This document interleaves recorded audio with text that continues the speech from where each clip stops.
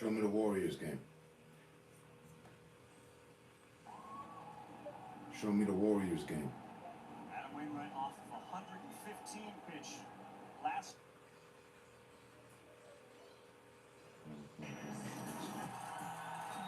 Something respectful.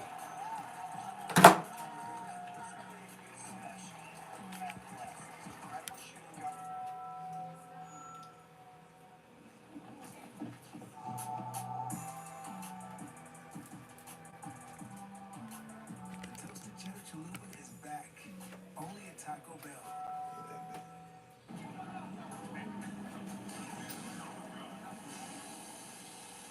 Joel, since Kansas, we've taken our own path. We've never done what everyone else did. We took on the fear. We ignored the doubt. We loved the excitement.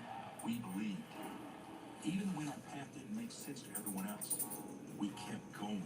We keep going until our path is the one they wish they had taken.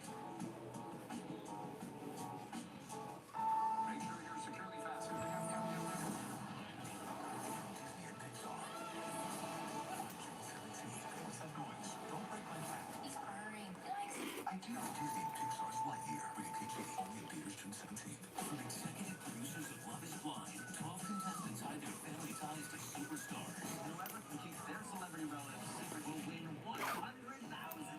Hosted by Kevin and Frankie Jonas, playing the fame. Premieres Monday, July 11th on ABC. Welcome to the Meta Quest halftime. It is halftime of Game 2. The Warriors with a 2-point lead to bring Jason Tatum has 21. Steph Curry has 15. Stephen A. off the Woman, Jalen Rose. I'm good. What's your overriding impression of the first half? Well, I'm paying attention to the fact that the Boston Celtics once again are lethal from three-point range, shooting 52% from three-point range, and Jason Tatum, clearly this ain't game one. He shoots 7 of 16 from the field, 5 of 7 on three-point shots. The only thing that's a positive about Jason Tatum on the side of the Golden State Warriors, he has 21 in the first half, just like Steph Curry had 21 already in the first quarter. In game one, it went in that game Golden State. So, Boston, in a position, but still in all, not the same. In the meantime, the Warriors' primary shooters aren't matching that at all. Klay Thompson, 1 for 8, 0 for 4 from 3. And Jordan Poole, Stephen A. challenged him, let's find him in this game 2. Haven't found him yet. So with those two guys doing that, puts more pressure on Steph Curry, who's having an okay half at 5 for 12, 2 for 6 on 3s. But Klay, why isn't Klay Thompson, Jalen, shooting that pull-up 3 when he gets the top of the circle, top of the arc? He and Steph are passing up shots we see them take and make all the time. Because the Boston Celtics do a good job of closing at the three-point line, but also taking away his dribble drive. The one thing that the Golden State Warriors did do, however, plus 12 in the paint. So many times we get enamored with their three-point shooting, and rightfully so. But the Golden State Warriors continue to jab you when they get points in the paint. They still need to get it done. I mean, all of those explanations are right on point, Jalen. But it's Klay Thompson, 3-time champion, one of the top 5 greatest shooters in the history of basketball. Jordan Poole, we were raving about you when the first round of the playoff series was over. You gone from averaging 23 a game to 13 a game. They got 5 combined points in the first half. That's unacceptable. Very quickly, did anyone think Draymond Green deserved a second technical on that circumstance? At first, in live time, I started screaming. He earned one, but he didn't. Look at that replay, which is the whole point. He did not. Got to start barking at the officials, in particular Draymond Green, with one technical already. All right, Steph Curry not having a vintage night. He is leading the Warriors with 15 points. The Warriors are leading by 2, and we're back in a moment. It's Game 2 of the NBA Finals on ABC. This halftime report is presented by Meta Quest, the official VR headset of the NBA. خدای سنجهاد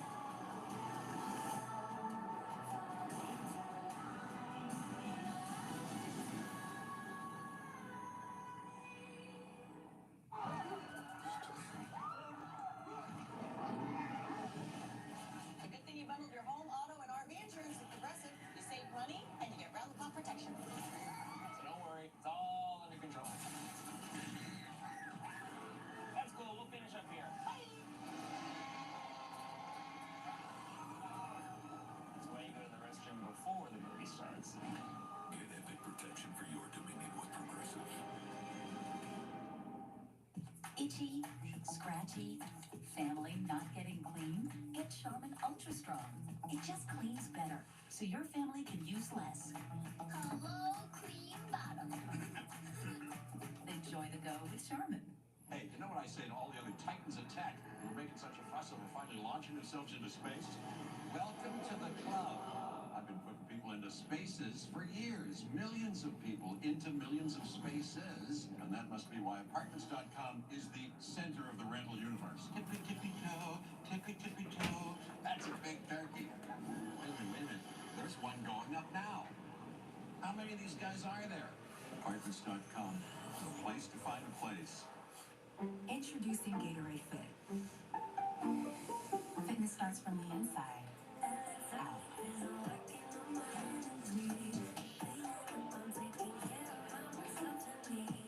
Get healthy, real hydration.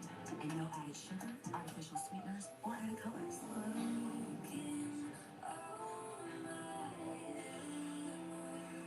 Fitness starts from within. Gatorade Fit. Healthy, real hydration. All G.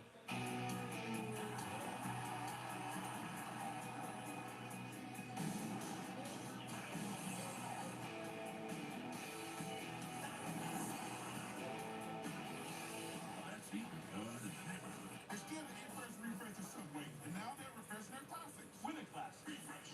Because their classic sweet onion sausage gave it refreshed. New sweet onion steak teriyaki. You got a refresh too. Why? Back to the MetaQuest halftime.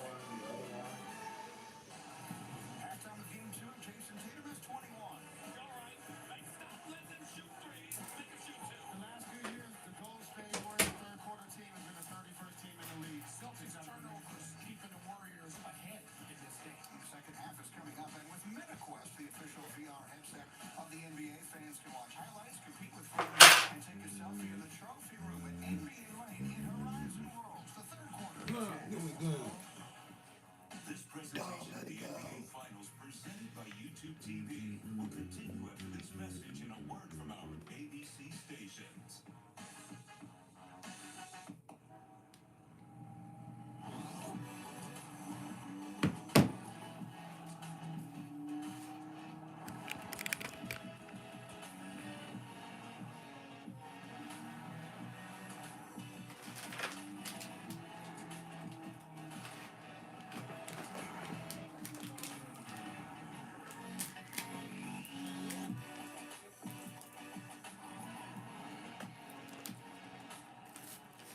A lot of people assume NBA 2K gamers can't play for real. Just like they assume they can't afford great insurance. Surprisingly great rates to fit any budget. Call or click to get a quote today. Attention, please. Yes. Millions of AT&T and Verizon customers are suffering from unexpected price hikes and economic adjustment charges. But there is a solution. Right now, when you switch my family to T-Mobile Magenta, Why does it look like he's been crying all day? $1,000, and you'll get He hasn't. T-Mobile's price Oh, okay. guarantee. They won't raise the Fix your prices face. of the You just did because I got because you are the entitled. What? This? If you've been No, impacted, the- act now. You may be eligible to receive up to $1,000. Oh, okay. And you should The splinter. Okay. So those were real too. Okay, good one. Has he been good today? You have to get him like Huh? you have to get him more things for his book. Like his own manufacturers. Riding on a bullet train with limited. If you wanted to. It's like the guy at the party who's always playing the guitar. Yeah, I play guitar too. Matter of fact, no. Bullet train, the movie theater, August 5th. She's unmanageable. The most powerful father and daughter on TV. Yellowstone's John and Beth Dutton, Kevin Costner and Kelly Riley. So what do they want you to know about Yellowstone? He's laughing because he knows the scripts for this season. And Adam Sandler live on Good morning, America. All right, guys, bring it in, bring it in. We're going to go for the game-winning shot, all right? So here's what I want to happen. Dylan's going to run by Owen for the handoff. Gabe's going to come up and set a high screen. Trevor's going to V-cut from the low post. Isaac's going to curl around to the wing. Dylan throws to Gabe, Gabe to Trevor, Trevor to Owen. Owen sinks the game-winning shot. You with me? Brian Sanders, Denver 7 morning news anchor and elementary school basketball coach. Plan B. Whoever gets the ball, shoot it. Let's say you win the first game of your parlay, and you're not sure about bet number 2. Hey, come on, man. Let's get out while it's still good. It's way past our bedtime. Let's go to sleep winners. You know what I'm saying? With FanDuel, you can cash out right there and then, and let the voice in your head think about something else. I'll bet by how much you a knucklehead. You a knucklehead. Hey, you terrible. You terrible. You're terrible and you're soft. Bet $5, get $200 in free bets. FanDuel, official sportsbook of the NBA. Another crazy day? Of course. You're a CIO in 2022, but you're ready because you've got the next generation in global secure networking from Comcast Business with fully integrated security solutions all in one place. So you're covered, on-premise and in the cloud. You can run things the way you want. Your team, ours, or a mix of both. With the nation's largest IP network from the most innovative company. Bring on today with Comcast Business, powering possibilities. A more detailed look at local news. Denver 7 360 reporting. Welcome back to the NBA Finals, presented by YouTube.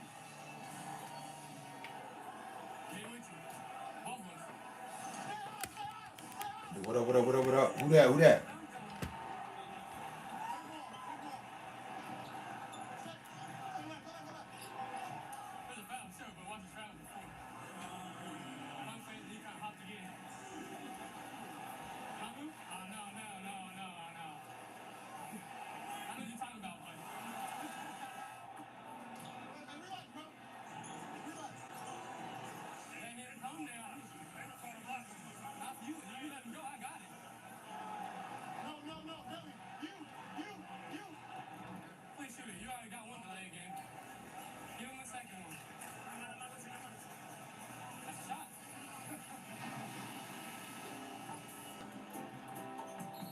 Welcome everyone to San Francisco. Chase Center. Beautiful Sunday evening here in San Francisco. Tonight's first half stats brought to you. Pharaoh. I swear I was about to curse you out. But I see you was writing a paragraph in advance without it happening. My bad. Oh shit, you must have got stuck in traffic. I saved your seat. But I get a t-shirt away. You all good. That's all right. I got my own merch. I had to stop at the dispensary, pick up my High Times official High Times Judge People's Choice Edition Cannabis Cup High Times official fucking tissues. High Times backpack loaded with edibles and goodies. I just had to, nigga. And we up by 2 at the half, so you know it was all in good spirit. Whoever got my t-shirt, so be it. I swapped out the t-shirt for a High Times backpack. Look, you seen they just threw the t-shirt on the floor right there. Let's go. Huh? Nigga, I tried to sign off at 5. Them niggas had me so far out, and then I had to take other fares on the way back in. It took me, and then I still had to stop at the dispensary. It took me an hour extra. I was telling passengers like, oh shit. I was about to come back in. Niggas jumped in the car. Yeah, come on, let's go. We're going to the airport. What? Oh, come on. Yeah, we're going to the airport to try to watch the game. We're Boston fans. I said, man, y'all better leave me a tip. I might end this fare right now. Right now. I'm a Warriors fan with the Warriors hat on. I'm about to go catch the game. Y'all my last fare. I had to get some Boston Celtic fans where they needed to be and shit. Now where the fuck Flo Rida at with the Jesus piece? Nigga think we forgot? Let me see, man. What's going on? Where the bling blow at? Have these niggas ever had the lead yet? Ah, that nigga Paper wasn't like that. I don't see him. Them the 3 empty seats right there where the niggas normally sit. Nigga ain't got season tickets.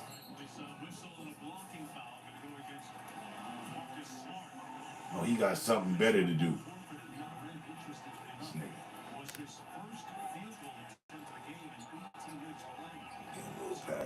I was in the good years, son. You could look it up. You could Google that bag. Google High Times backpack. The company, there's exclusive. There's only a limited amount. Your boy got one. Clay, what the fuck was that? I'm here now, nigga. Don't start choking up and all this other bullshit. So E40? Yeah.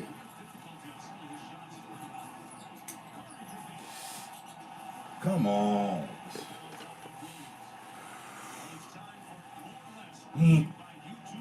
E40, he ain't really a dripper though. I don't know. I met that nigga back in 2000, 22 years ago. He wasn't blinging then. How he looking these days? Nigga still walking around 7'5" with the specs on and shit. Curry, do something, nigga. Wiggins, wild the fuck out. I'm here. This nigga doing the verses now. Niggas doing goofy shit. We gotta let 40 slide though. He with his wife. Oh, he got some bling on though? Because remember, you was the one that wanted to pistol whip the bitch that wasn't even with Flo Rida last time. It was with the little rinky-dink Spanish boy. Let me see E40. What kind of pass-off was that? Hit that shit. Get that shit. Put that shit, but damn. Where E40 at, man? Let me get a look at his chain, man. Let me see his bitch, the chain. I don't see this nigga working with. Where he at, man? He courtside or something? Or they just pointed him out? He up in the nosebleeds. I want to see his bitch. I want to see this nigga's selection in bitches. Niggas played no defense on the dunk. That's cool. Let us do that all game. You can't miss the nigga. The nigga like 320, 710. Big old brown mountain ass nigga. Let's go. That's right. Go! Wiggins, ball the fuck out. Where Andre at? Kofi. It's the fuck I'm talking about, Clay. I'm here. Let's go. It was way overdue. I'm here. That tells me this nigga ain't been doing nothing. Niggas was slacking. You got a little something. No love for Emmanuel. Nah. No.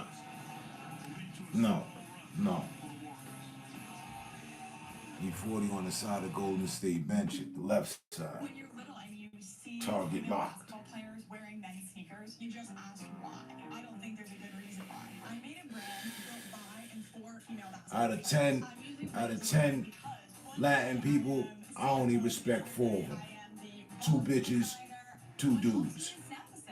Everybody else, vamos pa' afuera y que jodienda.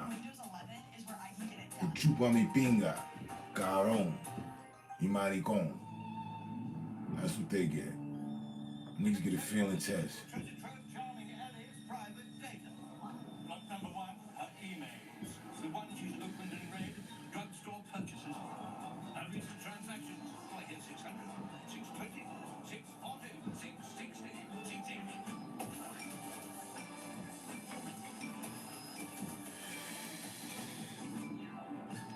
Good to see you here, though. I knew you would be here.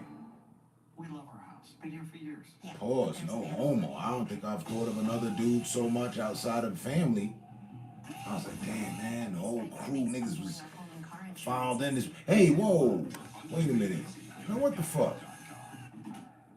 I'm super confused. Oh, I gave that nigga a wrench by mistake or some shit. I don't know. Who the fuck is King Tut? If that's not you, if your shit back in Farrell. This morning, I did it live. Had a nigga in here named King Tut. He had the wrench. I thought that was you. I'm like, oh yeah, nigga changed his side of the shit.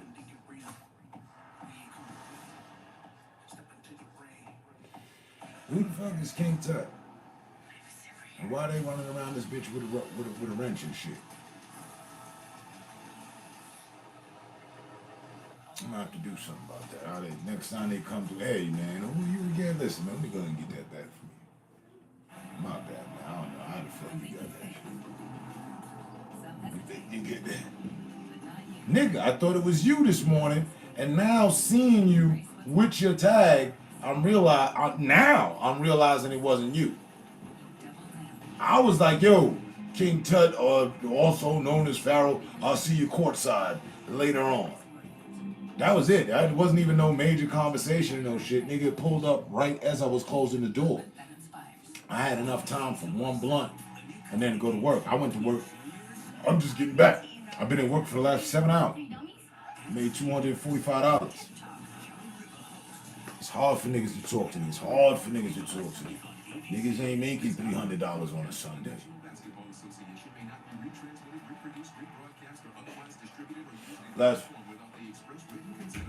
Mom!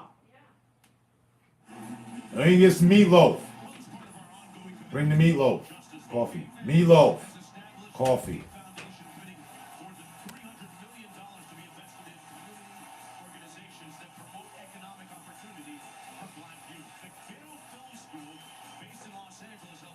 Yeah,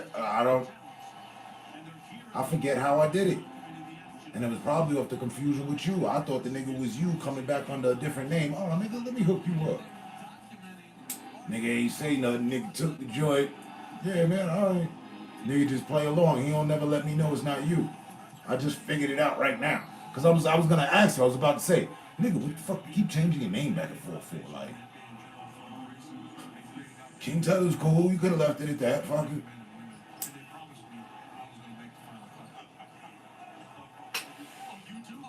The Pharaohs love you. Pharaohs love you. Got straight, yeah. Yeah, I get that nigga a replica.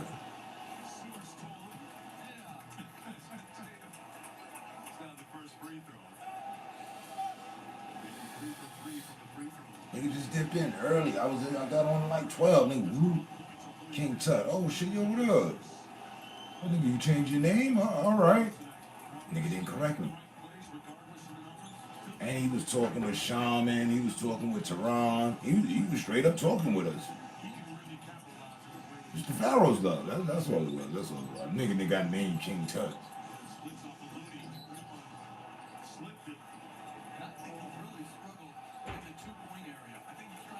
The Pharaohs. Have these niggas had the lead yet? Boston never have the lead? Or they have lead first quarter or some shit? Have they ever had the lead? I know you've been watching. Yeah, shake them, fake them, double defenders, Bostad and Harford face and all that. He was in the groove. You know, it's damn near impossible to shake the fucking Pharaoh. I mean, once the Pharaohs got their mind made up about what they want to do, it's pretty much certified unless God himself deem it otherwise. And God deemed it for me to know after the fact. Little Pharaoh human.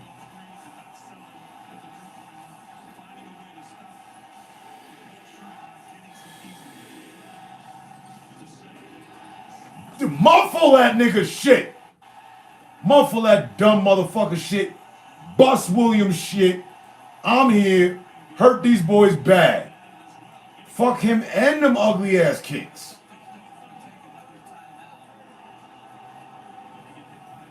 He got blocked. The block was so damn bad. All ball. Bang, nigga. And he fucked his man shit up. That's a 2-for-1 special. Who you crying to? Get your dumb potluck, green hair having ass up off the floor. This nigga with the mop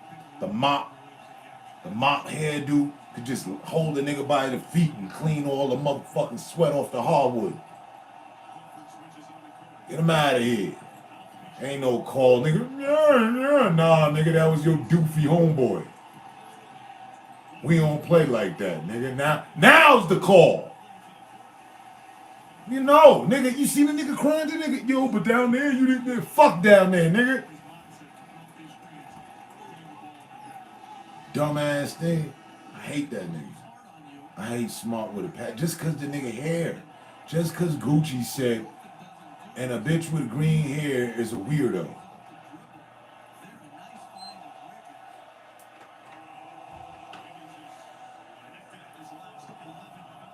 But I know. Thank you.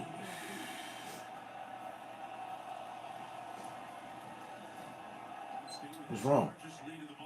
Something wrong? Nothing? Just checking. See, that's how I do. That ass don't be no problems. Yeah, what's wrong? Nothing. What happened? Just checking.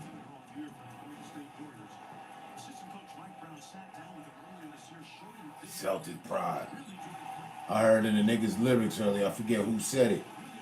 Might have been Jay-Z. No, somebody else. It was 50. In one of his bars, he said, somebody, a wise man once told me pride is a sign of weakness, of a weak man. Oh, this nigga stepped back like he was going to do help defense. Got it off the bum-ass Al. Stretch these niggas out, man. Exercise. Let's get 2 points. Go up to 11. Get that comfortable. That comfy shit. Do it right there. Ooh. Ooh. Come back around for it. Swing it. Wiggins is ready. Wiggins is ready. I like that. And fucking one.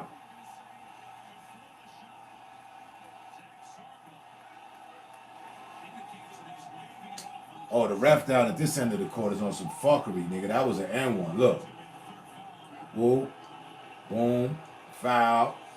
Whistle blown, nigga. One hand, nigga, with the right. Because it's right.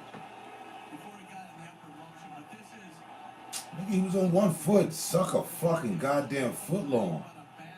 Ain't gonna get that to us? Bums. Now let's make it. Take it.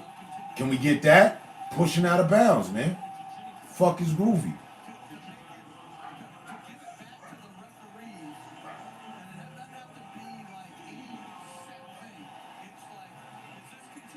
What's going on?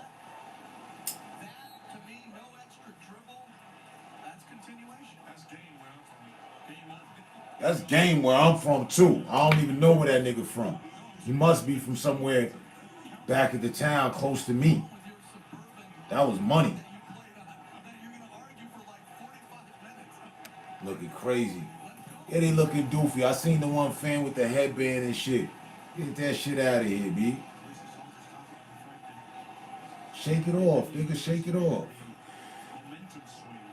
I got my first blunt, the coffee, 7 hours work done, and I'm going back after the game. Nigga,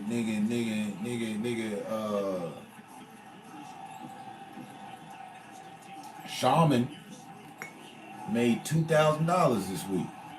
That ain't nothing but inspiration and nigga, I'm fully inspired, nigga. I'm getting that 2,000 this week, nigga.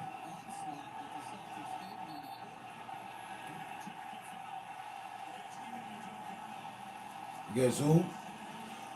Yeah. Eject that motherfucker. I'm OD extra for all the energy for missing the first half. But how I walk right back in the door on halftime, because I'm on time. Look, shoot, Kofi. Run it up. 12 points. Let's go.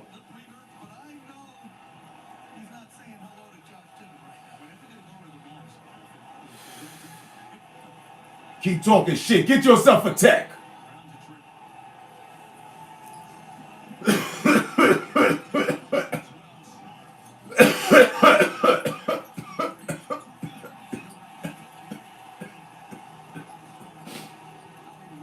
Way to fucking get up, Looney.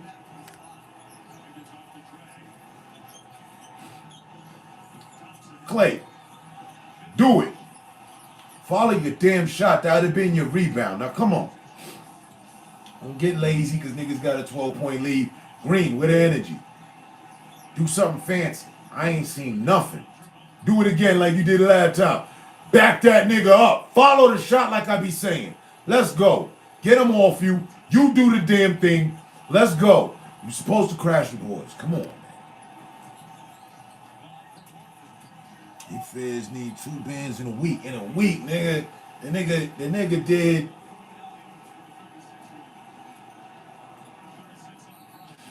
What he told me? Something like 131 feds. And that was before today. Nigga not working today. Nigga took the whole day. He said, I ain't going to school or work today. I already hit 2 racks, did 131 feds. Oh, nigga. The inspiration. I won't put hands on the nigga like they was putting hands on Jesus or Tom Cruise at an event or something. Nigga just Michael Jordan, Kobe. Nigga, let me get some of that energy. Huh?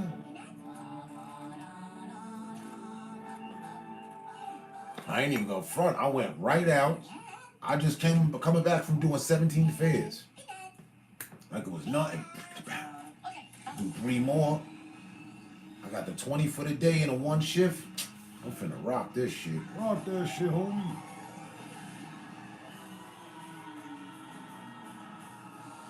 Oh, I know my daughter don't want to see this. My kids don't want to see this. Minions. Oh, they starting to wild out with it. That ass. You know, when the chief shaman is running it up, you know the chief in line. And they got the serum, the remedy ready for me. Like, I just put him on. Fuck out of here. This is this nigga's 90th day. It's this nigga 90th day. The nigga just finishing orientation. He been down for 3 months. So people can get a free Samsung Galaxy. I'll be checking him. Yo, you gotta go out there. I need you to, you know what I'm saying? Come back and do some numbers. So you can take your old phone that you've had for 12 years and loved every minute of and trade it in for something new that suits your life now? That's right, yeah. Then enjoy immediate success, even though you'll never forget your old phone, ever. Nigga. Life-changing. No. I want Get a that. free Samsung I Galaxy want S22 that. any Galaxy phone, any year, any condition. Only with AT&T. Nah, nigga. Let me get 2 racks a week. She knows. She knows Chipotle is... See, I used him. She also knows... I gave him the energy. I gave him the format. I gave him the direction. And now I gave him all that so that I and watched him follow it so that I can use that my damn self. I'm telling him to do more than me and stick to it. And he doing that. I didn't even tell him, yo, to do more than me. I told him, do this, and you'll be really good. Do like 20 fairs a day. Are we there yet?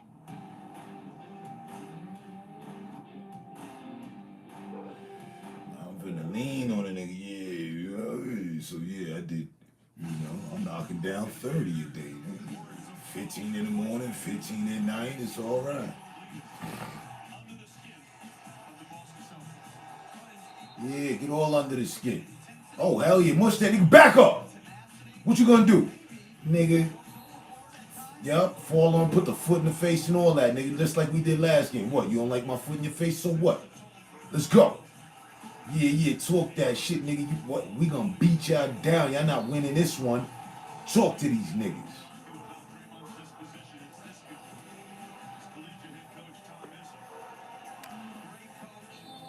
Tom ain't got shit to do with nothing. Only time I know is from Facebook, and he took off. Thought that nigga was gonna be my friend.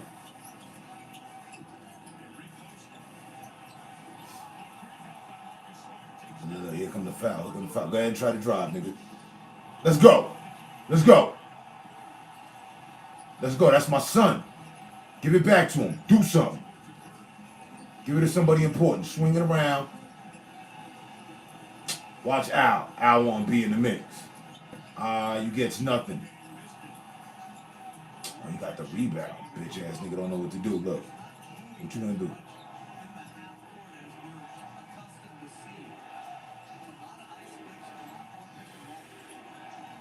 That shit look good. It did. I ain't even gonna stop. Who the fuck? Lil Williams, nigga. And we put a foot in that nigga face, hit that nigga with the chop a couple games ago. Bust a shot. Oh, damn. I'm gonna need you to redeem yourself. He gonna try to use you. They sent it to their light. They sent it to their light skin. If it ain't light, it ain't right. Niggas, come here. Let's go. Don't let them the fuck back in. Talk to them, Steve. Kerr. Here we go. This and then this occurred. Wiggins, Porter, Kofi. You niggas do whatever, but we do better.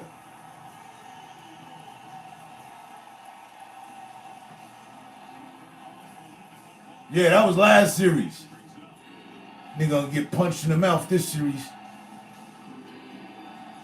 And what about homeboy?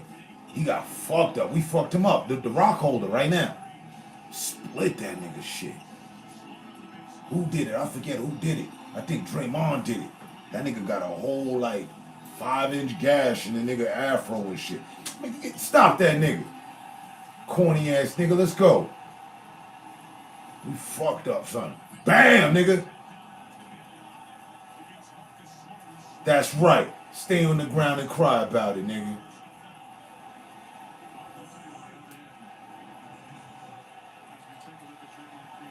Bing, nigga. We knew you was gonna fake it too. I wish that shit would have went.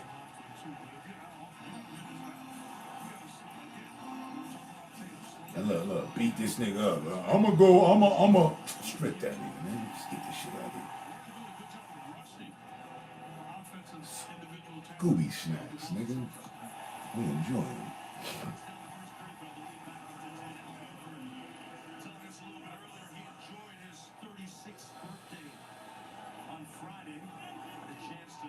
Fuck his birthday.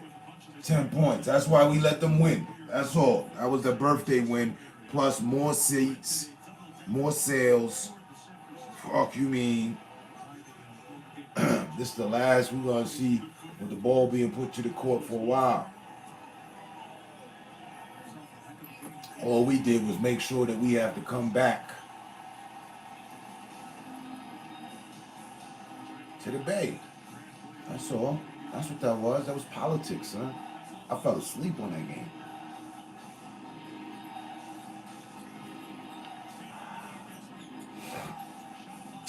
This nigga ain't got nothing. Nothing. He gonna try to draw the foul. Nothing.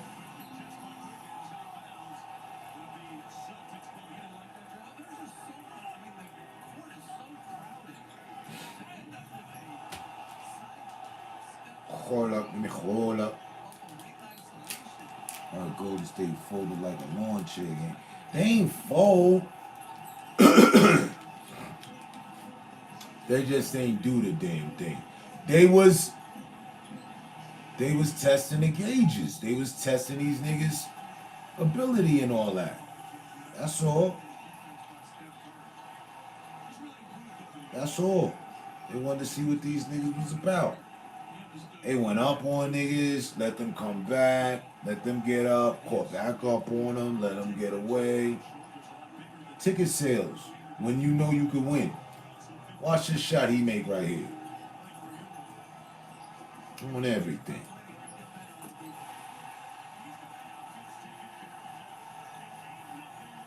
When you know you gonna win, you let motherfuckers do what they want to do. You know, Kerr, the coach giving that speech about the violence, that shit fired the team up. These niggas ready to play another 20. Fuck you mean? We warriors, man.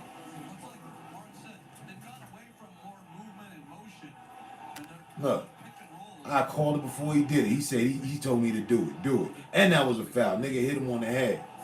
Somebody smacked Williams in the mouth.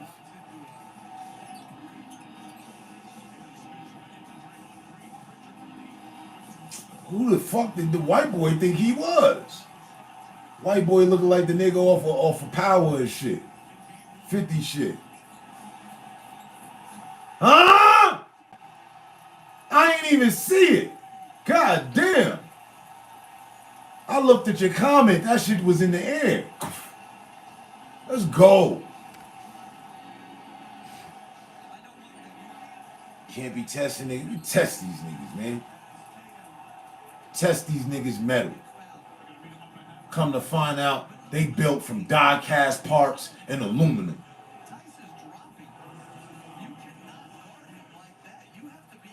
No, you just can't guard him, nigga. Talking about you can't guard him like that. You can't guard him.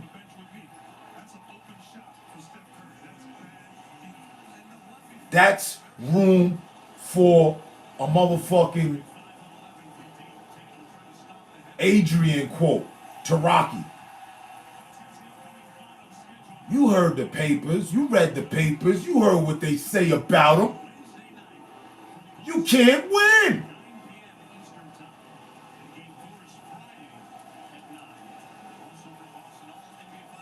You got love for the game. Playing with these niggas, man. I didn't even see it. When I looked up, that shit was just passing through the neck. Do it again, nigga. Let me get a replay. Get excited and do it fucking again. Give it back out. Boys and girls, ladies and gentlemen, around the back. Get up and be good.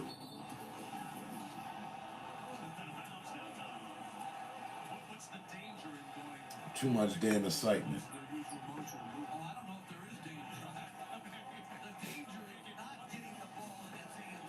Fuck is going on? Wafagwan.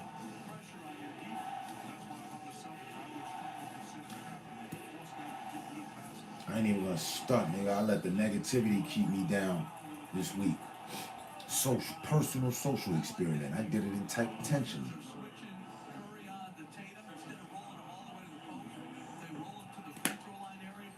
Procrastination is my worst enemy.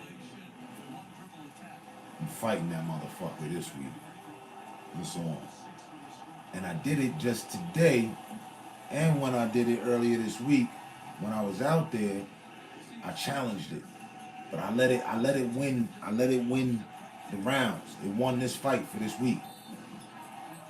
But I had to let it win to watch its moves. Like these niggas let these niggas win. I had to see all of his power. Like what kind of clutch it really had on me. That ass, nigga. I ain't even know it. That was one of my quiet demons, elephant in the room. I ain't even really. I wasn't respected it. Now I just had to respect it. I said, oh, okay. You got me on my procrastination shit. And then I'm losing money. Then I get mad. Then I'm mad at myself. But why I'm mad? Why I'm mad? Because I ain't got it when I should have it. What I did, let procrastination get me.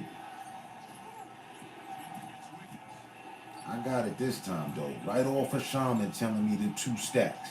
You did what? With whom? How?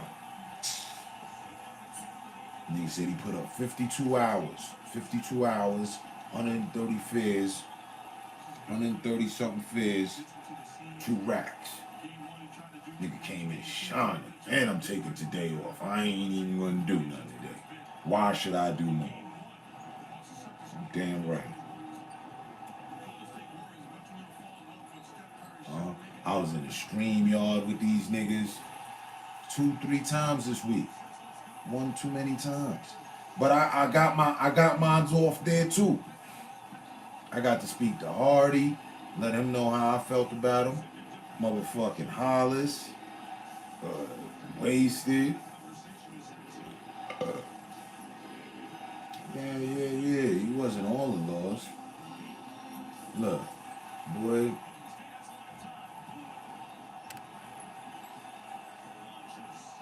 Shit out of the fact that What? I didn't even see it, son. Poole invited himself to the pool shop. Poole did. There's hugs. People are on the floor. What's going on? I need to see the replay. This nigga, I'm gonna stop right here. One step after half court with the shit barreling down. Kofi, nigga. Make your 5 prayers today, nigga. It's righteous. Oh. You supposed to have 3 on this game. You got 3 on this game? See, and I say that too. I think it was that too. You had spoke about it earlier. You shouldn't have said nothing. You spoke about it before tip off. Yo, I got money on the game. The money don't go good on the game when you speak about it before tip off. It was just something I came up with last week. I was like, damn, I put the extra challenge because put the money on it.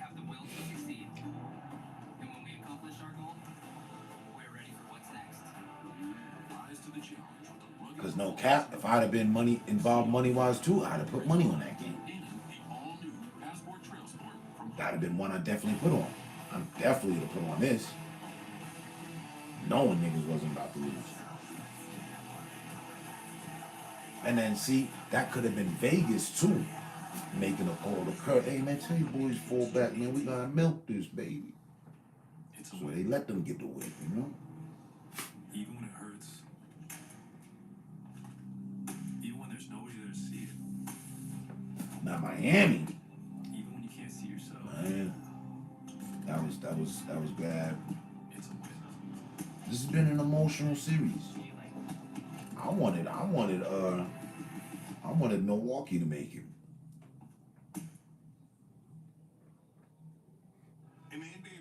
I just wanted Milwaukee to face off with the Warriors. I know we was gonna beat them, but I wanted to see that. They might have got beat. I don't know. If there's a crew that I think that could do it, it would be the Bucks. If they really played their heart out, I don't see no other crew doing it though. Bet $5, get $200 in free bets. FanDuel, official sportsbook of the NBA. Honest, in-depth journalism. Okay.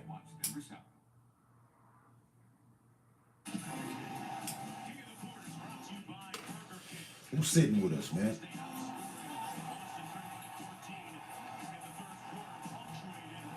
Text up.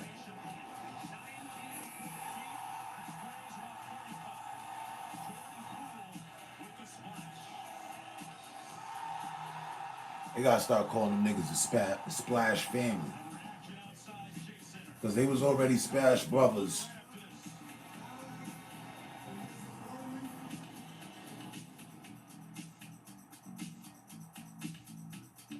Just bust a move. YouTube TV is more than cable for less than cable. More dramas with unlimited DVR. Yeah, who go there? You know, limited DVR. If it's your regular goofy self, go ahead and hit the thumbs up. $750 less than cable per year. Try it free. I got my flavor in St. Louis. You was here on my last stream. You was waiting. I said I'd be back at 6. Hope you let it hot.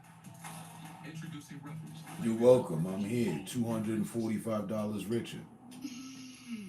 Get the picture. Fries. Tenders. Violence. KFC side flippers meal. Pair 3 sides with tenders or your favorite fried chicken. That's finger looking good. YouTube TV is more than cable for less than cable. More innovative, more technologically advanced, more convenient, more enjoyable, more modern, more flexible. Well, that's cap. It wasn't $245. It was $244.97. In a nutshell. I mean, if we're gonna be specific, that's just today. That's you know what I mean? Flex, nigga. Today, 17 fares for 6 hours and 7 minutes. Yeah, that was the 6 hours ago when I left. Dick face. $245, man. What you doing with your life? Nothing close to mine, man. But keep it in mind. I see you supposed to hit that. Hit that when the pressure's on. Let's go. Shut up, nigga. Give credit. I don't want to hear nothing from the broadcasters. They was always hating all of them, the whole lineup. I don't even know who's rooting for the Warriors out of the broadcasters, out of the lineup. Steven ain't, Chuck ain't, Miller ain't. The old man, he be D-riding for whoever. 3 pennies. You know what I'm saying? Just technicalities, technicals. Coming up short like that nigga shot. Let's go. Stop and do something phenomenal. Bust a shot for Ja.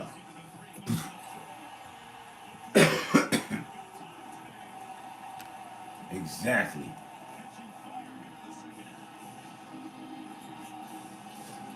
Strip that fucking bump. Big white boy who I ain't even seen. We don't even know who the fuck that is. Let's get these points. I look like Larry Bird cousin or somebody, man. Who the fuck is the big white boy? I don't even know this nigga. He on the squad.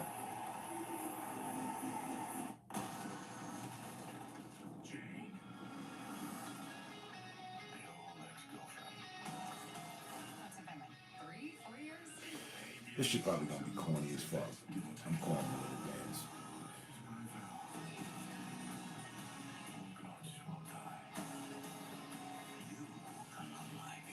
Boston should have already decided we lost this and reserved their motherfucking energy. Think about what they might have left in the locker room or back at the hotel, you know, that needs packing. That's what I would be on. Hey, coach, I'm going, nah. This, I mean, we didn't even expect to win one here anyway, but you know, so.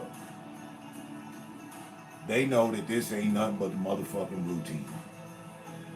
Niggas better not even try to act otherwise. And when we arrive, prepare for a fucking ass whooping. A brutal ass whooping. Because they gotta get their teeth kicked in at home too. The large 3-topping tonneau tastement. Pieces of the hood. Hi, we're Visible, a new kind of wireless company. Started by this company, I'd add. Other companies pay for stores, which means you pay for stores. But this is our store, which means you get a single line unlimited plan for as low as $25 a month. Switch today. I ain't want to speak early and say both of them. I was thinking, what would that be? You know what I mean? Because now this tied up, they still have to win more. We might just go and crush them niggas at their house. Take it out ruthlessly because they got the win. Because we was forced to give a win. Coach asked us to give a win, so now we just gotta crush these niggas at home. Nobody wanna hang out in Boston. The weather's good in California. Go back home.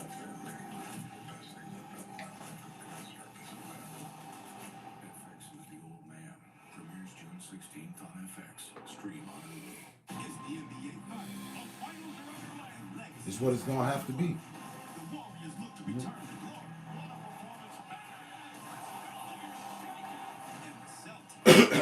I'm looking for,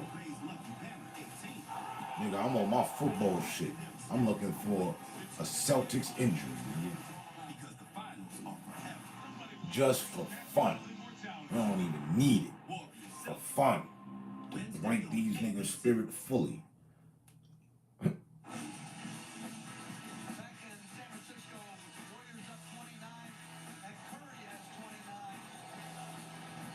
Did the nigga just say we're up 29, nigga? I ain't even been doing the math. Because it's not necessary.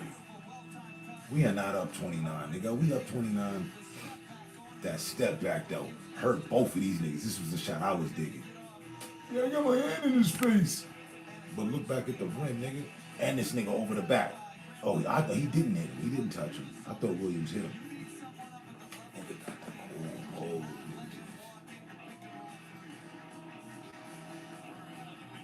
Oh yeah, crush him now, crush him back home, and come back for the finisher. Look, all they major niggas down there sat down. Them niggas don't want to play. Niggas don't want to contribute.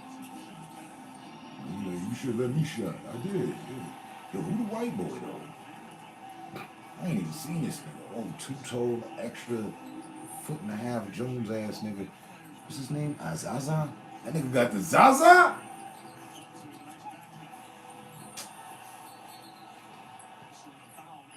Clay, what the fuck was that? Nah, I can. I mean, you know what I mean? I shouldn't. I was just thinking about it. You know what I mean? I don't know, man. I'm ready for football season. I want to see a nigga get hit.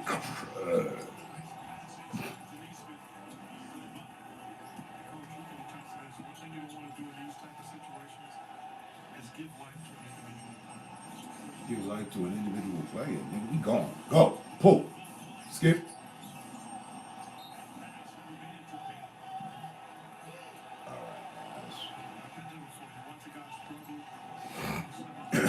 See, that's what happened. That's why we got no.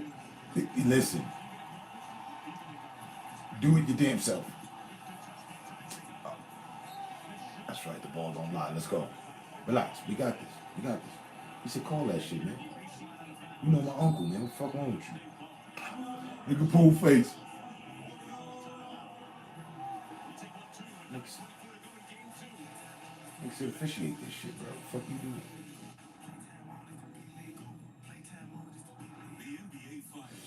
Playtime over. It's the playoffs. Let's go. And in part by American Express. With Amex, it's never a question of if, but when. YouTube TV is more than cable for less than cable. More huge moments in the playoffs. Less huge bills to pay off. More big hits. Less getting hit with hidden fees. More triple-digit pitches. Less triple-digit payments. More modern. More simple. $700 less than cable per year. Try it free. The redesigned Corona Slim can, named after yours truly. Slim is one of my old nicknames. You better ask somebody. Look what's in the bag. What's in the bag, man? You like this? Pay 80 for the joint. I ain't even get to. I'm seeing it. You seen it as I've seen it. Got the full melt cinnamon toasties. Toasty. You really missed out on the best part of our lives. You really have to be there. When you're with Amex, you always have a story to Got tell. It's never a question of if. the Hot Tops Cannabis Cup Judge edible bag. This with the scan qualifies me to be the judge. You know what I'm saying? Nascadamini. Oh shit, there are all sorts of compartments. Okay. What's this? Receipt. You know we keep receipts. People assume these photo shoots are easy. Just like they assume they can't afford great insurance. Receipt. Farm has raised them to any budget. See the 80? Really 72. Gotta be technical. What's this? All in the court. A surprisingly great race to fit in. Premium white chocolate pieces, 10 fruity cereal. Today. What's going on in here? Nigga.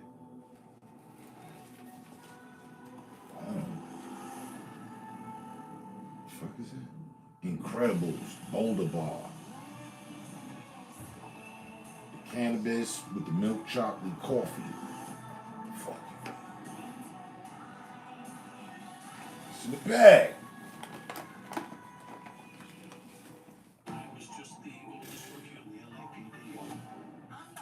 The Dutch Girl Caramel Stroop Waffle. Fuck, you mean? 10 of them motherfuckers in there. How do you, kid? Now, drogas. I ain't even pick this. All this shit came with the bag, my nigga. I ain't even pick these shits up. I just picked the edible bag. You could have got the bag with the flour. That shit was $200. You know, we balling on the budget. Sacred, what is it? Sacred. Salted coffee toffee. Salted coffee toffee. Back the fuck up off me. The shit look like the Ferrero Rocher, the gold shit. The shit wrapped in the gold. Do you think, white boy?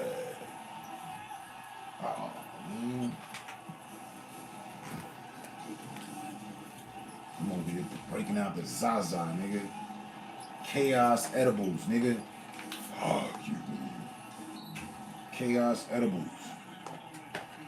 More fruity rebels. Fruity Rebels Crispies. Right? Earlier this week when we was building, we was talking about how a nigga is a rebel. Stop playing. Give these niggas a chance to catch up or something. This nigga, when I was on the stream, y'all, this nigga was like, I was in Denver for 2 days. Nigga showed me a fucking empty Keith Cola soda edible. I pulled one out the fridge on the nigga and the dumb fuck. Like, come on, what you talking about? But, nigga, idiot. That's all that's in the bag, though. Scurvy. Nigga. Fuck.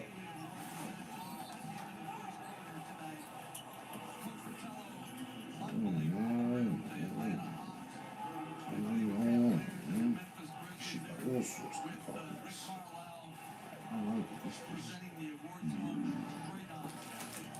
All right. Now I'll decide which one I'm gonna start with. You just had to know what the fuck's in the bag. Into the bag. Chase the bag.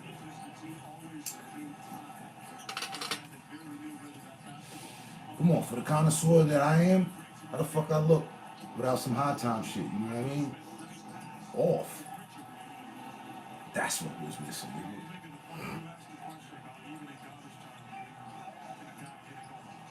Always full circle with it. That's the definition of being universal. You work all around. Alright, what's Groovy, man? 68-95. Let's turn this shit to a 30-point game.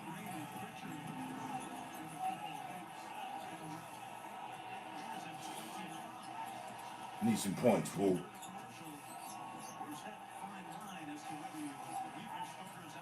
Kick it to Clay. Kick it to Clay. Gather your damn self, man.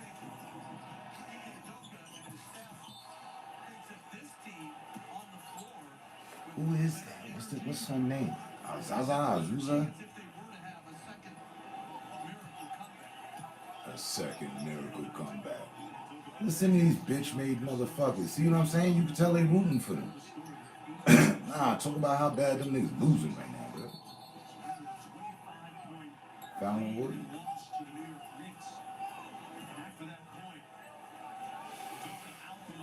That's good. That's good. I ain't see, and that's good. We up as much as we up, and he been off, so that leaves time for him to get on. Maybe when we take him out of motherfucking home, he might act up. You know what I mean? No, we talking about a nigga missing. Bro said they biased. Oh, we getting that charge. Oh.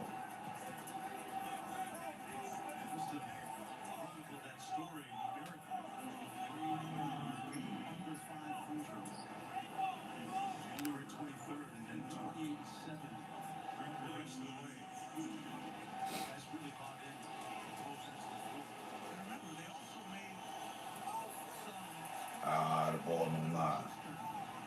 Bet you Fat Boy sitting over there with titty milk lactating into his Lakers jersey. Fuck out of here. Nigga never put foot on the West Coast.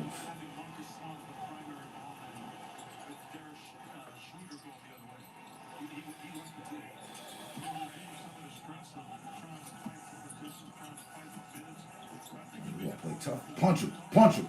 Snuff him.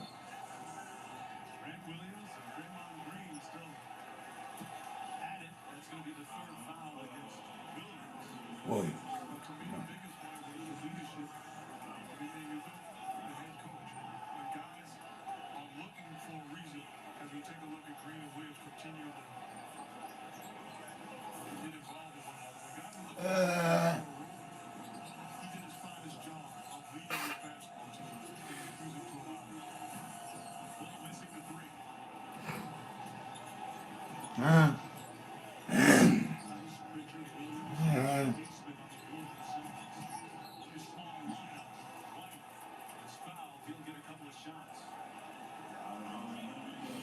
Where that nigga Stitches at?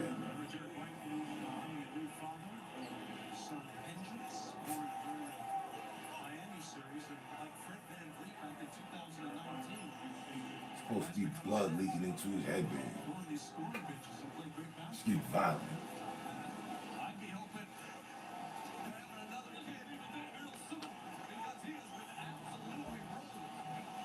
And I had told the ninjas, I was like, yeah, I'll be back by, you know what I'm saying, the end of the first quarter. I made it back exactly at halftime.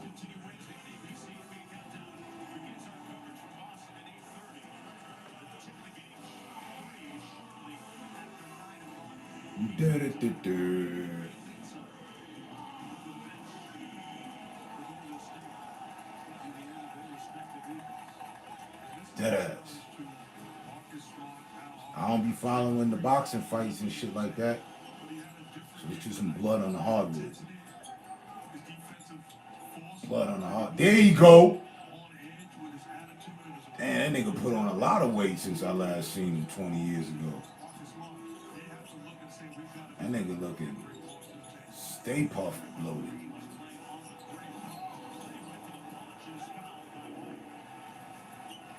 That nigga's face was like 2 times bigger than, you know what I mean? Nigga literally blown up in the last 2 decades. Yo. That nigga was looking like a humble black gnome. You know what I mean? Like one of the gnomes on the front yard and shit. On the front lawn. Where that nigga at, man? This nigga indoor with the bucket hat and specs. He could have mistaken him for PM Dawn. Look up PM Dawn. Some would say that used to be E40. He switched up his style. PM Dawn used to talk crazy too. He had his own lingo. Nigga looked just like him. Except he had hair. Where he at again, man? With on the bucket hat, man.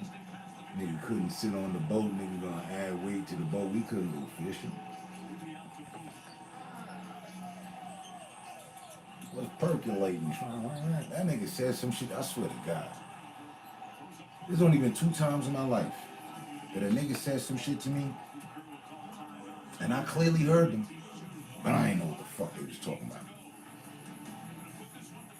Him, the time I met him in Vegas, and the other time when I was in Mississippi and went to McDonald's.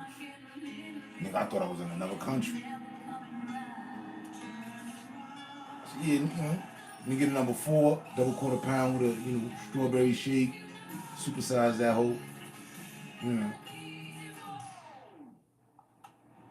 That nigga asked me something. I don't know what the follow through question was, but like maybe just something similar. Anything else? But I couldn't understand what the nigga said.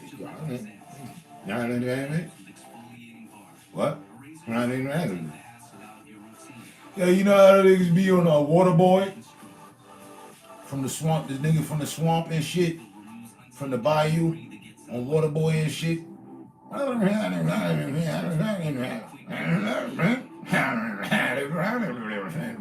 That's how the niggas was talking. Nigga fucked my shit up completely.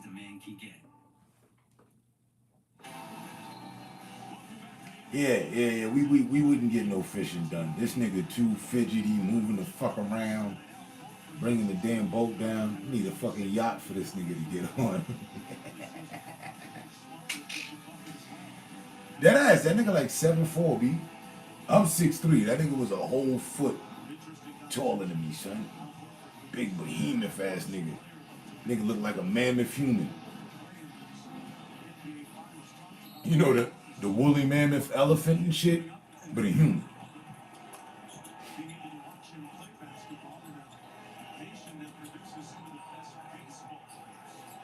Alright, come on, man. Give me some points, man. Niggas already got the vibe that they want. It is the 4th with 5 left. Bust a shot for Ja and them. Still talking. That's what I'm talking about. You roll up another, man. You token and smoking. You crack into one of these motherfuckers too. Damn, should I use the chaos? Hell yeah. Nah, man, it look too good. You gotta leave that closed for a while. The sacred shit. It's indica. Stay away. What is this? Some toasties. What is it? Indica? What the fuck are you repping? I don't know. Premium made, only 10 pieces. Handcrafted and brought to you by Leaf Labs. It's great. What the fuck is in this? What's in this? Magnifying glass. Look at this. Let's go. Damn, who's son? I ain't never even seen this in Geneva. Niggas brought out the whole bench. Oh, that was nice. That was nice.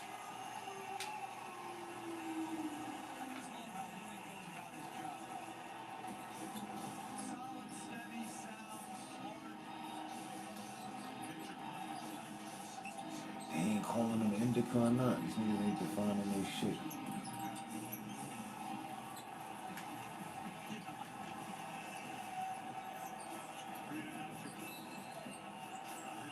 Time out, yeah.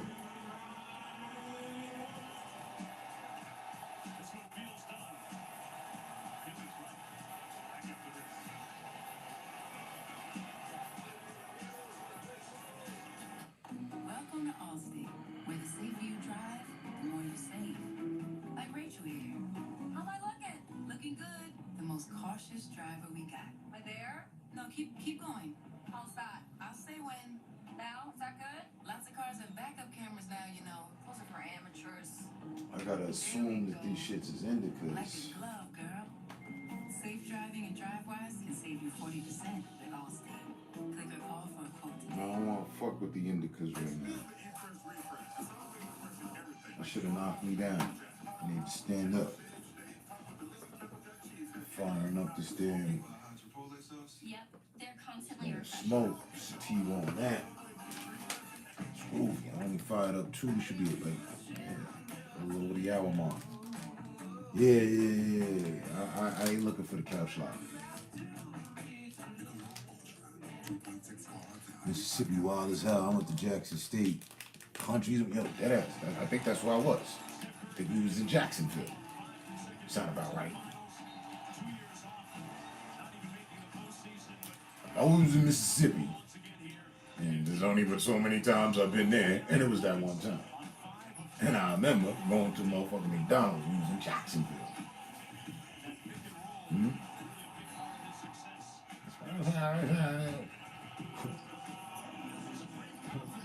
What? Well, I feel like I'm in another country somewhere. You speaking English?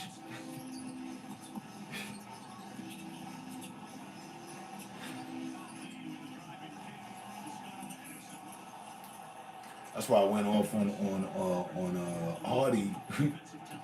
Well, that's why I said, you dumb country ass motherfucker. You grew up looking up to a John Deere device and shit, nigga. You wanna be farmer ass niggas grew up in the cornfields and shit. That's why you can't properly identify a man pretending to be a fucking female.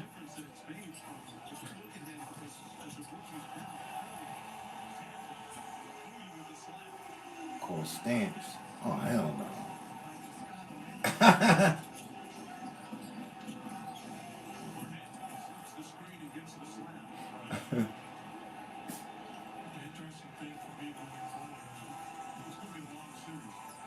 That'll bring bad memories back from that other spit. Food stamps. Food cramps.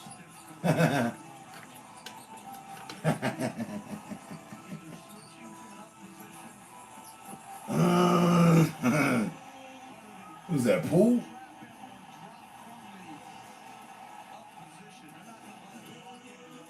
Wow, 782 with 2 to go. Let's go.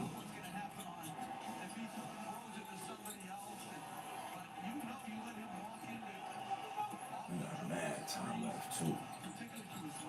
I'm gonna get another 250. Yeah. Open the door. Open the door.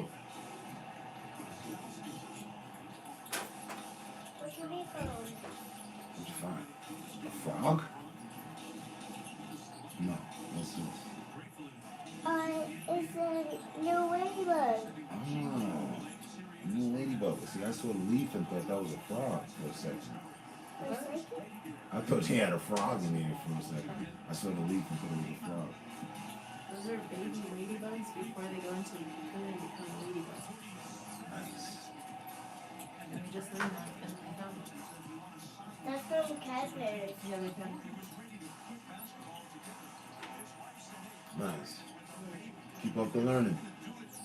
Okay.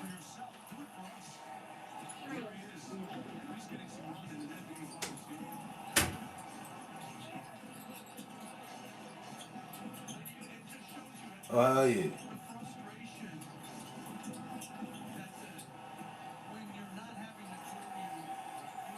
I mean, on a regular, honestly, aside from, you know what I mean, the as we call it, twang, the slang, the twang, lingo and all that, I'm 10 for 10 cool with ninjas. But when the shit goes sideways, I'm gonna shut your fucking cornstalk, potato growing, celery stick flowing ass up, nigga.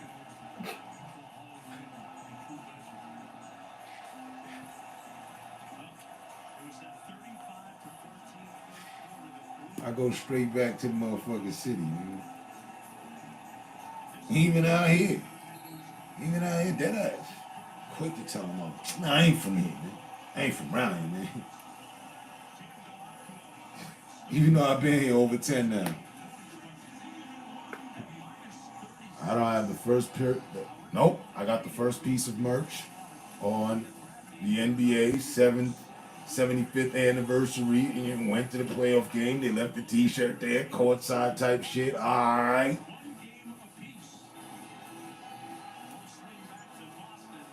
Other than that, nigga, I ain't even got one of the hats, and I seen a couple cool joints. The hats with just the Colorado flag and the C on it. So, no. I ain't support these niggas one day yet. When they won the Super Bowl, I was like, man, whatever.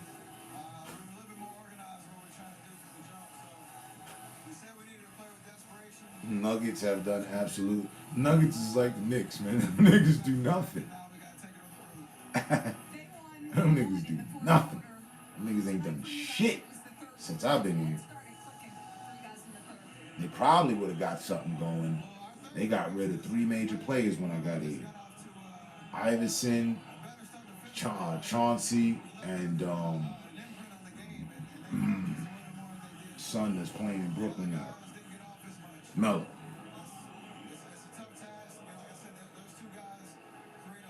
I dead ass would have supported. Like, them niggas took all. I definitely supported.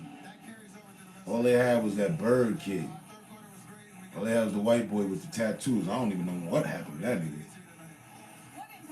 Where he at? I think he might have went to Memphis or some dumb shit. I don't even know.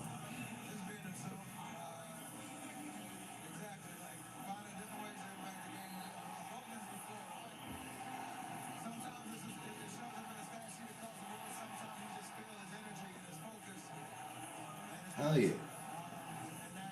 Come on, that niggas got a rainbow on their jersey, bro.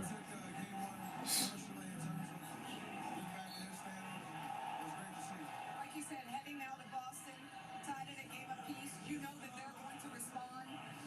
What kind of response? Niggas got a whole pride flag. LGBTQ, whatever the fuck it is.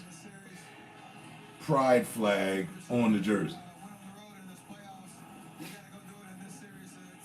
Alright, what was that? Obviously was early, older. Yo, no cap, that nigga can still be playing, man. There's other motherfuckers that's still in the league right now. He was in the league when he was in his league. That was like Iguodala. Hey Google, how old is Andre Iguodala? Andre Iguodala is 38 years old. Okay. Hey Google, how old is Allen Iverson? 46 years old. They got 8 on that. Alright, so wait, who's the oldest? It's not Andre. Somebody else. Somebody else. Chris? No, Chris Paul just had his birthday. He just turned 30.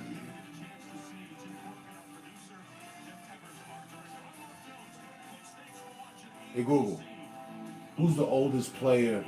Who's the oldest active player in the NBA?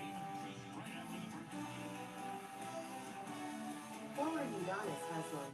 According to Wikipedia, the oldest active player is Miami Heat power forward Udonis Haslam. Deja vu. We asked this question. We was at this point just earlier in the week, right? Okay. At 41. So I guess yeah, he'd be done, but. Me too. And don't you just feel like everything sounds warmer on vinyl? I do. He's currently 19.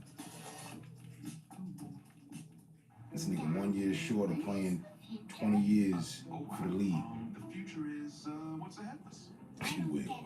Yeah. Maybe this will help. So now we're in the present. And now California caught up with Andre. That nigga can party. That nigga look like an old man though. That nigga can be no 38. This cat. That nigga lied on this. That nigga lied on the motherfucking phone. Nigga, fuck out of here. Andre Iguodala ain't 30 nothing. That nigga look like a well-seasoned 44, 45. Fuck you mean? When the family can't get enough of your signature dish, get everything you need with King Soopers free pickup with no surprise fees. So start your cart today. King Soopers, fresh for everyone. Dr. Mayton knows pain. Oftentimes, I see patients with pain in their knees, their hips, their back, and it's actually coming from her suggestion. This nigga look like he got grandchildren. Come in for your free arch support fitting. Hey there, Colorado. You probably On some young man, old man shit. Like myself. I'm a grandchild. I'm a grandchild. I am a grandchild. I'm also a grandfather. Saving is the number one factor. We don't need a mascot to save you money. Download the Root app today. Dear Jack, Coolest grandfather you know next to motherfucking Denzel Washington and Morgan Freeman. Larry Fishburne. dress up for salsa. Roll up my You know sleeves. what I mean? I bow out gracefully, you know what I mean? Go places. I ain't the number one. You know what I mean? Jordan. I don't know. Do any of Jordan's kids have kids? That nigga grandfather? Scottie Pippen definitely a grandfather. He cool.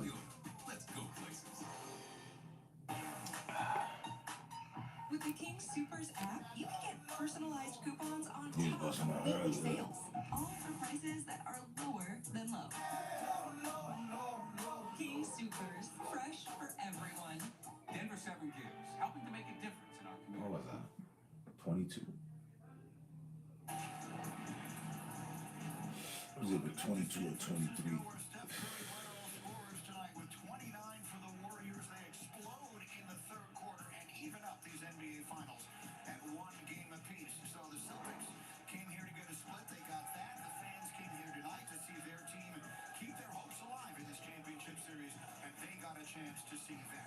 Keep their hopes alive.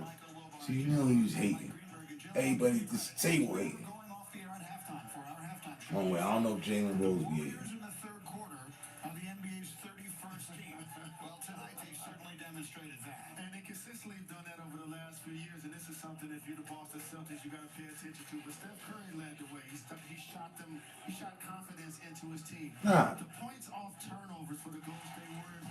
Considering that I lost my virginity at 13, you know what I mean? I ain't even actually have an actual child till I was 20 something. Then again, I was locked up for 7.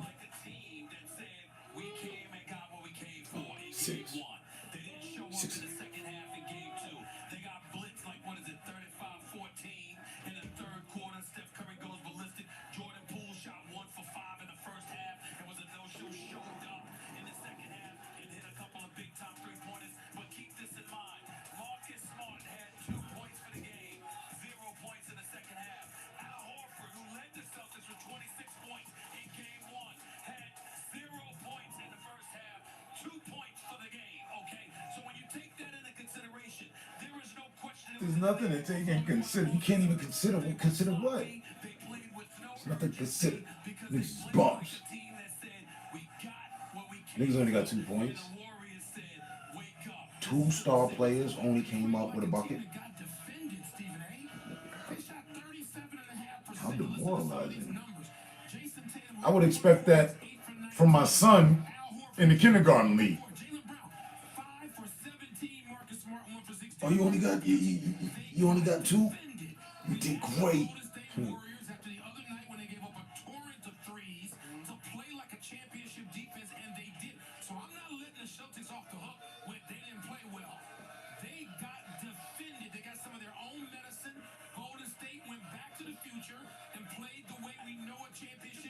Yeah, there you go. There you go, talk. I know you're right, but I don't believe you're being complete. I understand how elite Golden State's defense can be, but damn, 2 points? Hey, 2. You get none. Nothing. I can't wait for the rewatch on this shit. I need to see what the fuck happened in that first half. When Golden State on their own floor got torched like they were in a YMCA game, all right? They had to respond with real defense. I don't even know son name, but I respect him. The Boston Celtics players were, and all that's true, by the way. Yeah, they may respond with, look, the playoffs are about zig and zag. And Boston got away with everything they wanted to in game 1 and nothing in game 2. That's how playoff series go. The most fearless member of the Golden State Warriors was actually Draymond Green. I guarantee you. These niggas niggas is jumping and dancing on Celtics jerseys. He jumped up in their face and was wolfing. They're going to show that because that level of toughness and leadership that carried against Al Horford, it carried against Robert Williams III. Let me just say this out loud. Mike Wilbon. Time Lord is injured, and it's going to be interesting to see if Robert Williams III can actually finish this series. He was out there limping, and I applaud him for trying to play. And Grant Williams got to play through the officiating.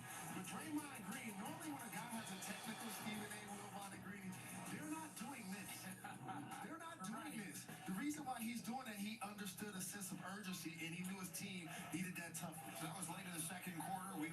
Many people wondering would he wind up getting thrown out of the game with a second technical there. We talked about selective officiating, and he stays in and they blow him out of the second half. But to the point you were making earlier, Stephen A., the Celtics acting like they got what they came for, which I understand. But this was a 2-point game at halftime. They were right there with a chance to essentially put a stranglehold on this series, and then they got their doors blown open. I seen the Green float in. He was like, niggas was doing little jigs on that shit.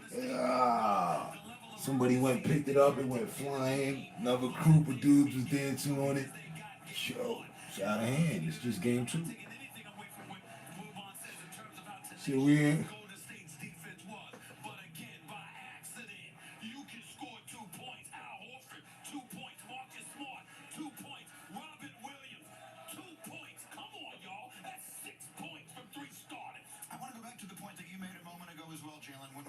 I like to see Stephen mad on that one.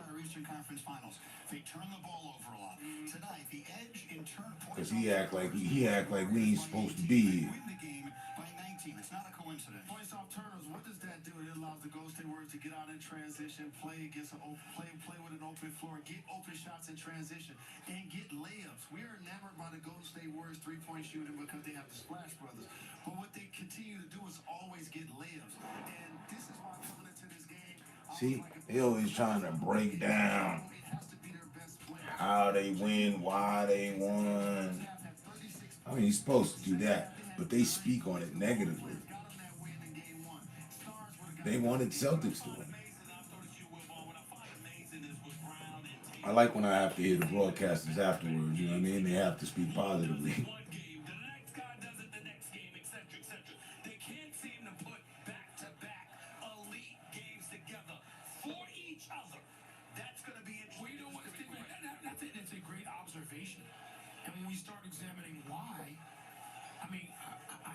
So harsh to say this when they're in the finals. Are they good enough for us to expect that? Are we expecting Magic and Big Game James? Are we going to expect that? We're going to expect Michael and Scotty? We're going to expect Larry and Robert McHale and Chief and DJ? Is that fair? How about the Jason Tatum that showed up? Oh, you talking about for the Celtics? Yeah, there's none of that. There's none of that. Them boys ain't that. Warriors riding off hype. On our side, we riding off experience. Skill that ain't nobody in any other fucking team is fucking with. Skill sets that niggas ain't fucking with.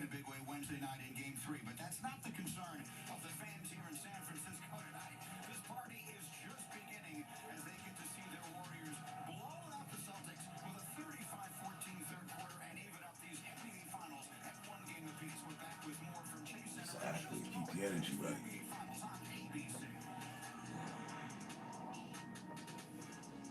And being that was game 2, now all that sets in. They gonna lock in. Okay, son, play like this. Son, this is his move. Son, this where he go off at. And go back and watch the tape and shut him down even more. Do that. Do the same thing that just happened to them in their own home. Hold 3 star players to 2 points in 2 halves. In 2 quarters, rather. It helps you adapt your skills and make sure you stand out. So you can find that better. I disagree. It's gonna be 3-1. How much time do we have? No need to let them win anymore. Attention, please. Millions of AT&T and Verizon customers are That win that we gave away was only to signify that we could finish at home. You can get up to $1,000, and you'll get T-Mobile's price lock guarantee. They won't raise the rates of your rate plan ever because you. See, this was the psychological warfare they wasn't ready for. They wasn't ready for.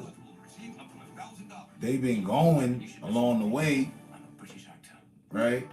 And they was in dogfights that they got held back on. They almost didn't make it out of. They hurt me. Come on, man.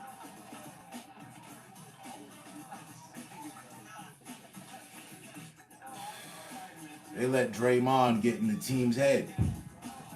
It's over. It's over. Williams, tight. I see it on him. He been upset since the last series when he got kicked in the face. Like I said, son got his shit split. Ain't nothing popping off no more. That nigga leaking brain fluid and shit. Tatum, I don't think he ever been about nothing. I think he riding off a hype. He might have done whatnot was necessary to get to this point. That's what that always is for. It has to be for some player. But there's a lot of hype attached to it.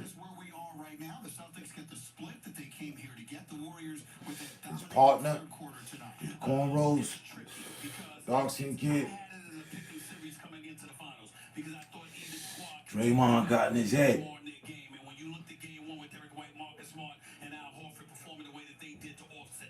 Al Horford's tired.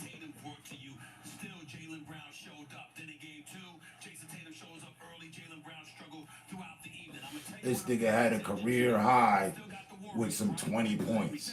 What's that tell you? He been in the league forever doing nothing.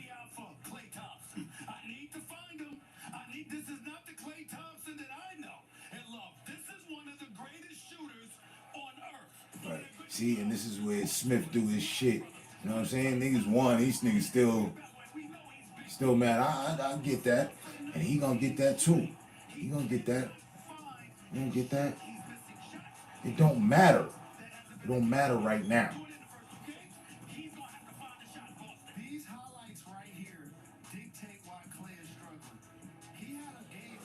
Yeah. Now go to the fucking highlights of why they lost and where they struggling.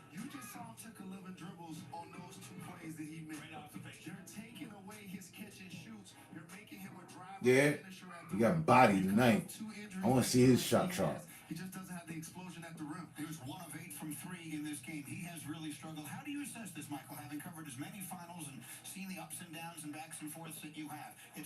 Horford himself always been on some basic sorry shit. Like, he ain't nobody's threat. Oh, here comes Horford. Anybody worried? He ain't never, ever, as he should have. And now that he's here, nigga tired, man. Nigga tired, man.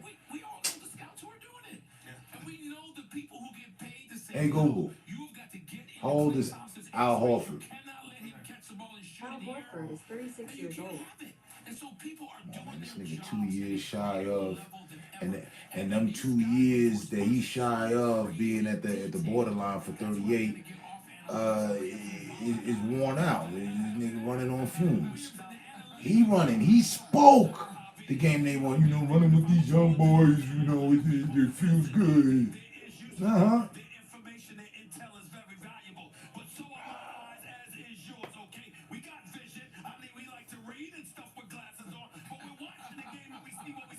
Jalen, you are absolutely right. They're making Clay work. They're making him dribble the ball. They're not letting him catch and shoot for the most part. Maybe that's why when he does get those opportunities, he doesn't have the legs. But make no mistake, there are at least I swear, I would shut Horford down. Same way I did Perkins. He has the same build, same speed. He's not like that. He's easy to shut down.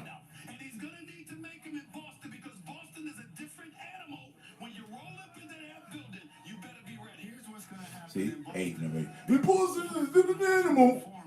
Where's all this talk coming from, man? Let me see these dudes chart, man. You bring back Gary Payton a second. You give Bielisa some minutes. You balance out your lineup. And then all of a sudden, That's why they ride. That's what this is about. Payton. That's what's going to happen with the Boston Celtic role players. They're going to perform a lot better at home. So right now, Oh, yeah. advantage to whom? Boston still has home court now. They got the one win. I agree with you. But we just lost on home court, so they can't. You get that one win on the road, but they have home court now.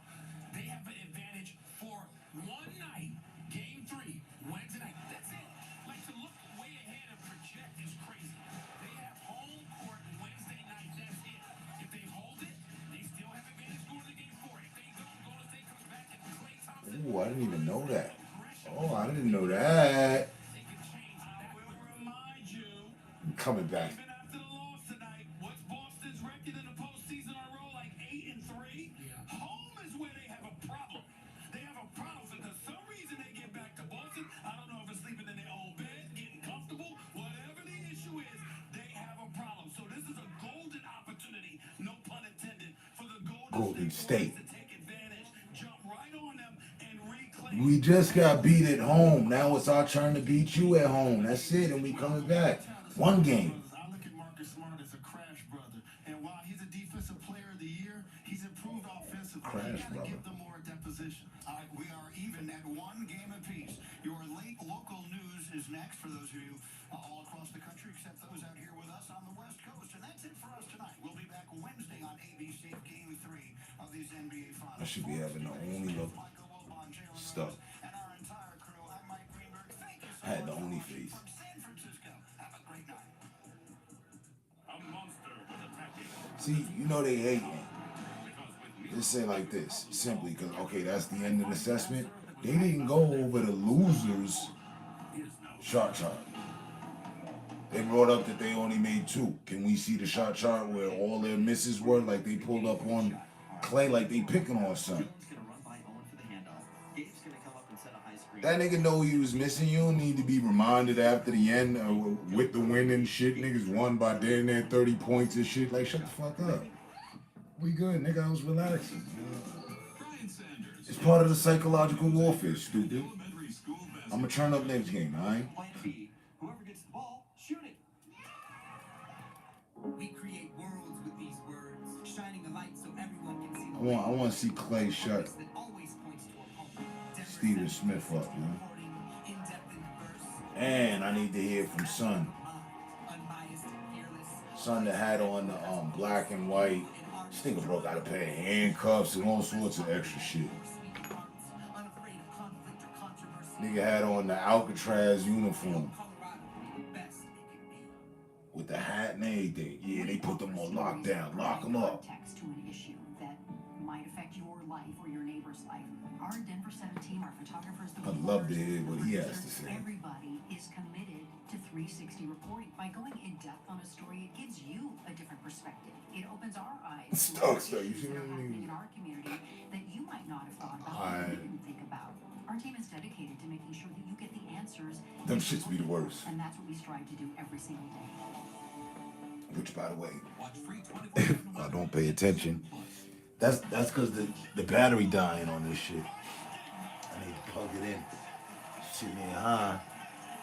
Then that shit will just cut straight off. Pew. And now. Oh, shit.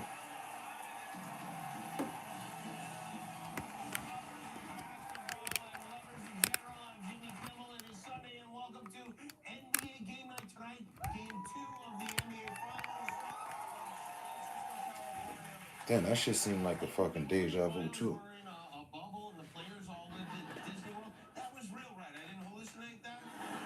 I remember this happening before. And like going straight into a game and niggas talking about, let's go to game 2. And it was the Warriors, but I think the Warriors were against the Cavaliers. To send them some of their famous clam chowder. And if the Celtics win, San Francisco will also send clam chowder. It's a very clammy, very chowdery series this year, with both teams boasting some of the most colorful fans in the game. Fans stocking up on gear at the TD Garden Pro Shop say they believe the Celtics will win. 100%. I mean, if we can beat Miami like we did, and then we beat Brooklyn, we shot them out, I'm telling you, we're red hot. We're ready to go. There's nobody redder or hotter than Frank, that's for sure. This is interesting. NBA teams, like any business, I guess, get Yelp reviews. You can go on Yelp and rate your experience. And these are actual Yelp reviews of NBA teams. This one is from a Yelper named Drew, who gave the Philadelphia 76ers 1 star. He wrote, worst franchise ever. If you like sitting in a toilet, letting your bowels out nonstop after eating bad Mexican food, then go to Wells Fargo and enjoy a Sixers game. I think Drew may have some misplaced anger, but the Lakers got a He dead ass. That's the second one. To the Laker fans. Lakers fans are a unique bunch. Grown men wearing boys' medium shirts and too much cologne. Doesn't really appeal to the rest of the world. I'll speak for You heard. Better keep that jersey, son, cause he. And son, that shit, that nigga, that shit look like a wife beater on son. This is the only place where you can get punched by clowns and see Brad Miller. It looked like a whole one of them. It looked like trying to put a T-shirt on a hot air balloon. Like you know what I mean? Like. Is now the first professional basketball player to sign with Donda Sports. You know, that's Kanye West's company. Which, wow, Kanye, mid-divorce, announcing a relationship with an NBA player. He really is a Kardashian. He's... The new uniform he designed for Jalen looks absolutely great. Done.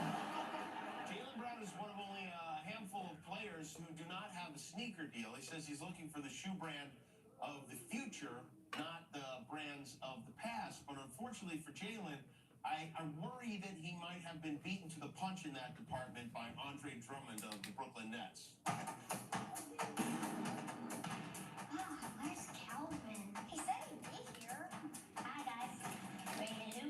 Whoa! What are those sick kicks? Andre Drummond's big-ass feet.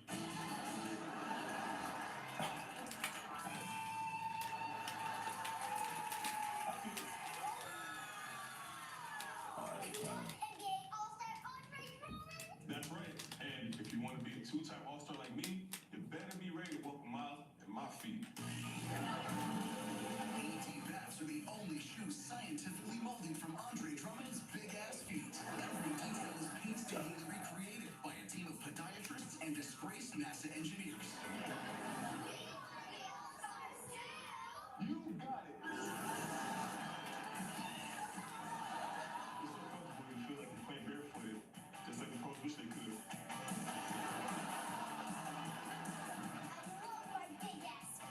Real is a joke, so nigga doing jokes.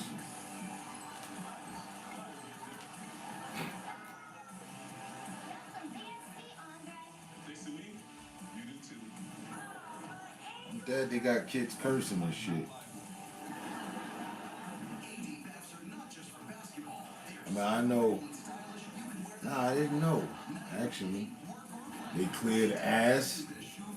I remember before they cleared bitch or some shit.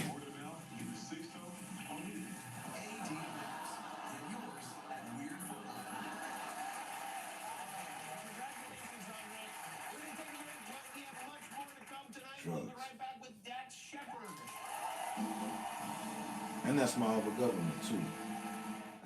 Verizon just gave us all a brand new iPhone 13. We've been customers for years. I thought new phones were for new customers. We got iPhone 13s too, switched to Verizon 2 minutes ago. Ours were busted, and we still got to find it. Word. Check it out. So wait, everybody gets the same great deal. I think that's the point. iPhone 13. I wish my kids would run around here talking about, hey, there's a big ass situation going on. All on the network more people rely on. Daddy Bruno's acting like an ass. Severe I eczema don't know what his problem is. Despite treatment, it There's gonna be all sorts of old fashioned beatings taken down. Ass whoopings and fuck you just said. But I heard it on TV. TV go flying out the window. effective without topical steroids. Many taking Rinvoq saw clear or almost clear skin, while some saw up to 100% clear skin. Plus, they felt fast itch relief. Some as early as 1 week. That's Rinvoq. He don't know, but he don't hear that like that. She know. At 14, she know. I've never ever heard her curse. And while she probably has once or twice, or I don't know. Maybe never. Maybe she never has. This is a good thing. I've never heard her curse. Talk to your eczema specialist about By her age, I had ran it up. For real, I went from good boy to the worst boy. Less huge bills to pay off. 10 to 13, them 3 years. Less getting hit with hidden fees. More triple digit I was bills. doing detrimental damage. Less Remember, niggas is supplying the northern region of America. More modern. More simple. $750 less than cable per year. Try it free. She's unmanageable. The most powerful father and daughter on TV. What is this again? Snap some wedding cake. Oh shit. What you know about Yellowstone? He's laughing because he knows the scripts for this season. Adam Sandler. Good morning, America. Agent Rose. Yo, I was reminiscing, right? Cleveland Cavaliers in an exciting new game called Dodge Basketball. Darius and I was reminiscing. children with rabies helped us with dodgeball. Earlier in the week and shit, on some earlier back in the day shit, I had forgot how wild a nigga really was. Nigga, I had forgot about the time that I shot at a police car with a whole slingshot. Nigga. Not even the police car, nigga. The feds. Straight undercover shit.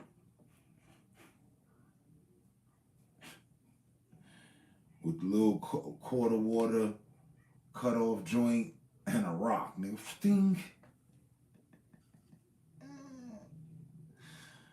On everything. Niggas got out too. But what reminded me of it, I was driving and I passed under like an overpass that had like the, you know what I mean, the fence up with it curved in so nobody could throw anything over the pass. But I remember a day when that wasn't there. And niggas having fun would throw shit over on the oncoming traffic.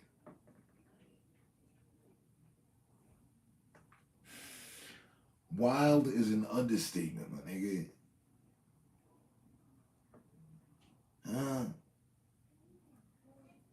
Fuck out of here. Your boy part of the reason they put the guards on them shits. That ass, nigga. It was chaotic. No, I don't recall ever making any accident happen or anything, but niggas was definitely lobbing shit onto the oncoming traffic.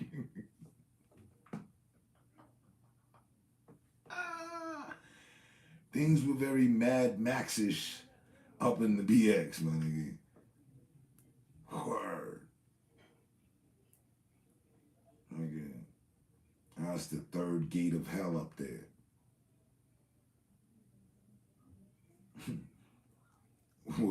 Where civilian savagery was originated from within the cities, nigga.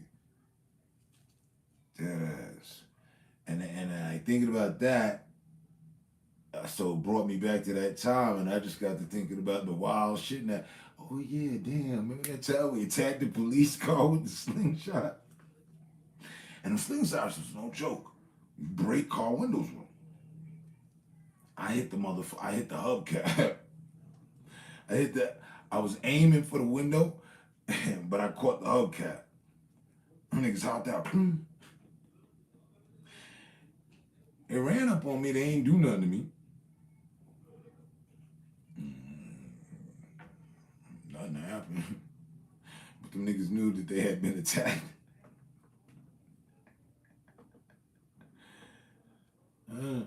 Niggas was known for throwing refrigerators on the fucking squad cars from the roof.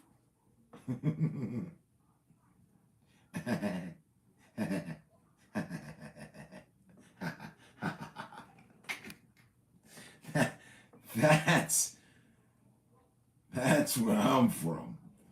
You know what I mean? Like, niggas ain't on that these days, man.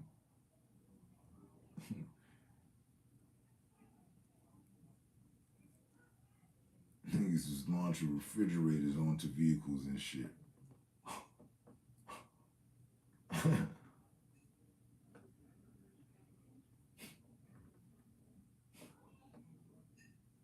On some bombs away type shit. We don't get no type of fucks. Or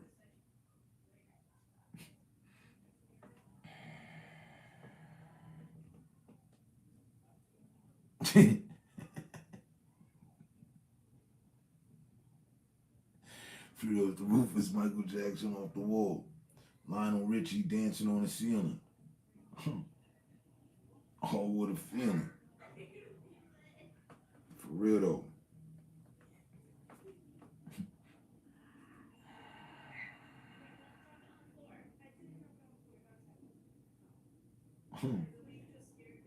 So you know, if you grew up attacking police cars or federal officers and shit,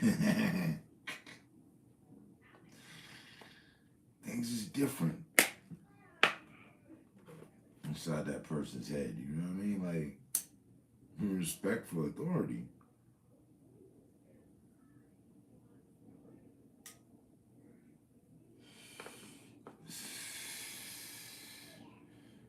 Nigga, I was trying to break the long arm of the law and all that.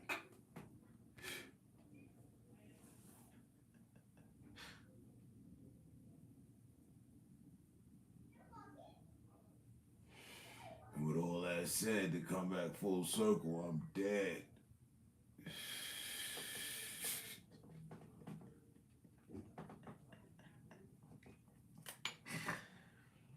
Fucking bloated diabetes suffering motherfucker threatened me with the Pentagon.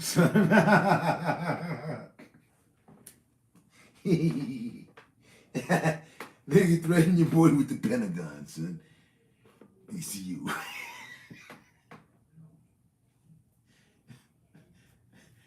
You know, who's texting back and forth? I'm telling this nigga, yo, I'll be there, nigga. Just be there with bells on. Meet me at the motherfucking ferry, nigga. Meet me at the port. The catch this fade. We be good.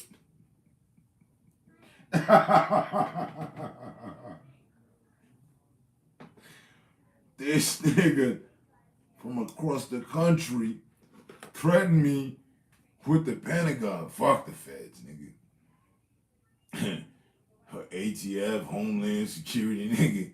We going straight to Secret Service. Oh, shit.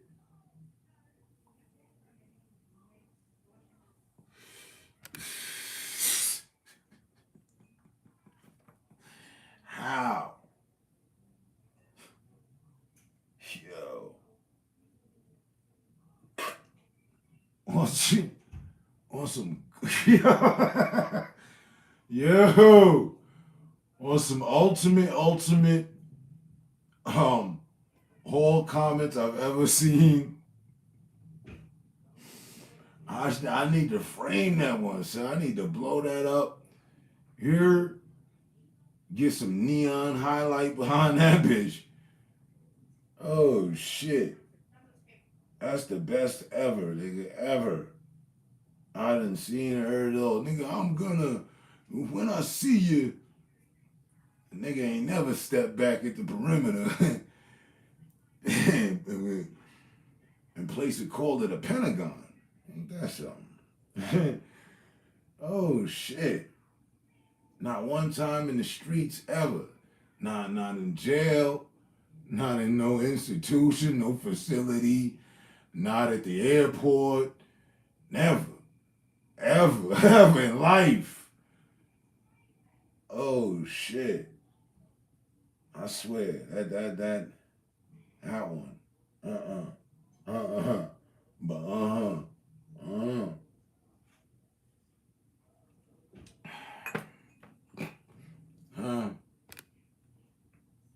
Penthouse, my nigga. No, the Penthouse. The Pentagon. Niggas in the Penthouse. Oh, Shazinski. I mean, as far as threats go, wolf tickets, cold, bottomless heart, shit to say, and threats, that, you know what I mean? As far as that's up there. That's number one for the most bullshittingest shit I've ever heard. No, had to read. I didn't get to physically hear him say that. That would have been even sweeter.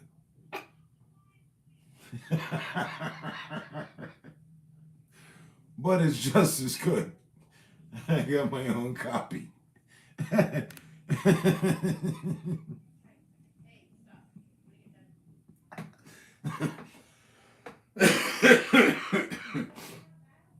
Hey.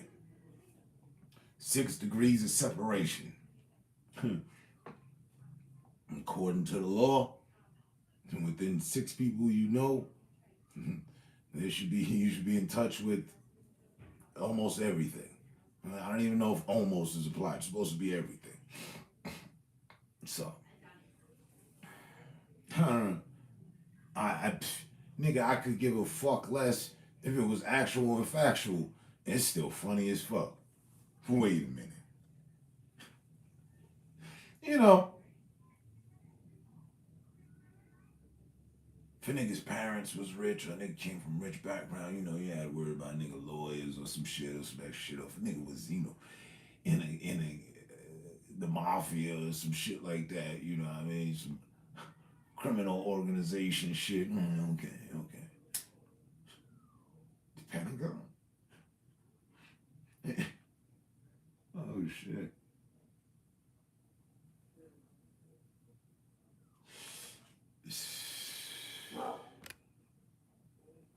And big thoughts. I wonder what the Pentagon was doing when them motherfuckers was storming the Capitol. Abraham Lincoln, top hat, big cap. Put your top hat on. That shit got the 3-foot top stat. Ha. Nigga just...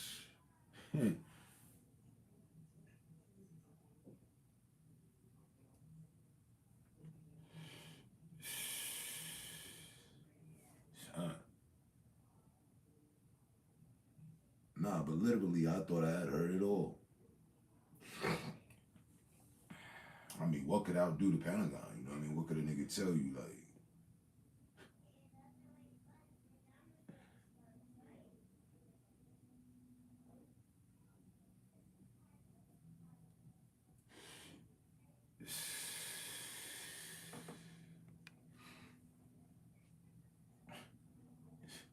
nigga went purely Republican on the nigga.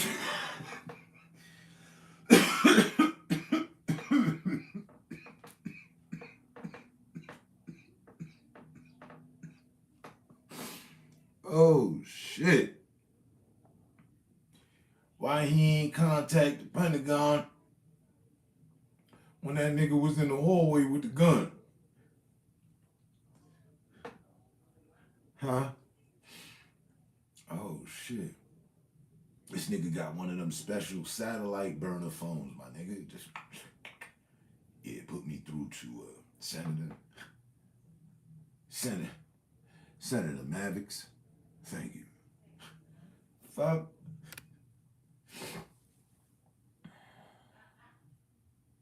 Niggas was watching. And some was watching with him. He had the live feed straight from the Pentagon.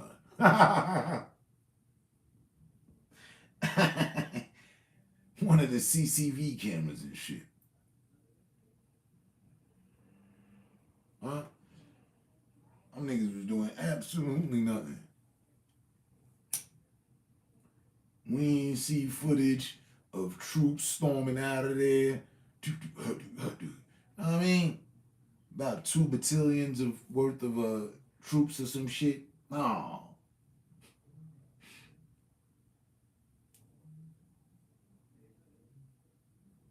Probably. I think the guard was down. Peep this, right? Now in hindsight, I never even looked back. I heard, you know, the president rallied those people. Maybe so. But also, maybe the guard was down because they wanted somebody to take an attempt on Trump. Anybody ever think about that? And all the chaos, you know? Sit back, watch the president get it. An attempt on his life, you know, or assassinated, you know. I mean, I think he is the record holder for the most unliked president, right? He outdid Obama. People didn't like Obama. We did, but, you know, don't forget, we're the minority. We're the 13%. The army just sat. The army sat, phone joint. Like, yeah, I mean, it was just, that nigga showed up hours, like days later. Yeah, set up a couple barriers and shit.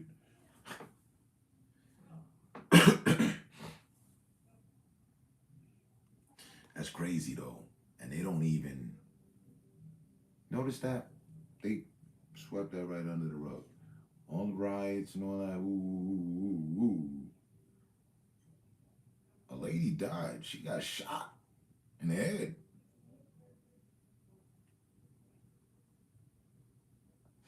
Inside the Capitol.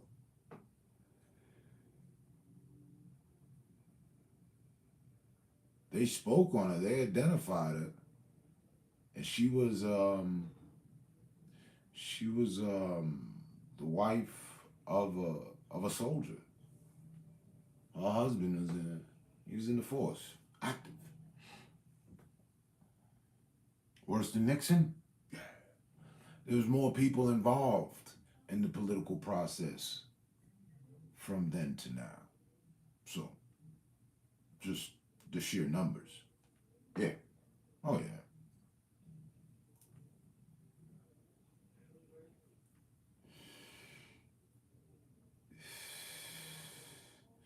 And before even putting Nixon, I'd go with Kennedy. Because he was loved, but he was hated as well. And the hate got to him.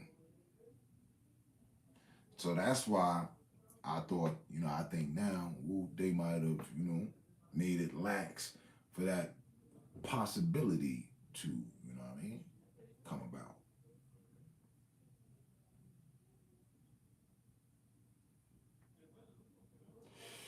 And whether he rallied them or not to go do so, He played it smart.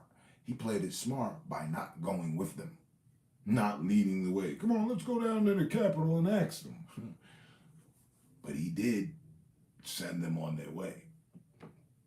Then fell back. He ain't know. I don't think he knew that they were going to burn the fucking place down and all that other shit.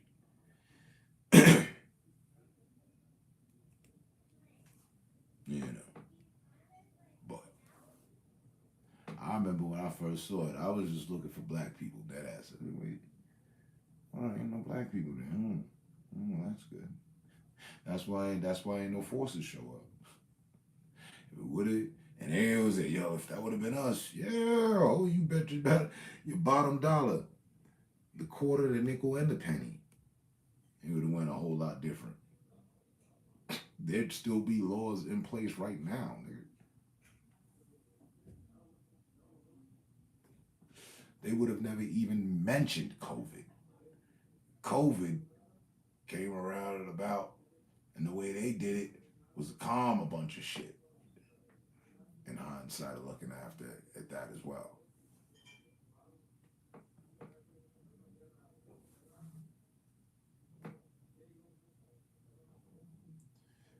I know the mob ain't fuck with Kennedy. I don't know. I don't know.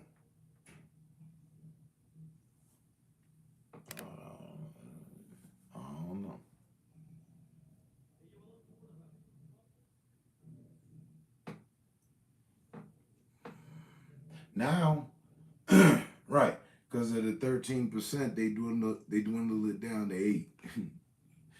You know, they ain't really ran the numbers again like they supposed to. You know, the polls is messed up. It's rigged. We down to 8%. Now, our influence and seeds is everywhere too, but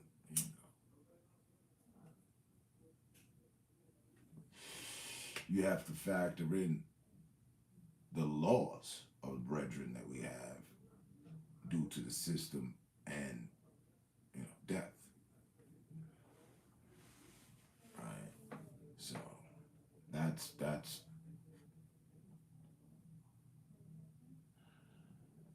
they've got it to the point where that's outdoing the growth rate. See, if you kill off the elders, then it takes at least another 2 decades for the youngins that were born, get at them. And they got mind control going on them. Right?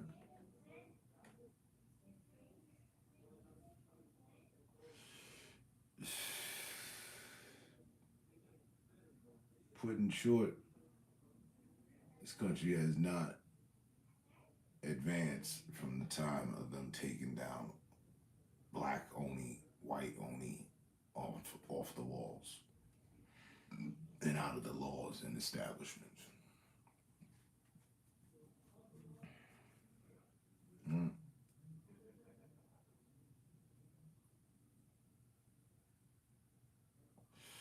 Whites only. No colors or Hispanics. Understand? And in the timeline of things, that was day before yesterday. That was day before yesterday.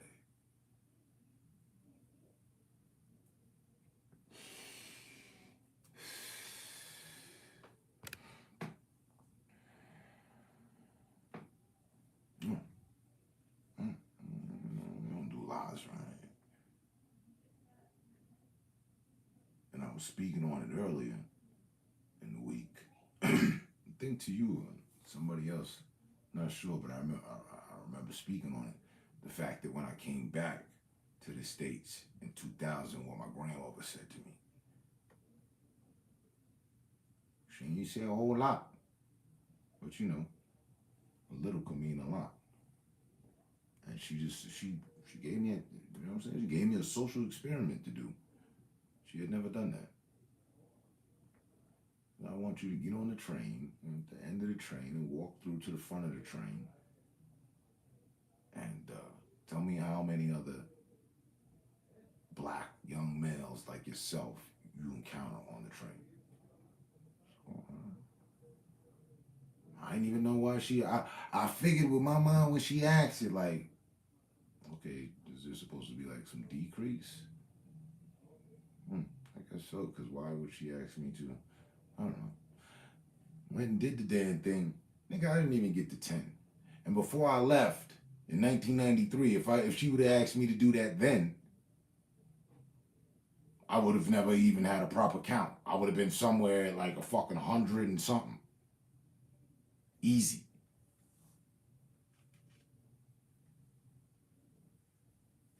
So the decline's been happening for a minute, and they've been rocking playing behind it for a while.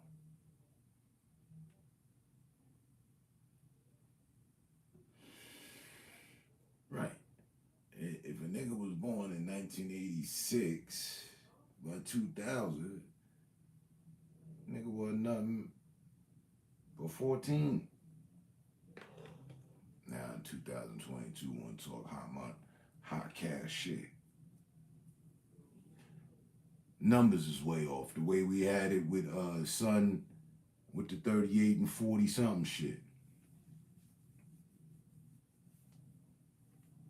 Word. I remember. And that was, my nigga, that was 2000. So, so for 2 decades and 2 consecutive years, they've been hard on the decline of us. Yeah. Grandma was 96 when she passed. So now, take back 20.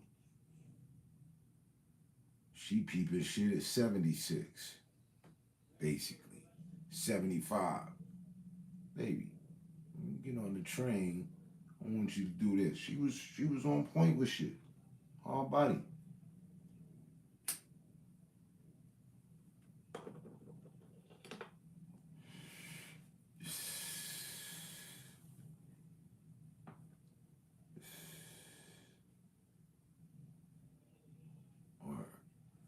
Rep her wisdom. So,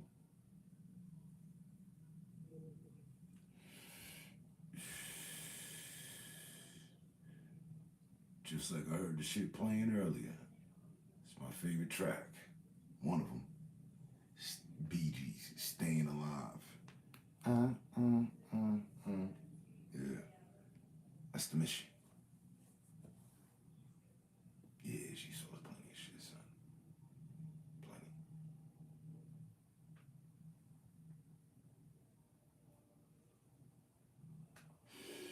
Plenty. Her too. She moved out of her house when she was 13. I beat her by 3 years. I remember her telling me that.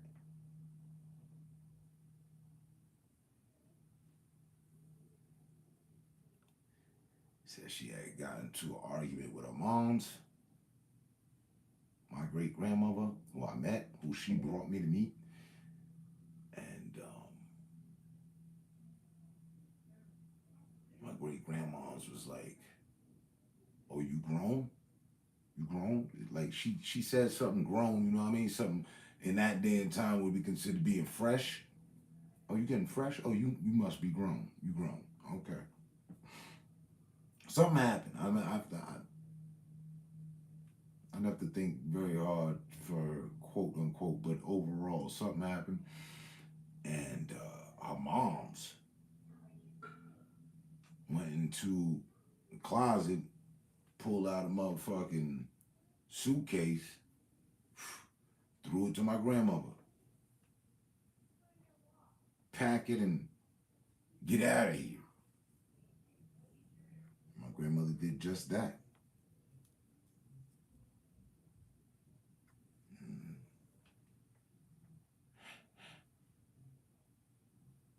And now, right now, in this moment, right, it amazes me that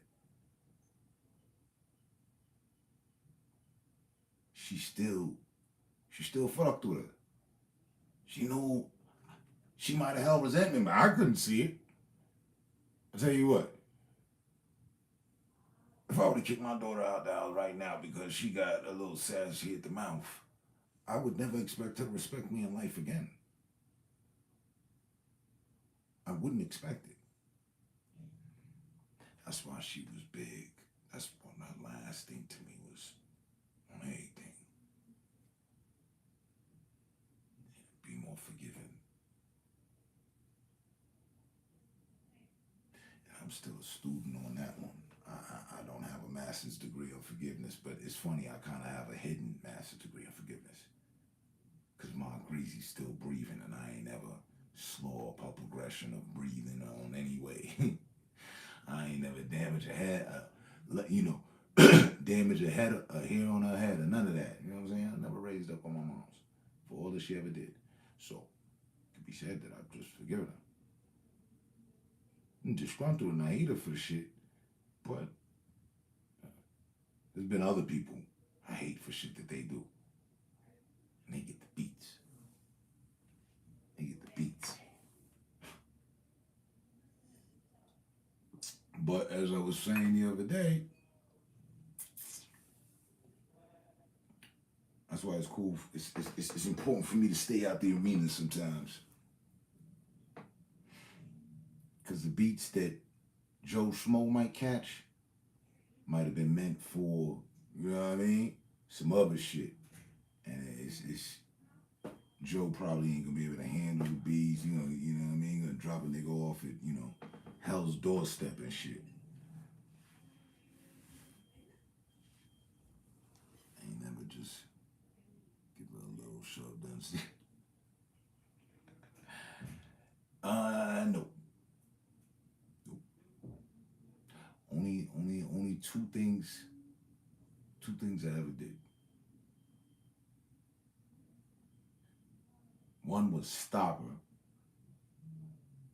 That's when I came back from being with the Hondurans, the Colombians, Puerto Ricans, Dominicans, and them. She hit your boy. It was the same hit that I had absorbed before, but before that same hit, I had nigga fall up against the wall, nigga, oh shit. Nigga flying off the G-force and all that. That same smack, same amount of G-force, shit went down like a Telemundo episode and shit, you know what I'm saying? With the chick smacked the main character, the dude, and nigga just, dead ass, that's how I did it too. Hell that shit. And then look back with that eye like, and turn my face. She went to fire up another one. I seen it. Incoming, motherfucker. Caught that shit on some Bruce Lee, Jet Li, nigga. Full on Bruce Lee, Jet Li shit, nigga. Caught it this close off my face. Took that shit, put all my energy I had. Nigga, I was 12. But I held that shit and did some old Taekwondo, Jitsu, reversal energy shit. Took all the energy from the smack she had intended, plus the one I caught, and ran her back to the motherfucking bathtub. And I was coming off her hip. I was right from where I had been from birth. I was coming off her hip a bit. I stood this tall to her at this point. I mean, still a little nigga like, boom, but came up the side, I seen the soap dish, with little soap dish where you put the soap, little soap holder, ceramic soap holder. And I had it lined up. I was just gonna force sit her down. I do, Jin. And I was thinking it, and I had it, and there was nothing she could do because I was rushing her midsection, and she was backing up.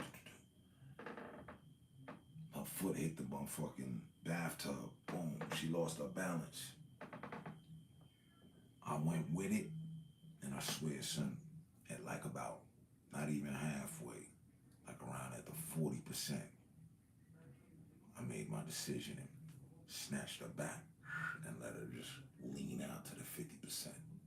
Right to that fucking even percent where she knew You don't have your balance.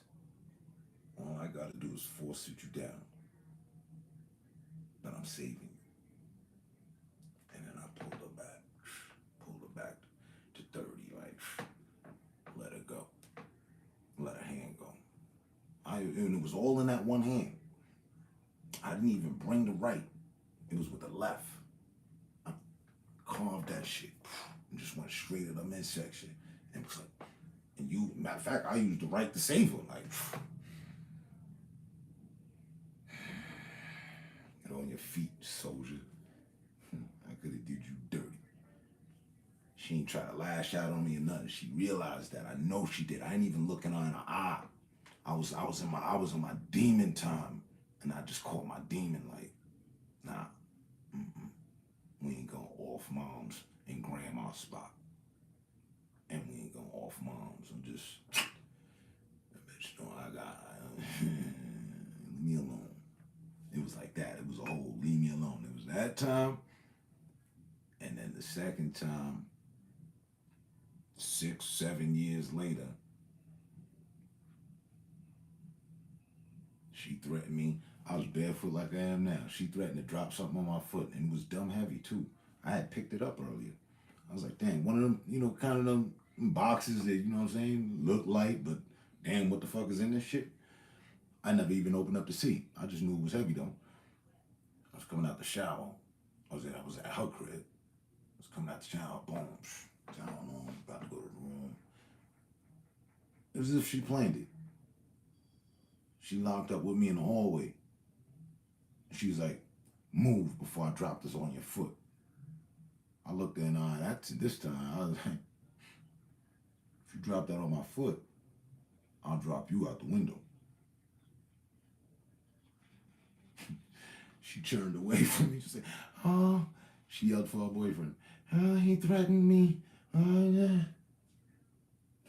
Police were there within the hour. I never put a hand on him.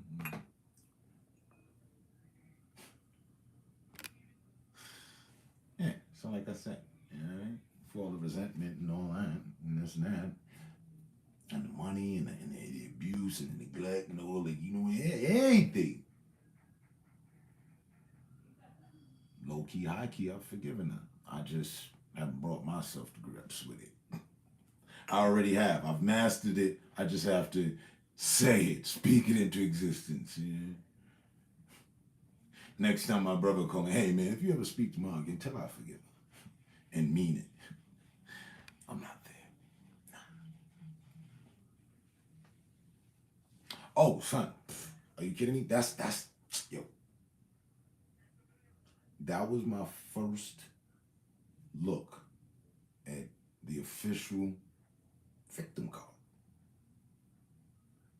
Professed. This was what? When I came back, so it was 2000. If it was 2002, which I think it was. Because when I came back, I was in Miami, but then I came back up here and I got back on my bullshit. So 20 years ago, Ma had the victim card professed. You dig? Make the problem, be the problem, cry for the solution, play victim. I didn't do anything, but I initiated everything.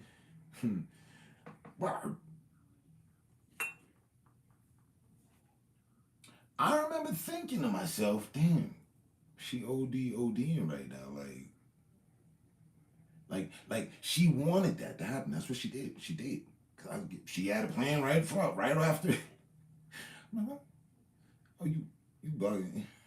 Listen, I don't know the fuck you on. I know how heavy that shit was that she was holding, and we don't be having encounters like that. Move, get out of the way, I'll drop this on your foot. See, now I stood taller than her. Now I'm looking down at her. I remember you. Hey, if you drop that on my foot, I'll drop you out the window. Mom. I mean, if we're gonna go back to the old days of somebody hurting someone, just know I'm in a position to hurt you back. And the money had already been done and all that. I'm still walking around her. I didn't do nothing to her. I ain't never spazzed on her. Yo, you stole my heart. Raise up on her like I was some sort of stranger. Mm. But why? Because grandma, I always looked at her as my mom's, and grandma raised me, and I was like, to me, promise to myself, and word up, even on all my demons, took oath. We'd never do anything to her to, you know what I'm saying, upset grandma. You know, grandma knew what it was. Grandma knew what it was hitting for. Remember, I told her at 9, told her this, hey, you know, hey, make a promise between me, you, and God. Swear. Mm-hmm. Okay, thank you. Yes, I got something to tell you.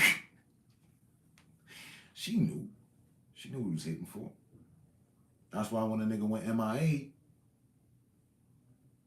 and came back, she said, I'm not finna bog you down with a bunch of questions. I just want to know one thing. Oh shit, that's easy enough. What you want to know? Why you ain't called? That's a good question. That's a real good question. Why didn't I ever call? I mean, I knew the number and all that. Well, being honest, as I always am with you, Grandma, my brain is telling me now, and I'm telling you because it never crossed my mind. The thought, the idea, never crossed my mind. She said, okay. And we was good. After me being gone for 365 days. I didn't tell her I was selling cocaine with the fucking Puerto Rican. I never told her nothing. She went to her grave not knowing what the fuck went down.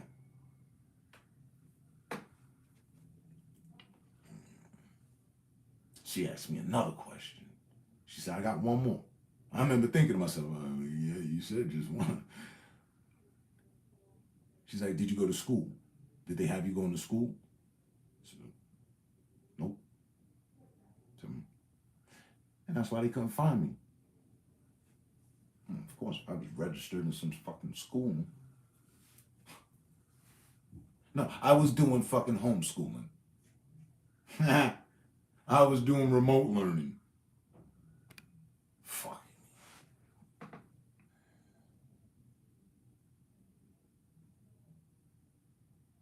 Hard to think.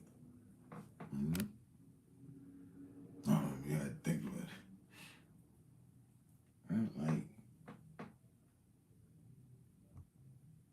so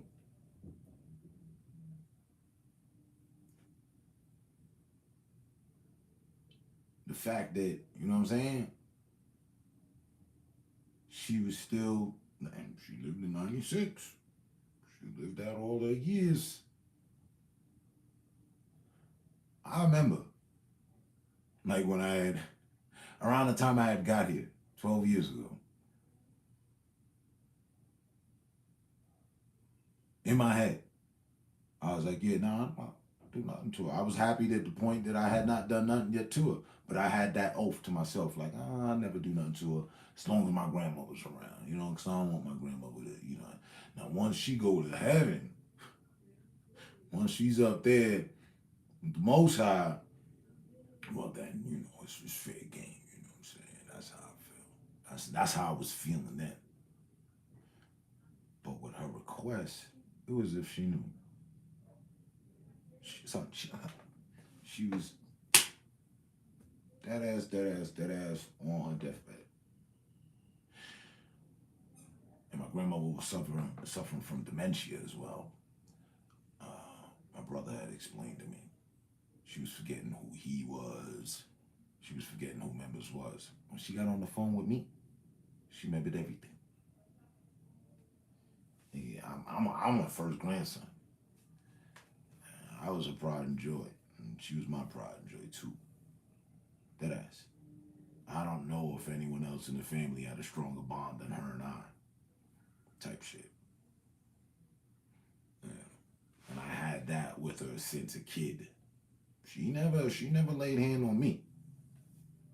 She never even threatened to hit me, none of that crazy shit.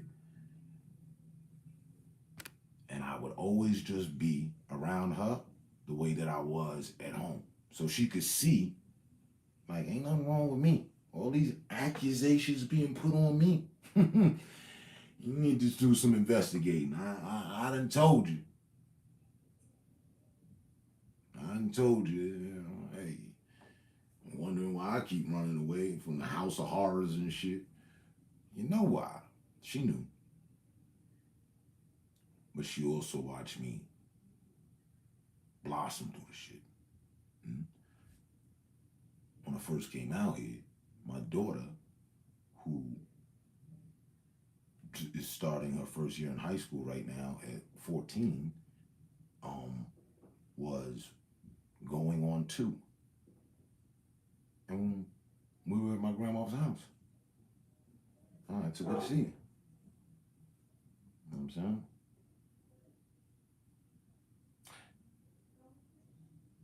She got to speak to my son. She got to speak to Adonis. You know, he couldn't talk, but you know, she got to, you know, type speak to my son before she passed. Nigga, my mom's ain't had first day relationship with my firstborn, second, or third. She's nobody's grandma in this book. She's my brother's child's grandmother. And I think she's happy with that little one role she got. I would never leave my children with that lady. And for what?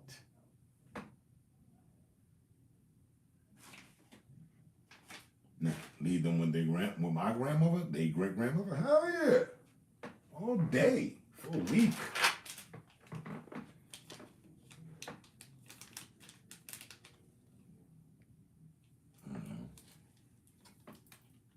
No way in hell or heaven or anywhere in between or in some other universe, dimension that has my say-so involved in it? Hell no. Never, ever, ever, ever, ever, ever.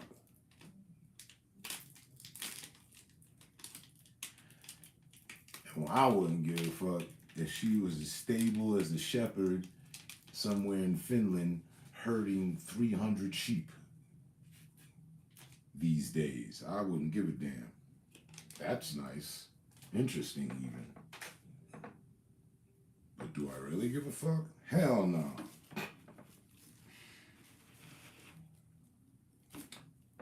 But coming back full circle, forgiveness was given. You know what I mean? Unknowingly. Because like people will be saying, it's your mother. Yeah, we all got one. You know what I mean? It'd be funny how motherfuckers be quick not to respect their dad, though. I mean, let's talk about it. It's easy, derogatory, to be derogatory towards your dad.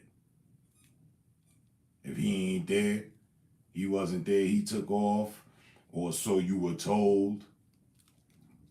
More like your mother drove him off and she forgot to tell you and raised you to think of him as such a horrible person. So by the time you end up seeing them, half the people that get the chance to see them, they already got all this rage with them towards some motherfucker that they should know but don't know.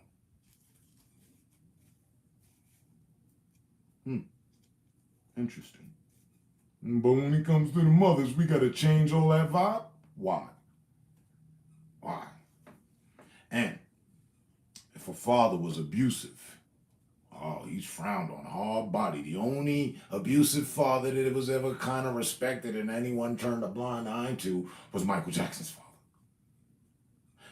Serena Williams and them. I don't know if he was abusive. I don't know. I didn't watch the movie.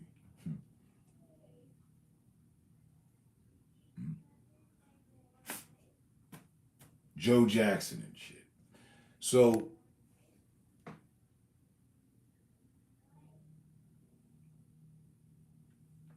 you don't notice she was the issue until you grown as fuck. Fact. No. That's something I never had a problem with.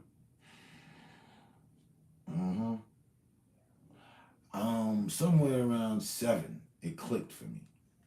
I was already the fucking type punching bag as shit, regular, usual punching bag. But I started to think, like, what the fuck am I doing wrong, though? Okay, I'm doing my school right. I got the room clean. Everything's good. I'm just an A+ good kid, no? Are other kids doing something better or different? Then I got to see bad kids. And I'm like, I shit fucked my head up. I'm like, wait, these some badass kids. And I'm not talking today's bad kids. They were talking back to their parents. We didn't even have that then. Just, troublemakers within in the neighborhood. Little niggas breaking into cars or stealing shit. Wasn't with that. That's what bad kids do. I don't get into that type of trouble. Right? So I had to do some reflecting. And I did the reflecting. For the little bit of time that I had spent on the earth, I did the soul searching to which I had.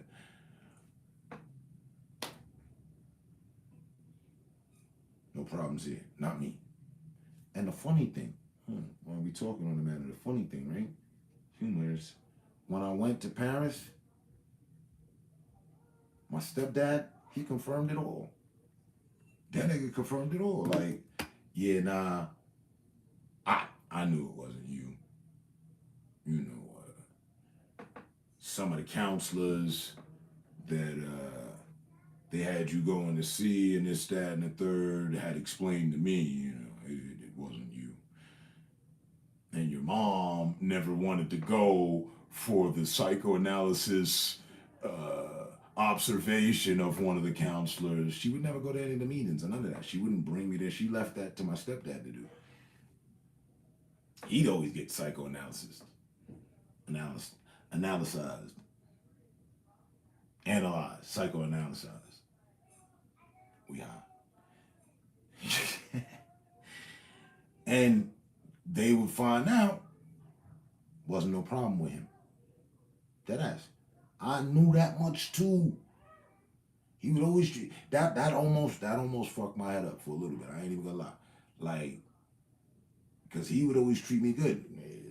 We go get toys for my birthday, toys in general. He gave me my allowance. Anything that I did that we would do, it was always with him. I was never going on events or anywhere with my mom. I'd go on store runs for her. The way I go on blunt runs and shit. Getting her some fucking ingredients from some Jewish fucking store, Italian store on the other side of Brooklyn. Yeah, little errand boy.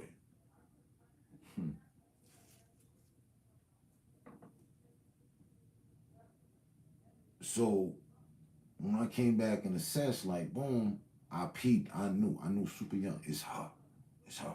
And I just seen her as evil. I don't give a fuck. Every fucking horror movie I watch, there be inflictions of her in a way. Dad's like, oh shit. What the monster doing is what my mom would have did. How the monster acting, in a normal human form before they transform into phase 4 fucking ultimate horror. They be having the attitude like Mark Greasy sometimes, or just, the character, like, man, characteristics. And while we at it, drop this in the bag. All these females wanting to be that bitch. I don't co-sign that contract. Not unless you're my bitch. Being a bitch in general, fucking stupid. I don't want to hear nothing about it. My mom's was reading a book. Nigga, in 1980 something, on how to be the perfect bitch. Fuck is you and your whole friends talking about, like, That's why I got a whole different concept with them. Oh, you want to be that bitch, huh? Yeah, nah, it's not groovy. That's not what's shaking on this side of the hemisphere. I was raised by that shit. I'm born from that shit. I came from that bitch. Fuck you mean? I embodied and embraced being the son of a bitch. Fuck you mean? Nigga, you know it's serious. Again, here's another moment where I had almost lost it, went over the edge. Nigga, you know it's seriously, it's so intellectually in depth of levels of seriousness that when you hold an item and it's not chemical, right? It's not, you know what I mean? Like as if you were to hold some acid, it would burn you. Or you hold some cocaine with a raw hand, it'll seep through your pores, heroin. It's not toxic. A book is learning. Reading is fundamental. They be hiding secrets in books and shit. Well, the time I held the book on how to be the perfect bitch, yeah, boy, it ain't never ever happen again. We going off for things that ain't never happened in life. One-time occurrence shits. Ain't never yet again happened that I held something and nigga got dizzy. Nigga, I was about to pass out. Oh, I'm feeling faint, nigga. Nigga almost passed out holding, cause I was, nigga, my brain just couldn't, nigga. I was about to overload. This bitch reading up on how to be the perfect bitch, not just the bitch, but the perfect bitch, right? And I'm holding the book. I think I'm like 8. I'm like 8 or 9. Word to everything. And I'm just like, man, I can't handle the weight of life. The future looks dim. Hold me. It's getting cold in this bitch. Nigga,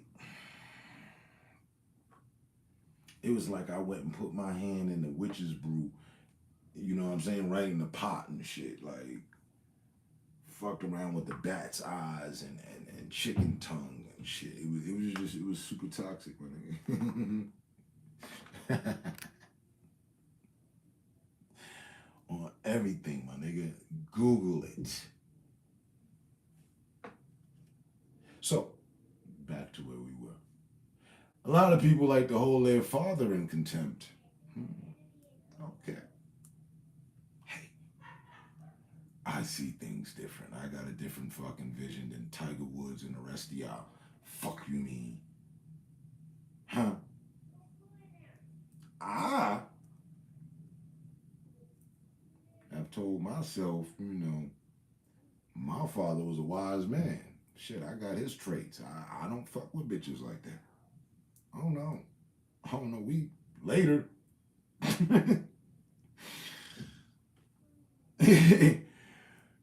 We might not even get the later. Fuck you mean?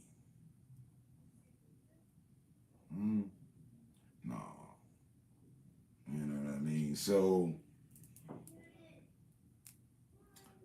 pardoning and forgiving all that shit takes a lot. And I got that.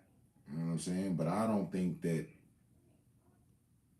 mothers that aren't mothers should be applauded at all. Nor is fathers who ain't fathers should be applauded. I don't think they should be applauded either. And it just so happens that they exist. I should know.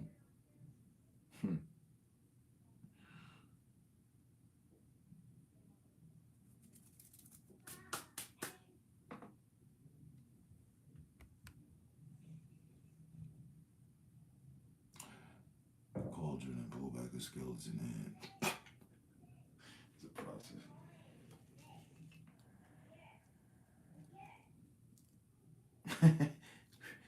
It was that toxic. Because the part that got me, as I recall, was the fact of what I had already been through with her. You know what I mean?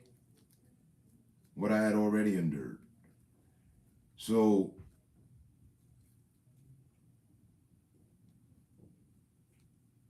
you know what I mean? I was like, God damn, I'm in for the fucking long haul, bro. I'm only 8 right now. This bitch reading up on how to be the perfect bitch. I think she's bitchy enough as is. I think she needs to dial back on the bitchiness, really, though. But, hey, is there a book on how to undo the bitchiness? And in that moment of brainstorming, standing there in our fucking living room, I almost passed out holding that book. You would think such things would happen, like in holding the Bible or something. I don't know.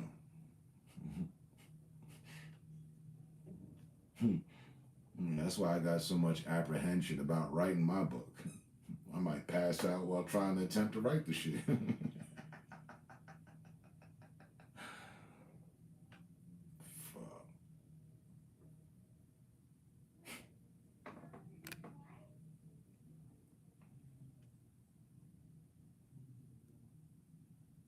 I don't think they should be acknowledged. Right.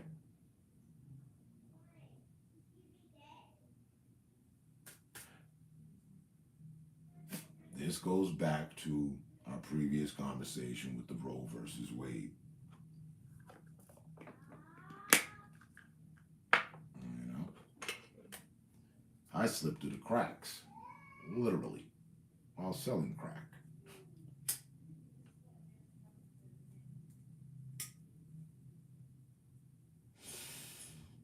Made it to Rikers at the age of 13. Shouldn't have. But the fucking judge sent me. And I'm glad he did. I mean, what he did doesn't even rank up there with what I went through with my mom. I didn't have a bad time. I was there for like 2.5 weeks for the adjournment.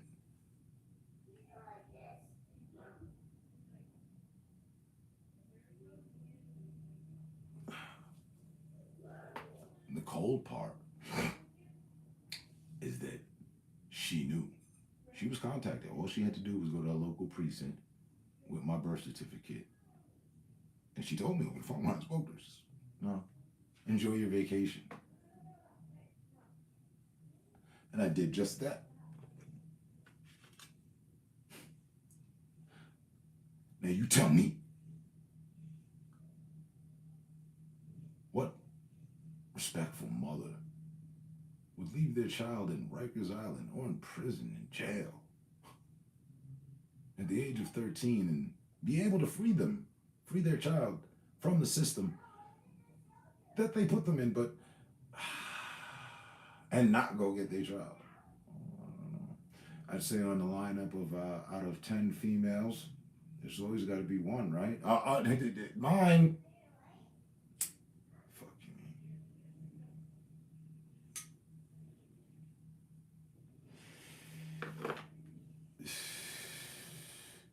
I tell you this, and I say it and know it. If it weren't for her mother,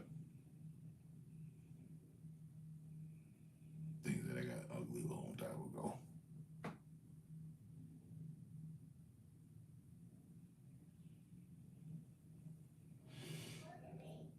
Long time ago. Nigga, I can't be on the phone for motherfucking 120 seconds, nigga, with my moms and expect or be civil. I can't expect civility, and I can't. It don't work out. She always got some wickedness for speak. What you just? I don't even know why I thought we could talk normal. Just called to see if the witch was still alive in all actuality, and you are.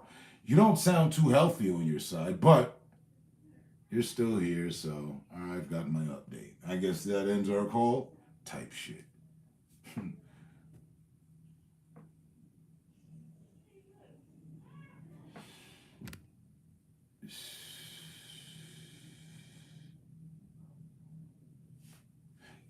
From her ass, yeah. But it wasn't even that. Like, it's funny. Thinking back at it. Yeah. I deadass enjoyed my vacation. I enjoyed my vacation from the streets, from her, from it all. Just in life, enjoying fucking cold coffee and fucking cheese sandwiches and whatever else they were serving. Just waiting for him to give me that fucking big white piece of paper to let me leave and come back on my own recognizance. RR. Give me a little R&R or RR.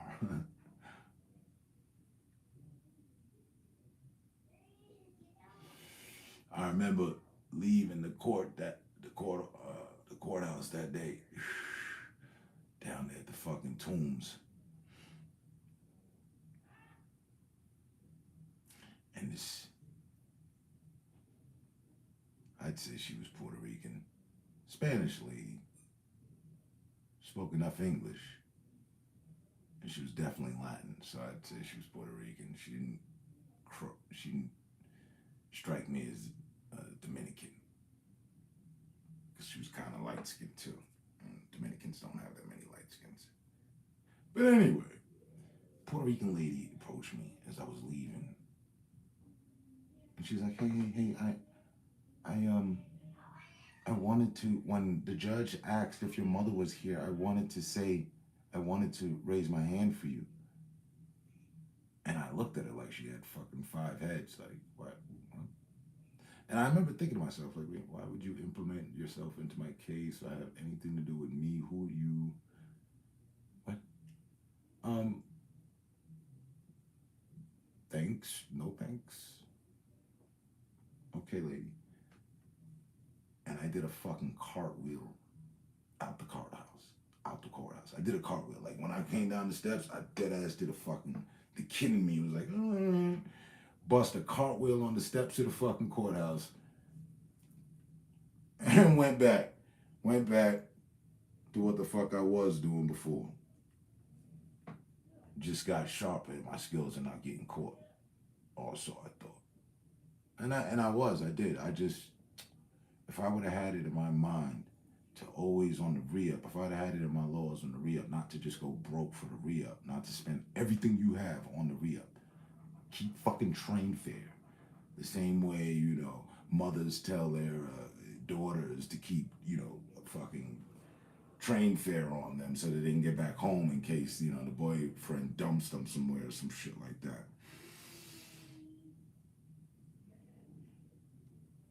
I didn't have that with me.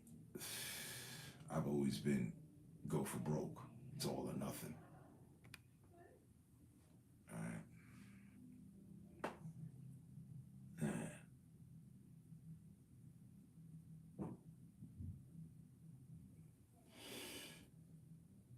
And like, I dead ass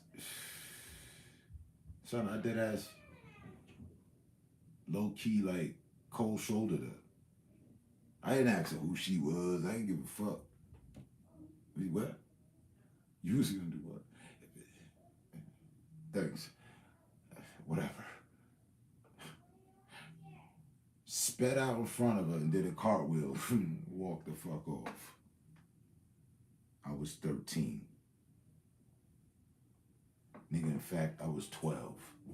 I was 12 and a half when a nigga sent your boy.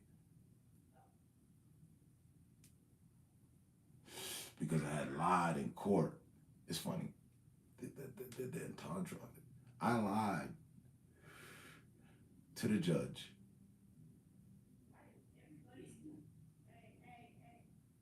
Because I told my lawyer, you know, the fucking public attorney and shit, when he was like, yeah, they were like, I understood that much. Oh, flight risk, Your Honor, boom, because before the RRR violated that, we recommend that he be held at Rikers Island facility. I heard Rikers. I understood that. I remember hearing, right as soon as she said that, in my other fucking ear, I heard Coogee rap. Ain't no smiling on the island. Swear to God. I was like, whoa, things getting real serious. Okay, yeah, so we need to get real serious. And I turned to him and I said, hey, whoa, hey. I pulled on his arm, on his fucking suit. Say, tell him they can't do that. So, why not? I'm only 13. And I lied about my age. I said 13, but I was 12 going on 13. Because I had my official fucking birthday in Spofford before they sent me upstate for fucking 7.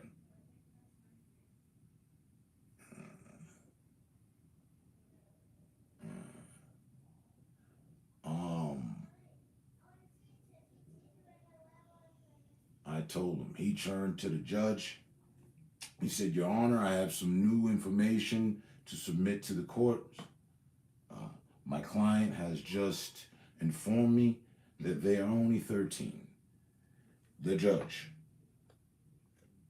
I think the nigga said nothing short of, what the fuck is this? Get the fuck out of here. What the fuck you, what? Don't hand me that shit. Yo, son, they had a jacket on you, boy, that could have kept motherfuckers warm. Burlington Coat Factory shit. My criminal jacket was built for the seasons. He says, no, wait a minute. Yeah, he's been in and out. Don't try to hand me that.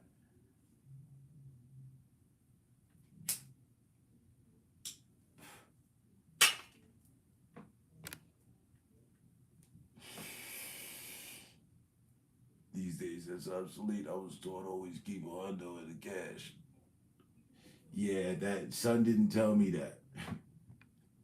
I was following the laws that son had put me on. Never told me to keep a little extra. Never told me to go for broke with everything. He told me to pay attention to your spending so that you had re-up and that you always got more. That ass. He told me to save enough money to have enough for the telly and to eat. And that's what the fuck I did. That's what the fuck I was doing. I figured I had already ate. The telly money, we putting that in the re-up. No need to worry.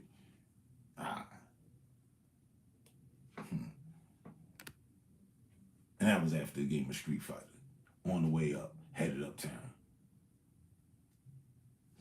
Nigga said, if you don't like my offer, get off and cross the track, go back up and go and head back downtown.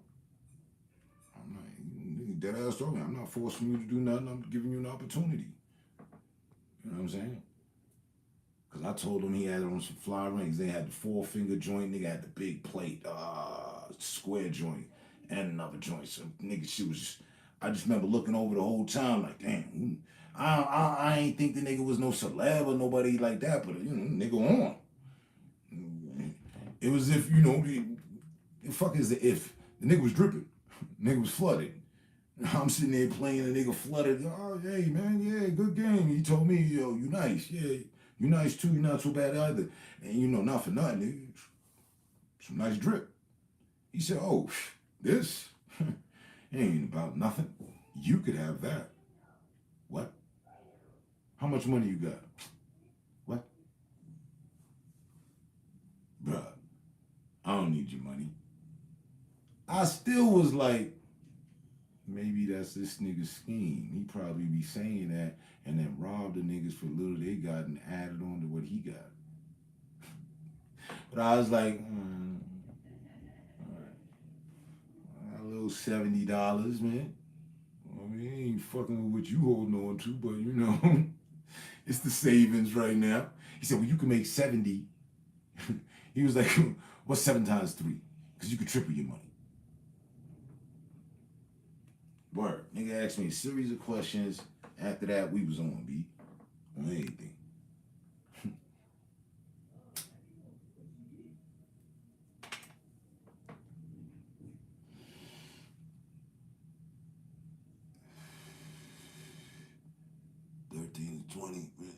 13 to 19. 13 to 19.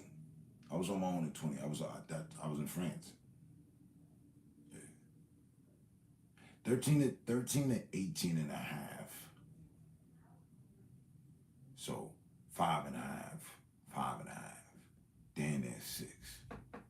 All of my teams, all of them, except 19. Word.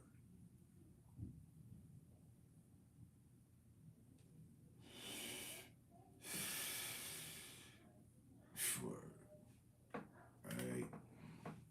And that was for the 98 Vols. I ran back into my boy that put me on. He said, "Yo, son, you still moving Knicks? Well, is there something else we should be moving?"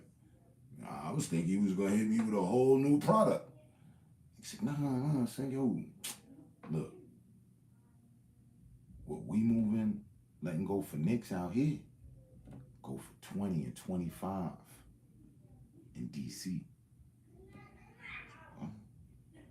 I did the easy math. Bing. Okay, we gonna go all in.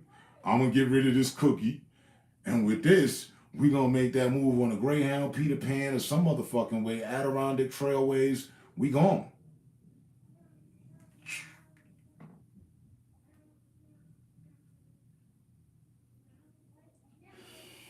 And I got knocked. Them niggas put me away for a solid 5.5. They held me till they couldn't hold me anymore. And like I said, I had my first teenage team, hit my team in Spofford. So I was 12 when them niggas sent me to the island.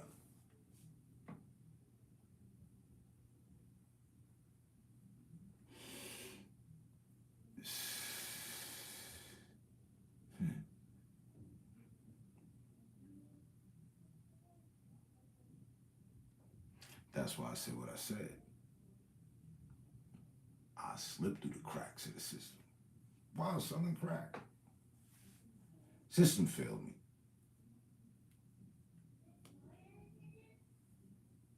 You can't tell me nothing. I don't want to hear it. I was just surviving. That was the wave.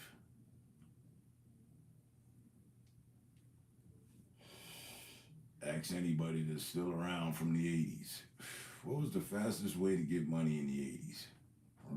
Sell crack. I wasn't selling weed, heroin, some wild laboratory drug, acid. Nah. Not even. Coke had went out of fashion, even though it was still selling.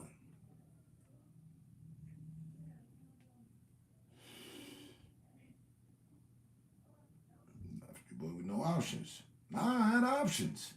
Like I remember standing on the motherfucking street, standing back, and I assessed the streets, my nigga, like, all right, I see the pimp in a hole. Niggas plotting to do a jugs, hit a leg. Buddy sitting on the floor with his coffee cup, waiting for offerings. This one's strung out. These niggas is selling fake product. You think you get a VCR, you looking to buy a VCR, you get a brick in a box. They over here playing card games, but they work together. It's like 4 or 5 people.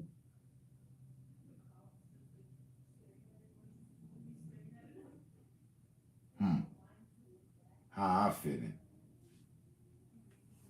I'm gonna give the people what they want. They give me what I want. Oh, yeah, and weirdos standing around. And other orphans and wild motherfuckers.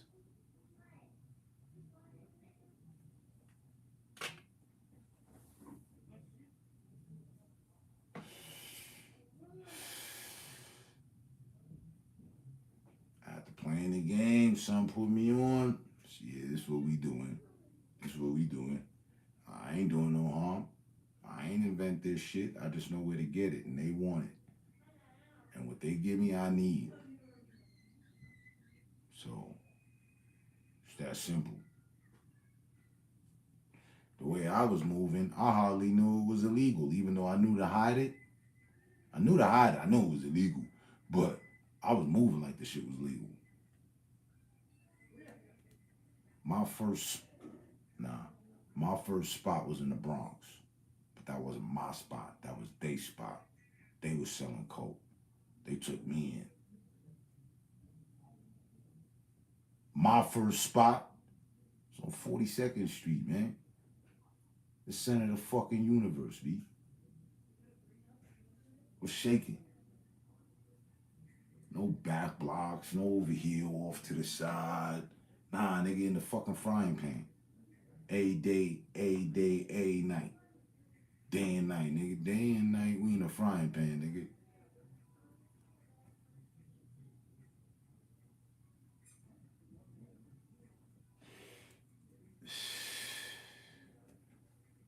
That's why a nigga get mentioned in this nigga's fucking documentary. And he sunned them.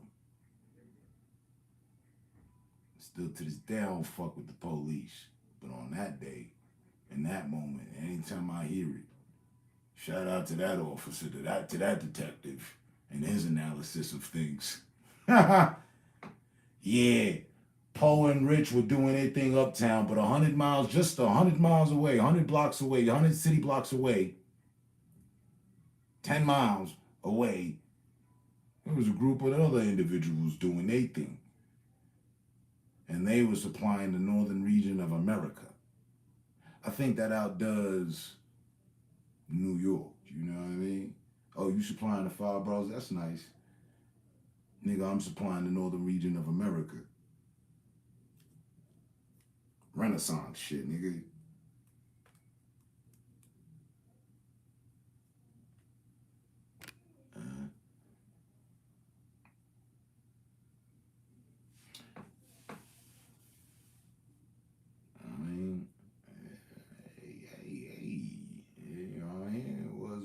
It is what it is.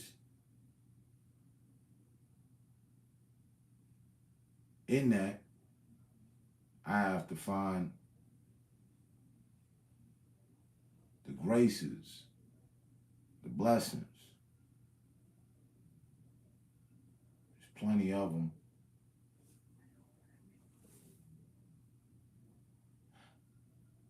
You know, if I just I'll put on the mentality, like, I just put on the form of thought, like,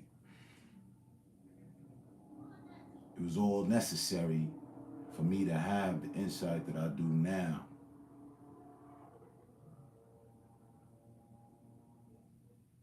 In accordance, you know, accompanied with the fact that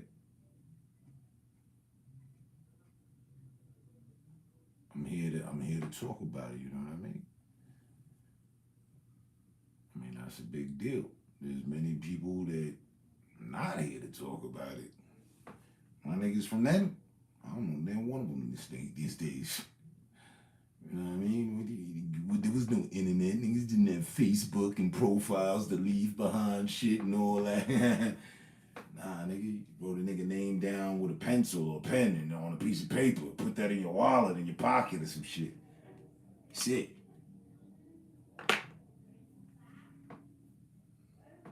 Yeah, you get nerdy about it, then you keep your little black book of plugs, connects, and important people to you, yeah? Hoes, scores, licks, interests, that's it.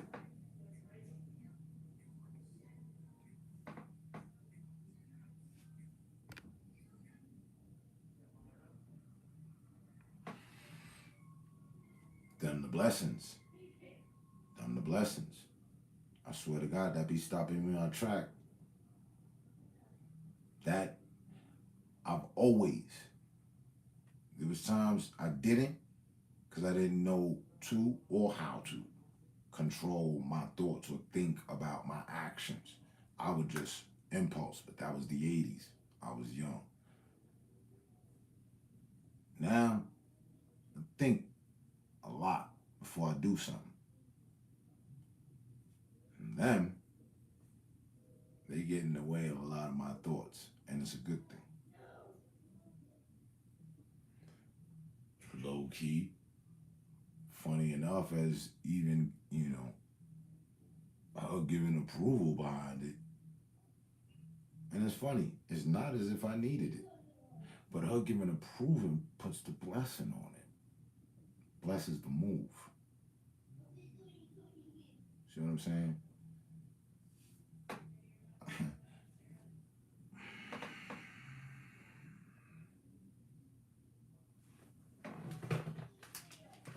I ain't gotta stop, so I'm not gonna.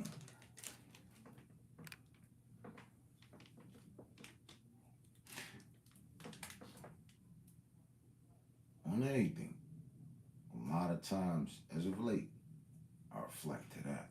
Like, you know what though, my ninja? You the sensei for sure. You got it good. Funny, I forget at what point or age I had the thought.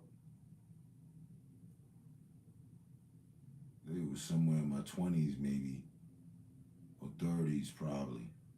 Once I hit the 30s, after I hit 31, I was like, oh shit, I'm old 31. I'm OG. I'm OG status. Hey, nigga 31 years old and shit. Fuck. Alright.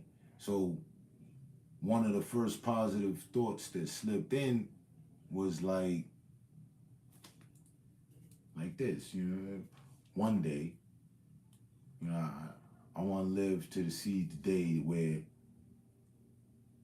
I'm on the back of the porch, you know what I'm saying, and there's a picture of lemonade on the stand there, and my grandchildren playing in the yard. I see that. I envision that for myself. I've been on that type shit. And that just be a nigga like glimmer of happiness for himself. Like, I don't know, we got this living thing moving. I mean, provided nothing crazy happened, you know, that would be a good thing to happen. Versus ending up the alcoholic fucked up on the front of the liquor store talking about on a Friday night, hey, play a little nigga hold something. You know what I mean? Because that was my nightmare thought, next to pushing me into a fucking tank with a shark in it, or some sort of shit like that.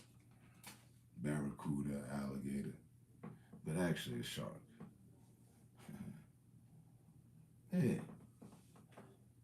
And so to see it, to be in it, it's already manifested. It's got a little little problem. There's always a problem, but I might have to wait for that with the new set, and that's what I'm cool with that too, though. Mm-hmm. And I'm in no rush for either one of them to do so, either. Just, you know, the realization of that day, that it's that, I think I'll severely smile, hard body, like, from heart to face, you know? On that day, I want to stop and smell the flowers, for real. I'm sure I need to and should and have to beforehand, but that day I look forward to. That would be something nice. I didn't say a Lamborghini, the mansion overlooking the ocean crashing up against the estate that we own. No. Humble are we? Am I? I'm not asking for much.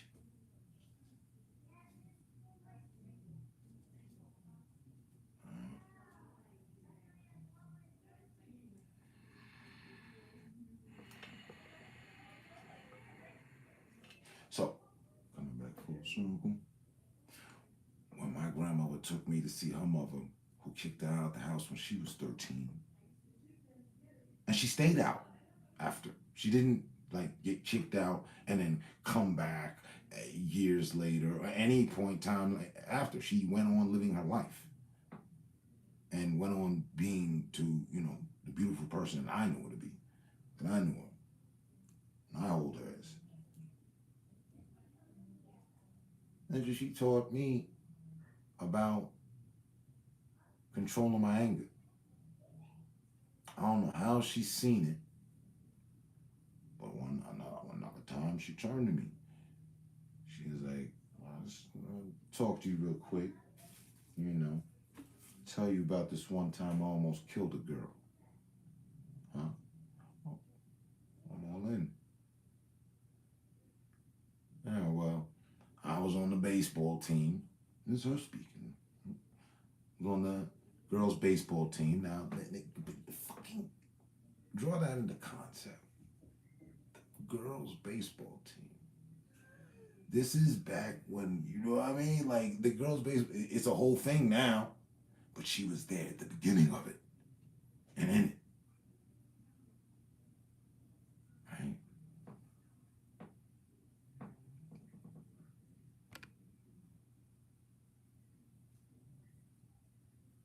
Yeah, thoroughly enjoy that shit.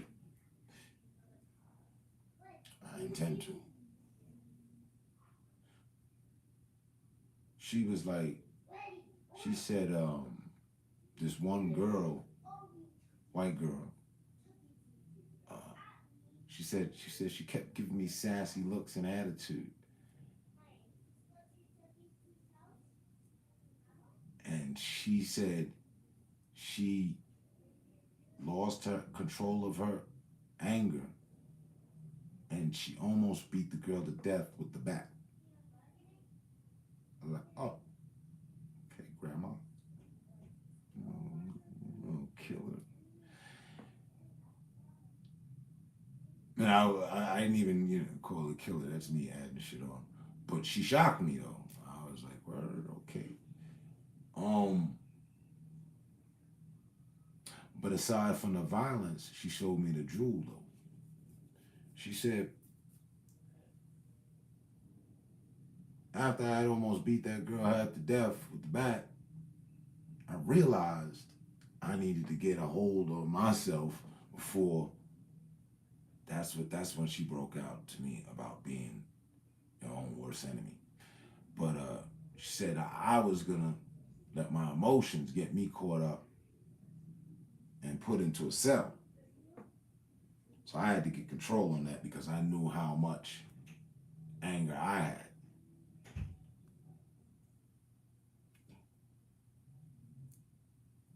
And I give her props to this day right now. Like, I didn't even realize she dead ass knew what she was telling me and why she was telling it to me. She knew I was gonna be dealing with some anger issues. So, baby, let me tell you about this time I almost killed a girl. Grandma, she tried grandma and she grandma was on some Sade shit. Forget Lauryn Hill for a moment. Ain't nobody getting killed softly around these parts. Murder, she wrote.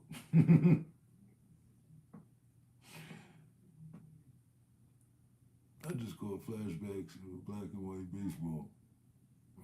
Well, hey, I got the bat right there. Next to the machinery.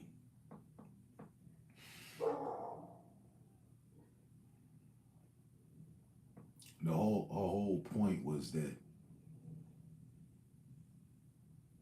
needed to really master self-control.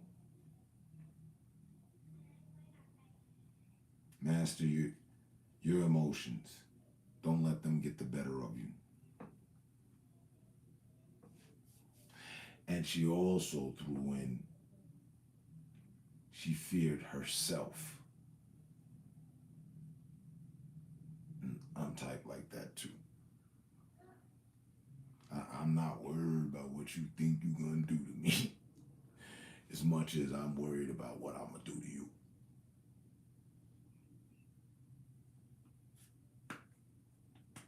Like, cause like the Warriors could play with their food, but I don't. I'm also Viper, Black Mamba, nigga. You're in striking distance. You finna get hit, and I'm gonna load you up with the venom. Bang. And just before you about time you wouldn't hit the ground, before you even hit the ground, I'm already moving in.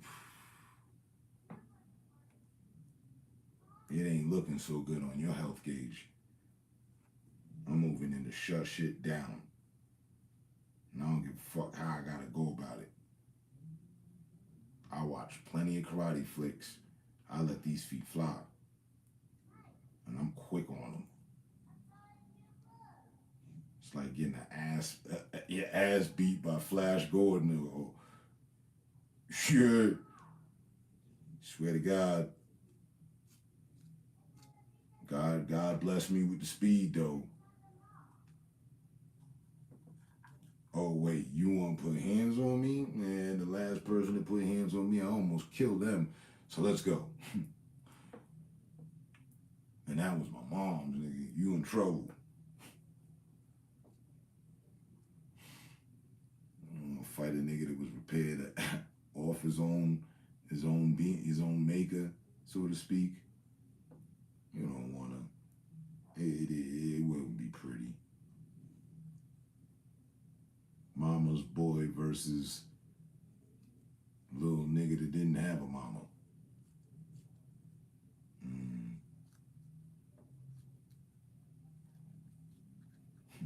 The little boy that didn't have a mama is in touch with the dark side. Mama's boys, they just get a glimmer of it. You got all that love booming at home and shit. Niggas wouldn't leave their mama's side for a year at 10. And then get questioned by their grandmother about why they didn't call and answer because it didn't cross their mind. They'd have been called week 1 when a nigga threatened to throw them off the roof or fight a pit bull.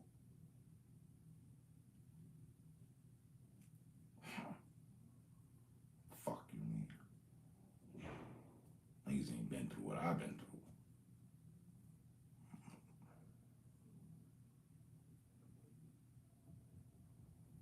Not remotely close.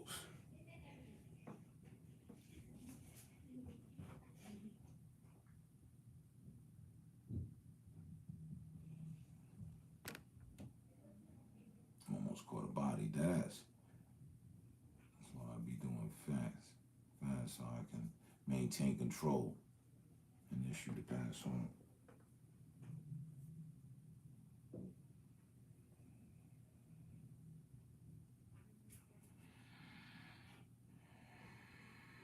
Fasting was programmed into me when I took my Shahada. And it was my overall understanding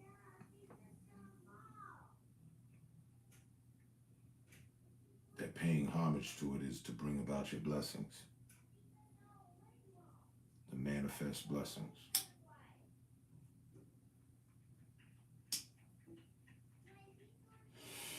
I need those. I'm all in.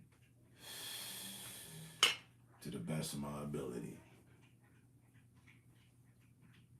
And the most I know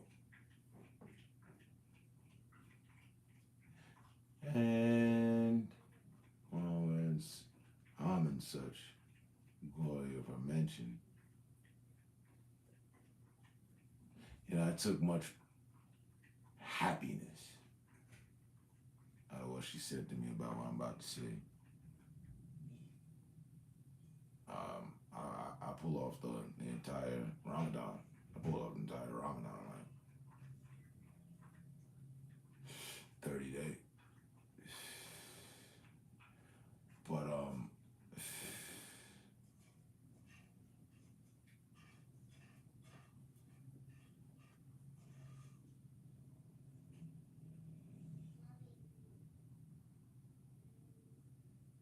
when she said to me,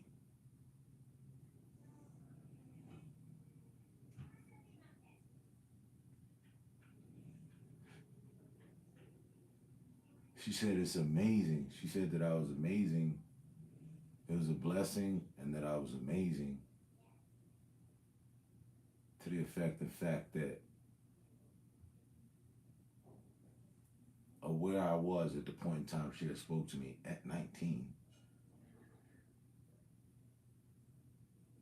toppled with her backing, saying that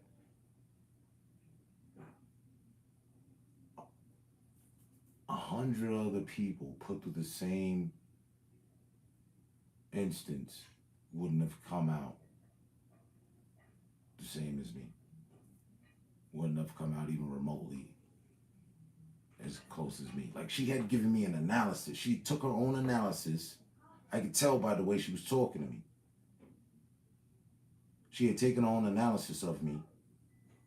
And she was like, 100 other people that would have been through what you've been through. And she wasn't just talking about the year of me fucking leaving on my own. This was way after, actually. This is when I came back, actually, from France.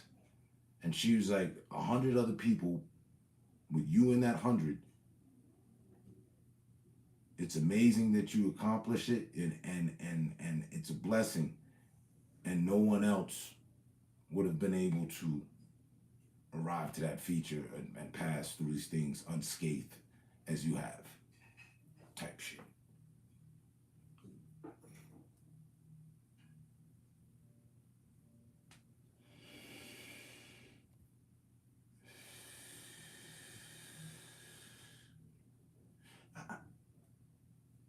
My problem, I have to, but I can't. I just, because here, who do you know better than yourself?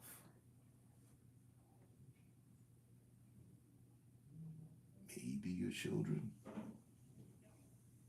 You would think you knew your parents better than yourself. No, you don't know what your parents did or who they were before you were born. None of us do. And it might not be the truth that they tell us. Or it may be. Anyway, we know ourselves best. That's my point. So I can't profess in knowing anyone else's life. So I only look inward, and I only look to me. And this is my fucking life. So I'm just like, okay, I'm doing it. I'm on struggle, whatever, but and no one knows the fucking struggles I've been through, as the song goes.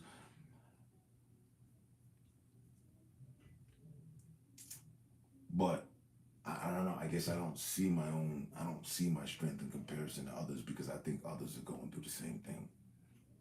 Even in instances where I know they're not, I don't take much time to give it any energy. So that's why I go around treating everybody equally.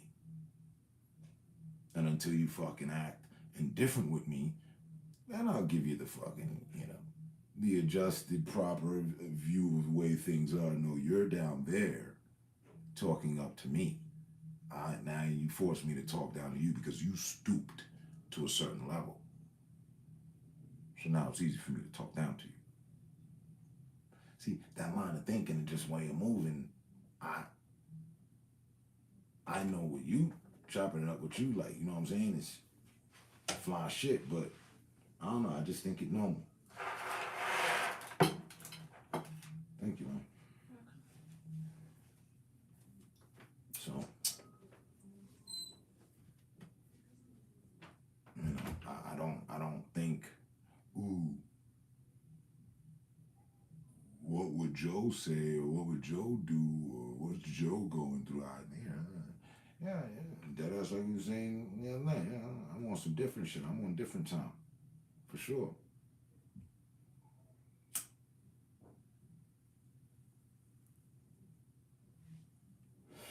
But I don't know, because it's me. I just think it's normal. The only time I really go out of my way on shit when, you know what I'm saying? I let people stack up or let the, you know, issue stack up. Oh, you trying to knock me down? All right, raise up on all y'all motherfuckers. You know, niggas. Who want the fire? Who want the smoke? Nobody. Right, as I fucking thought. Just had to make sure. Type shit. Other than that, like I said, I'm humble. I'm humble with my genius. I'm nobody's Kanye. I'm not Kanye. If I had made it, come on, they'd have been if anyone identifies Kanye as a genius, they'd have been identified me as a genius. Are you fucking kidding me?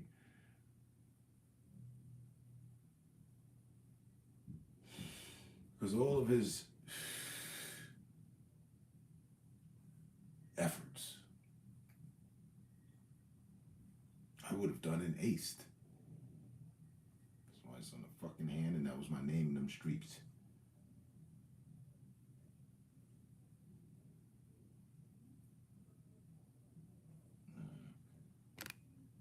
As to where he took clothing from homeless people and made to sell it, I would have saw to it that my clothing line supplied all of our excess went to the homeless. You know?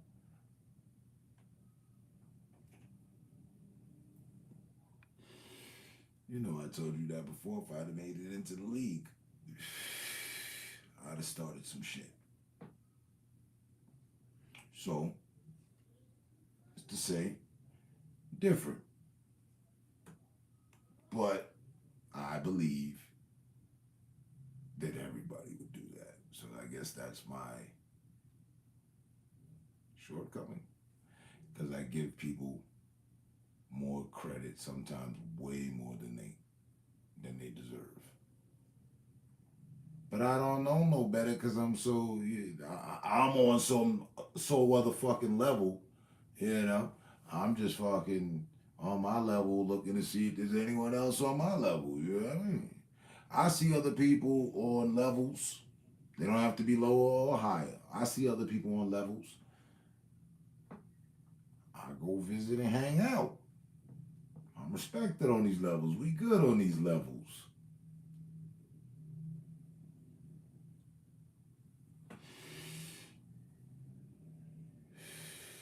She might have had figured that out.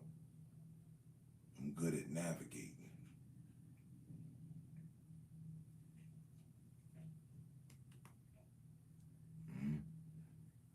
Nigga, I went to another country like tomorrow's tomorrow, bro. Here, everybody definitely wouldn't do that. Pharaoh told us, know thyself. They knew a thing or two. She definitely would know shit. Y'all got the same genetics. She definitely would know, yeah.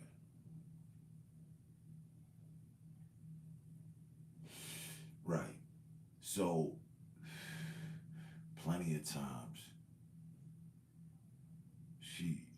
she would just walk into my sanctum, my sanctuary, my mental sanctuary, and plant seeds. Basically.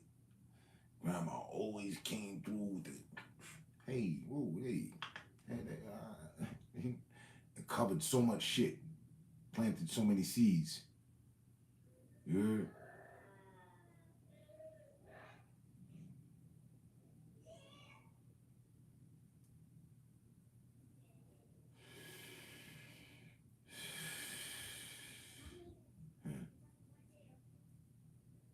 And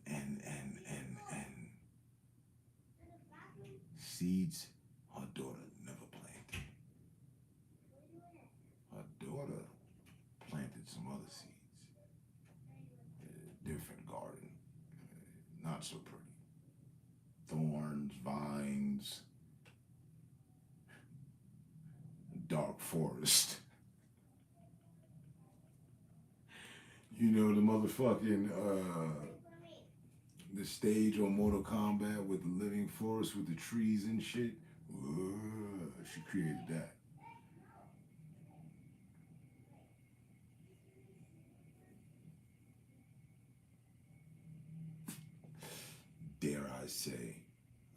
best of both worlds.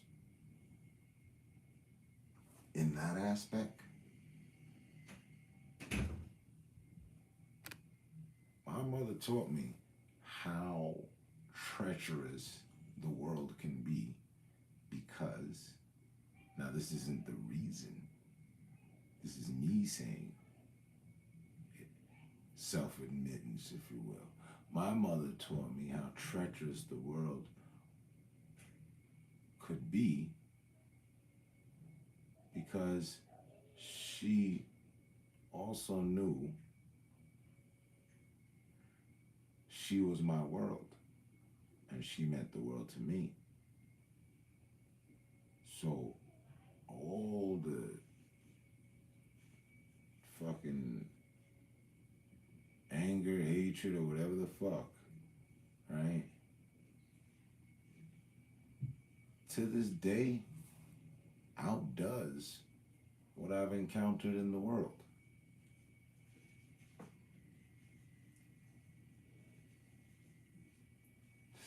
So to that, I could, but I won't.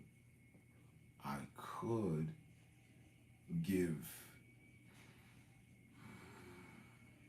respect to the fact of, that. Her being the coldest ever got me ready for the world for sure, for sure. I haven't seen it any colder since her. So to be raised by the harshest weathers you for the harsh conditions. That's a fact. Not one that I'm willing to own because it was unnecessary and I wouldn't let her off the fucking hook so easy. No.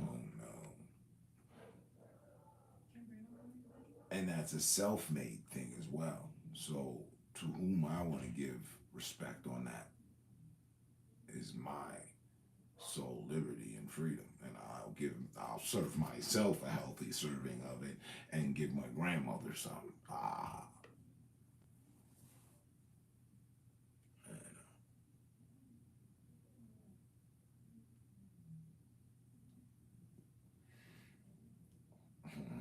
My mom, no.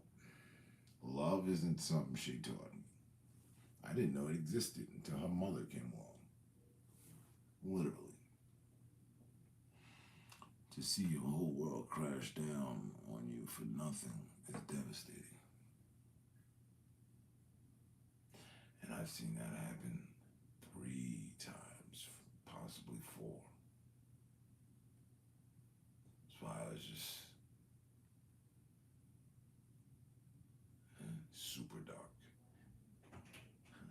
They call it antimatter. Dark antimatter. I'm dark antimatter, sir. Along with the light. When we put away the light, there's darkness.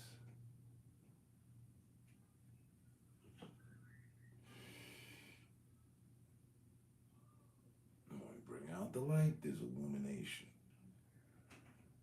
enlightenment.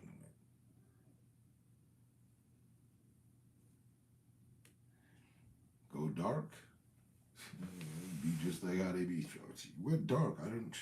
Anybody got anything? No, we lost them.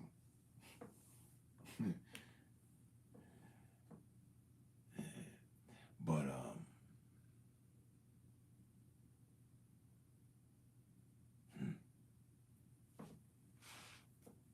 yeah, man. Before it gets cold, got the fresh potato. What was that? The yam, potato kind of deal with what we got going on here. This is beef lo mein.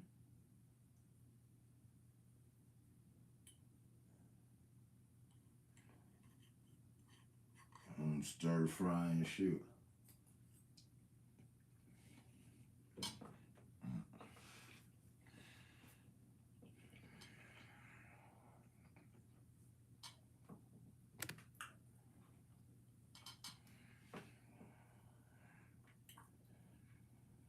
So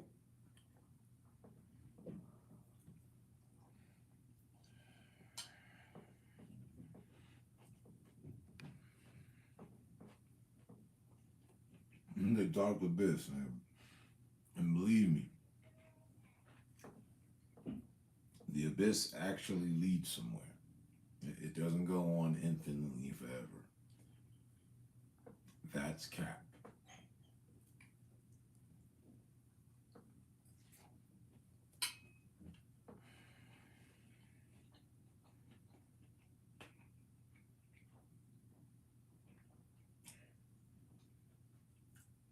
Life, if you just step back and look,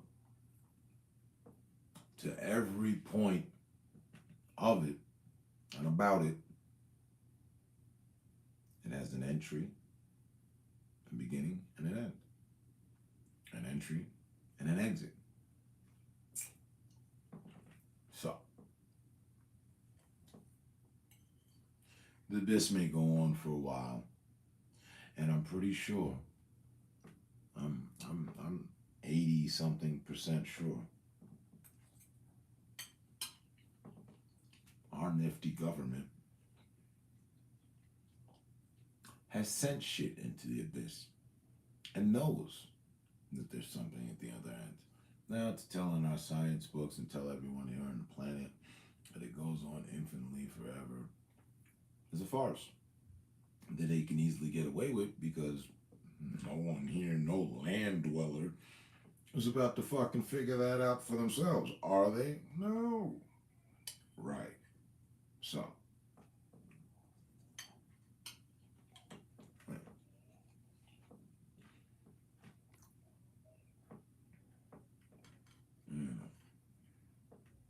But just that theory in itself. Everything in life has an entry and an exit. There's nothing that has an entry with no exit. No matter what form you want to put it in for reference, dealing with life. And this is my own wisdom. This is my own assessment.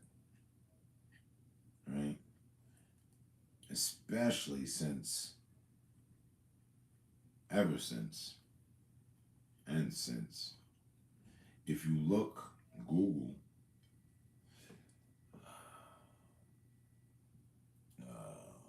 a picture of the universe. The universe.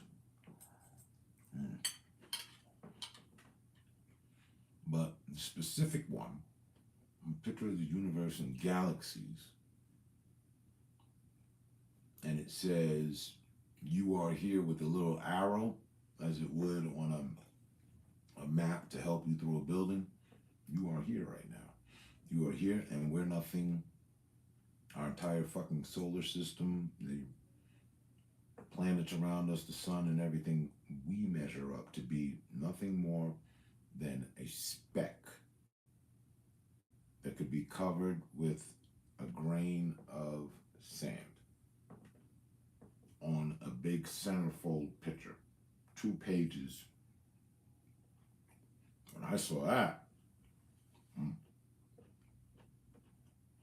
knew. It was obvious that from what our government was telling us, they knew fucking nothing. But then I figured out they knew everything and they were lying intentionally. Crowd control.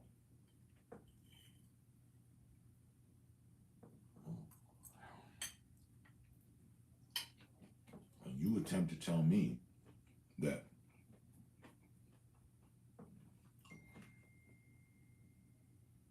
we are the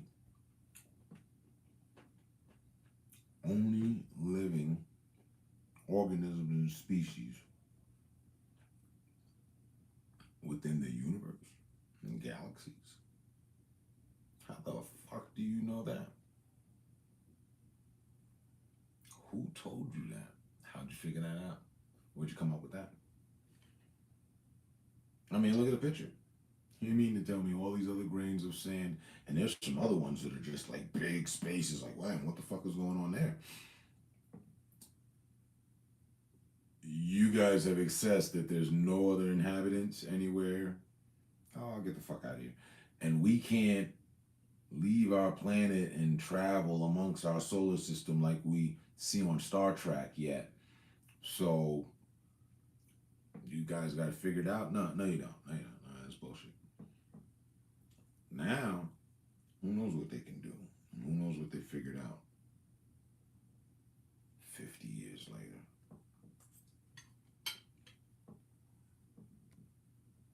Yeah, it's arrogant to think. That's arrogant, naive, stupid, foolish.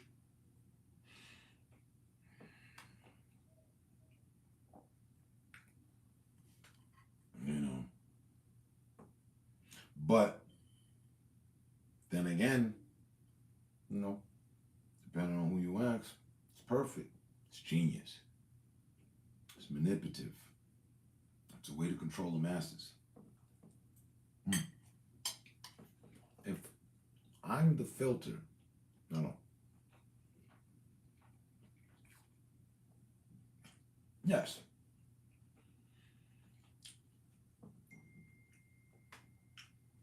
If I'm the filter to of which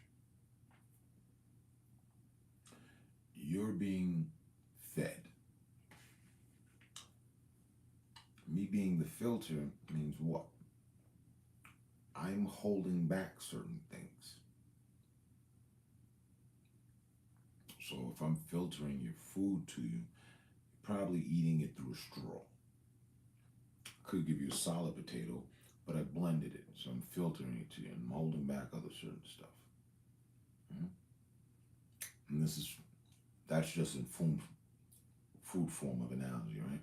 But they hold all the source of the information.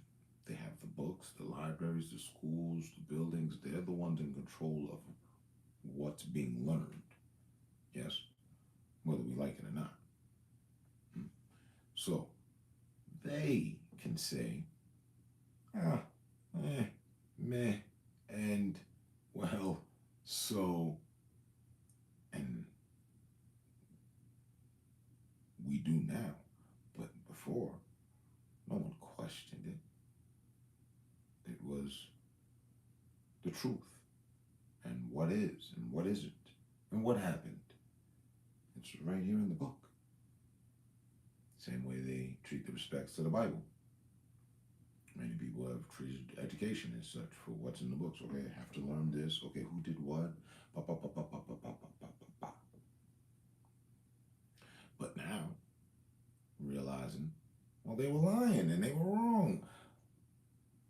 But even worse, back to the first one, they were lying. They knew the answers, but they put a filter to shit. Like, let's say, with the aliens. Oh, there's no other life anywhere here but here, us here on Earth. And, you know, according to the Bible, right? That they have in the Bible and stuff. And so, but wait, the government's admitting that there were aliens in the sky. Like, what's going on? Who's that? Exactly. Is it other humans from another galaxy because Hollywood's been hyped up off this time travel shit and all that? Well, what's going on? Thus why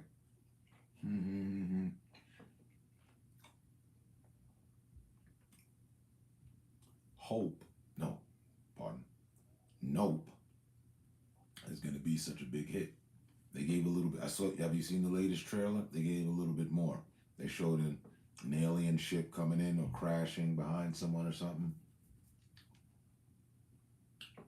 And it looks just like the saucer from the Roswell case and all that groovy shit. So,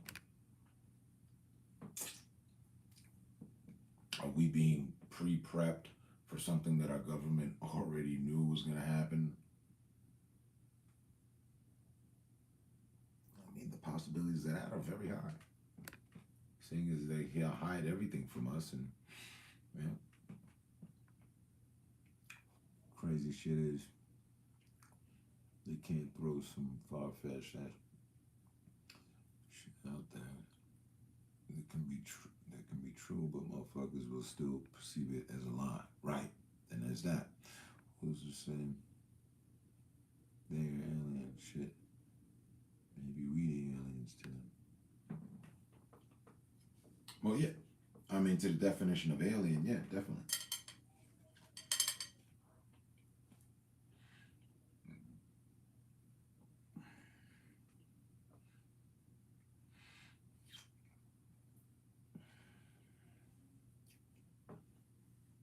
Shit. So some motherfuckers is aliens getting on a plane. And something they never experienced.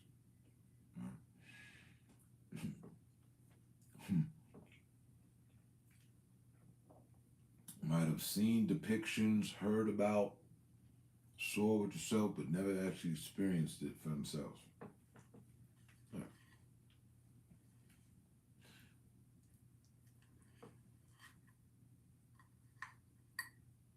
How cool would that be? If some other humanoid showed up. Right?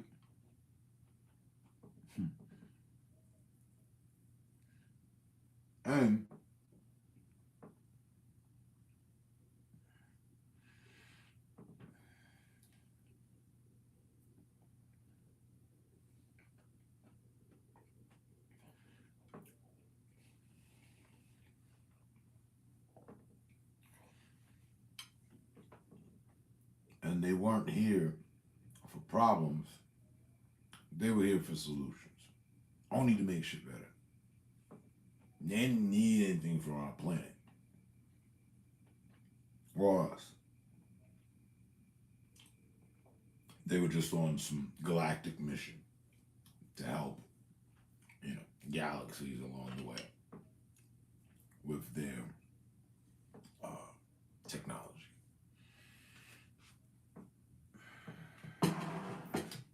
It's a whole plan that their God had them on. That God that we believe in actually have them on, and they could explain and break it down further to us.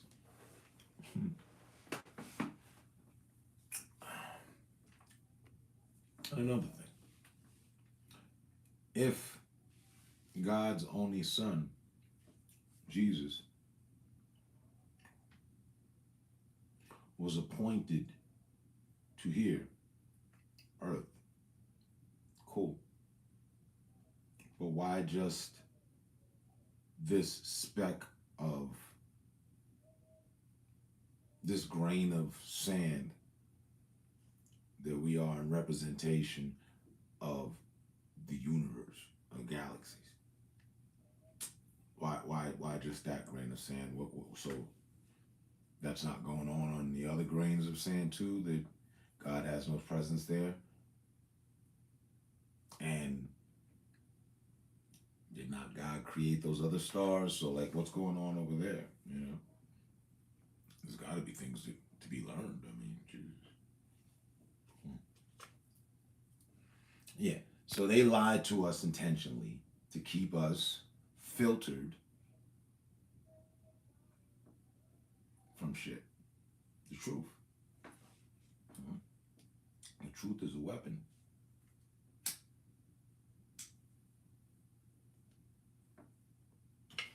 That's crazy. The truth in the wrong hands is dangerous. Huh? They know, man. They know. You can't tell me that our government has something like 20 levels of top secret access to shit amongst their chain of things. There's 20 levels, there's probably more. 20 levels. And even if there wasn't 20, let's just say there's 6, let's call it 10. 5. What the fuck is in it? Top secret.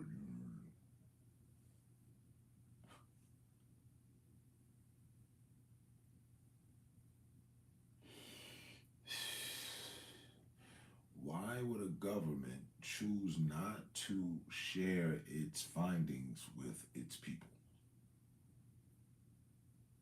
Why? What's so dangerous not to know? Okay, keep away from us how to build nuclear bombs. Cool.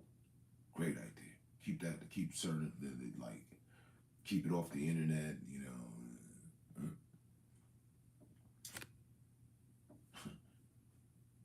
I can respect that control, that move.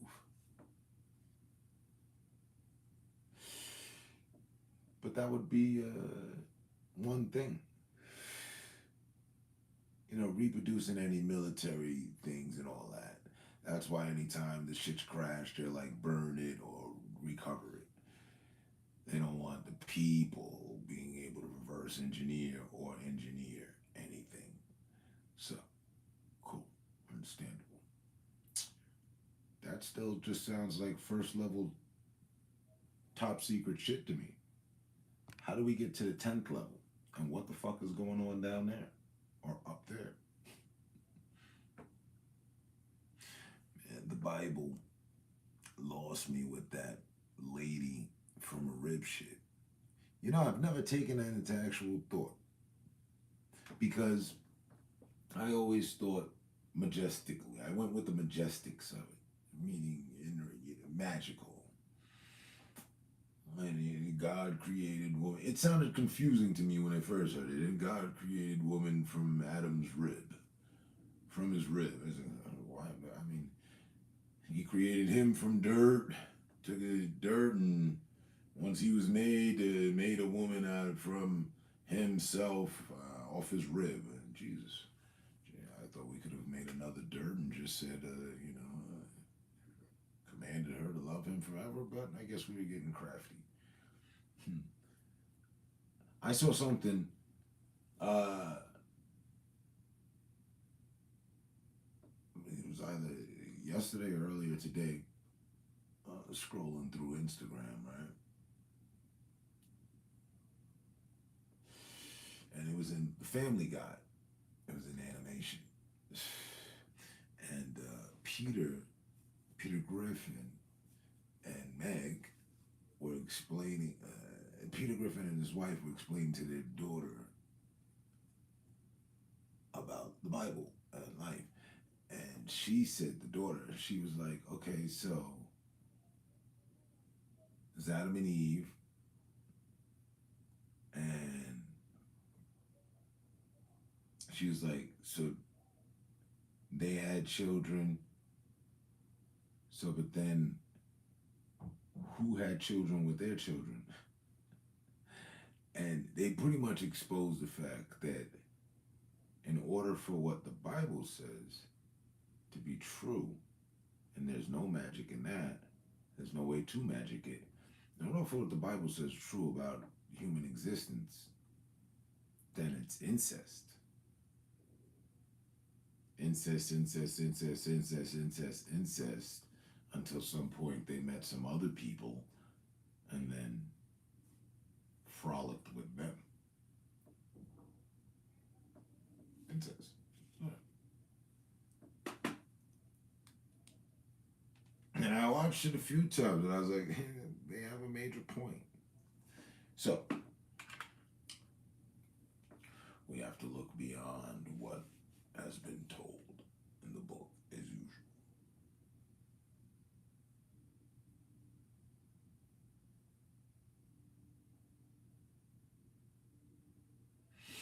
Now that doesn't mean that you should be on full demon time and disregard the existence of God as a higher power. I do believe that while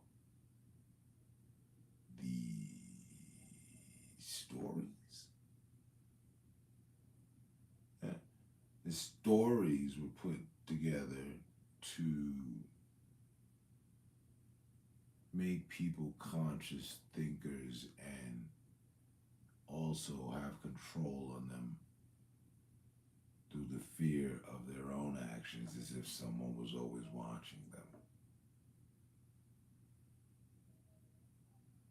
Thus, why in God we trust is down at the courts.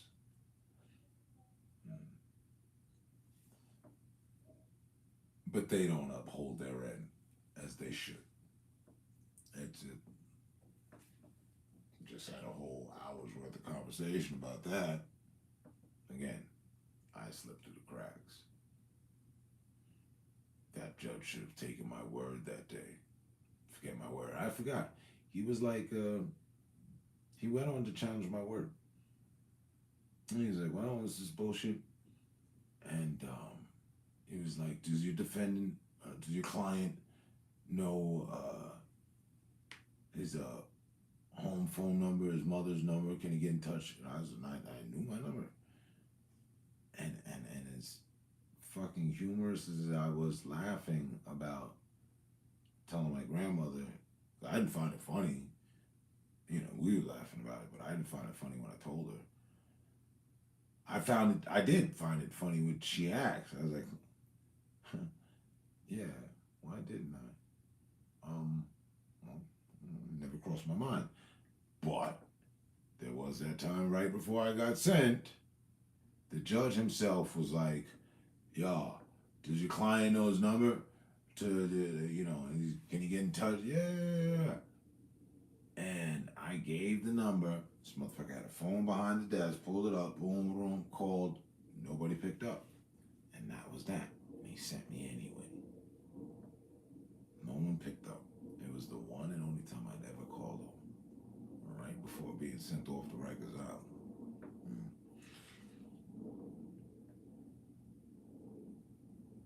And thus, this was after me and my grandmother had that conversation, because me and my grandmother had that conversation. I left from 10 to 11. I left for a straight year. And then from 11, 12-ish going into 13, I was my own man on my own shit.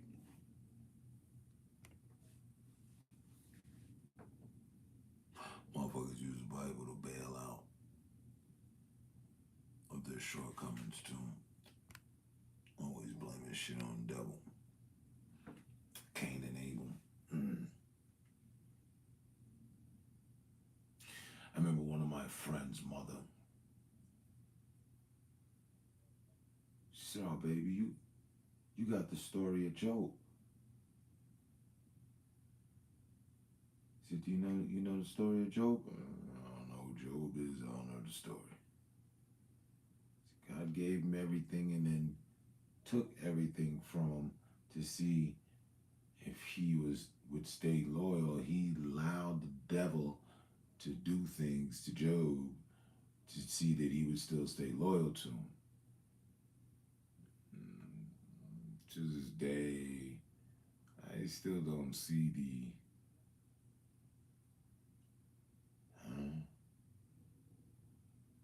subtleness in that.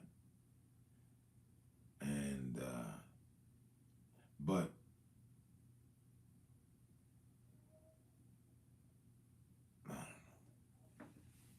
I always found it odd that they say the Bible is the Word of God. Okay. Cool. But just how did we go about getting this book? Did God leave the New Testament? Because it was the old one, there's a bunch of them. But let's just go from old to new. Did God leave the New Testament? Is that some top secret thing that we need clearance, that we should have access to know that God left the New Testament on some hill and some modern day Moses found it and came back down with the new commandments?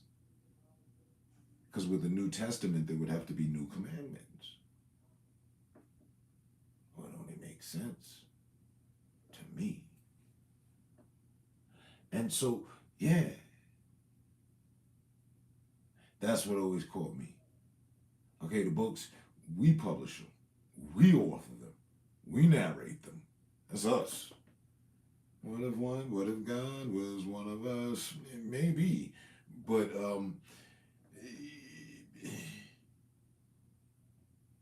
is this the word of God or is this the word of man?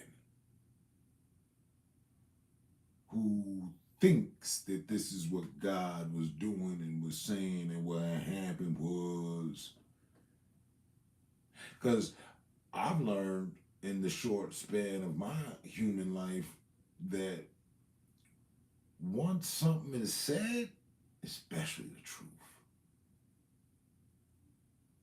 once the truth is said, something said, hey, this happened, man. You come back 1 week later, what had happened originally, it's got all sorts of added extra sauce on it. OD, it's not even what the fuck it was. It's something else. So shit always gets construed and turned.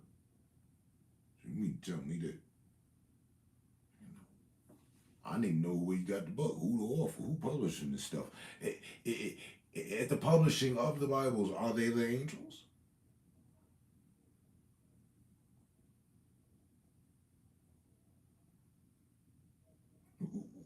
Where they getting this from? A priest that passed on to another priest. Before I die, let it be known that God is the way. No.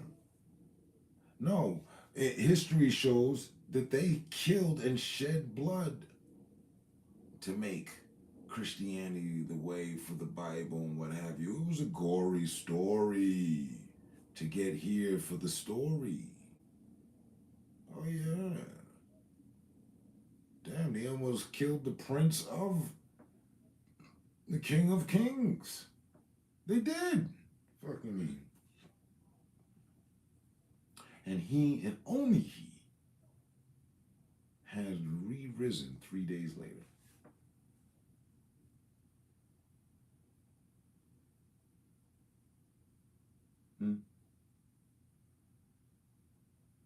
There hasn't been a reoccurrence of it yet. It's a very interesting story.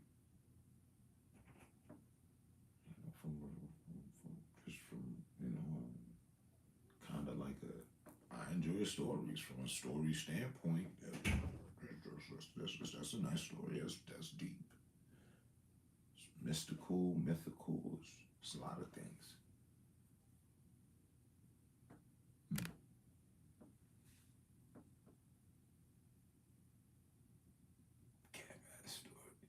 Senses out.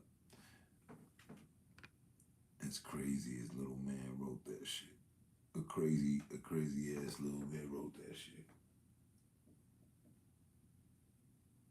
I mean,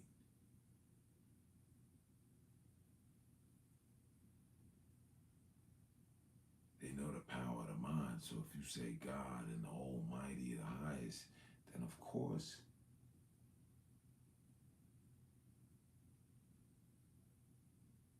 with him being the Father from space, he could, with his godly powers, impregnate a woman here on earth to have his son. Easy. They do it all the time.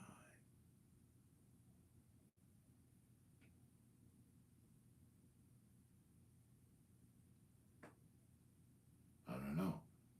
Haven't seen any reoccurrences of that.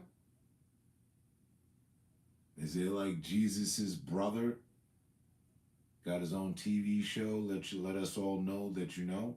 No. Keep the faith because the times are real, and I've got the word from my Father. See, because I was reincarnated as well. Is it with the no reoccurrences?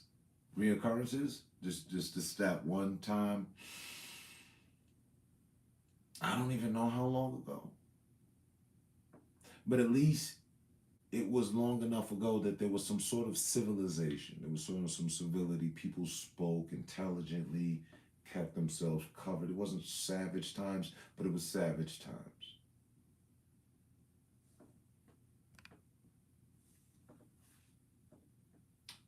Nigga, dad in space. Is his dad space, or is he on another one of those grains of sand that we know galaxy and a set of planets. He's just not here. Can he? I mean,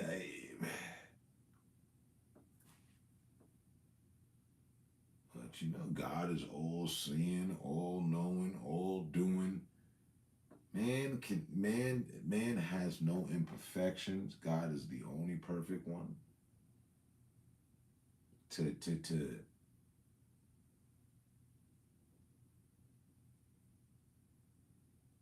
insinuate that God might have made a mistake is blasphemy. And plenty of churches across this planet. Wait, did you just suggest that God made a mistake? So, brainwashing at its finest.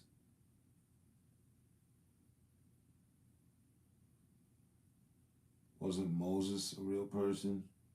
Did his entire bloodline die off of any of them, or any other people from that whack-ass book? Like, that was my other thing. Initially, I was all in. Oh, hell yeah. God came in, he gave homeboy the power. You know what I'm saying? Get the animals on the boat. Y'all take refuge from all this madness. Go on now. Part the seas for you, make way. Let me show you my powers, though. Allow me to flex.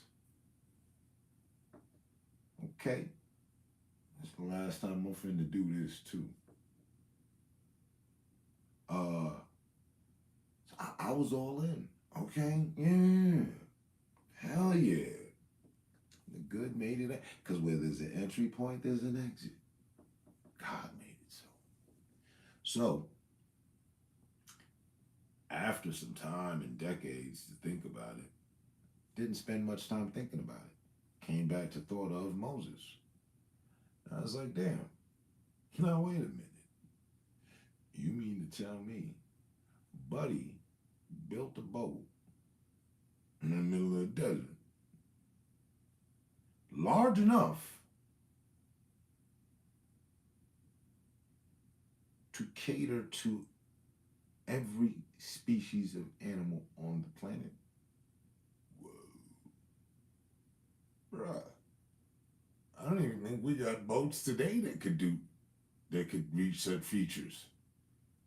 No. Every? No. No.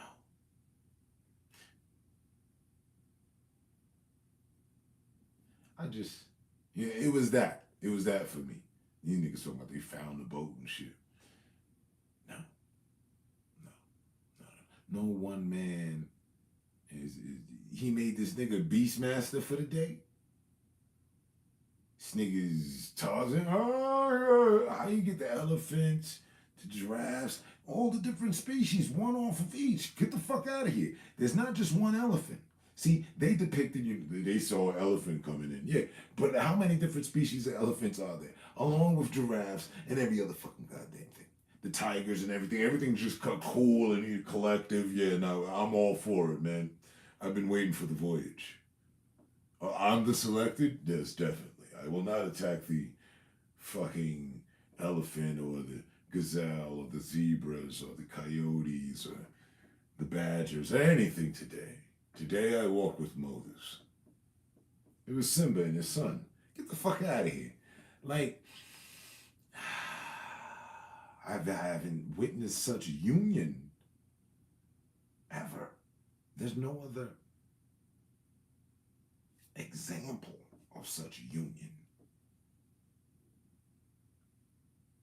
We Are the World with all the artists singing didn't work out. Mountain did nothing. They didn't help Africa. Africa is in even worse peril than it was then.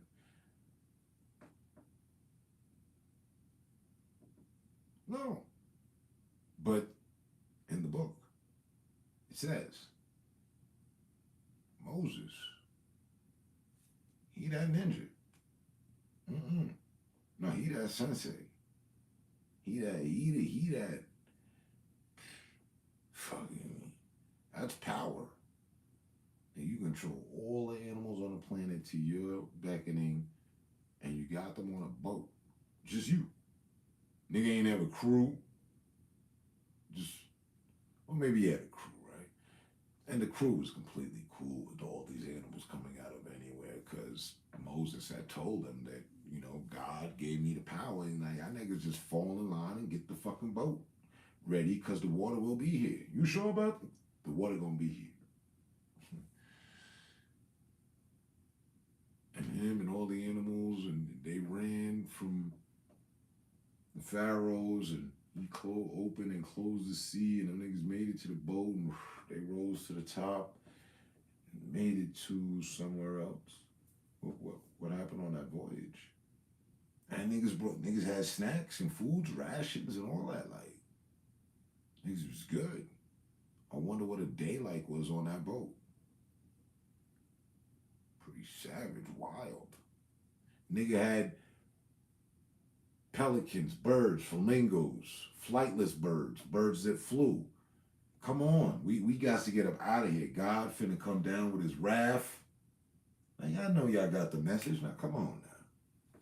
Only two.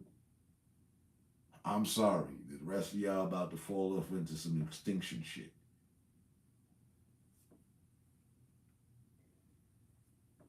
This nigga had ostriches, dodo birds. You name it. According to the Bible. That's big. That's very big. Ladybugs. Nigga, everything. 2 flies. 2 scorpions. 2 rattlesnakes. Nigga, 2 boa constrictors. The snakes is coming. Everybody, nigga. The alligators. The crocodiles. Nigga, the shit that we have yet to discover.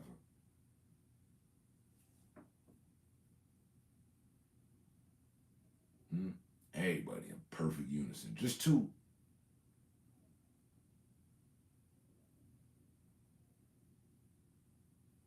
Only having no motherfucking extra stowaways on this bitch. The order come in. Get the fuck out of here. And was it, I don't know, dude. I mean, can we revisit the story?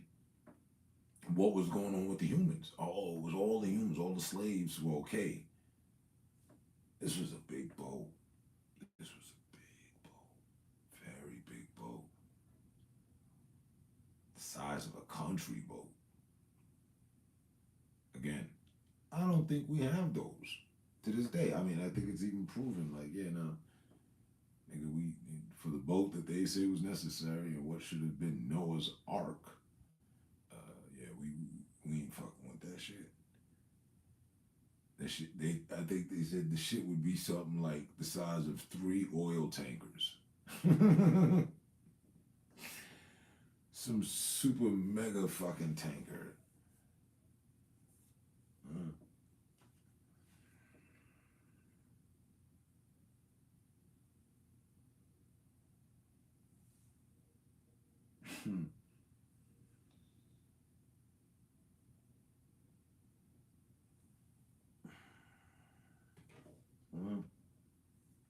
Went to Farrakhan. And so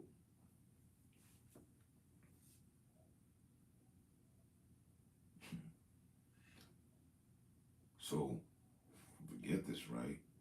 After the flood, you know, God smited all the pharaohs. Some niggas was getting way too fancy. Okay?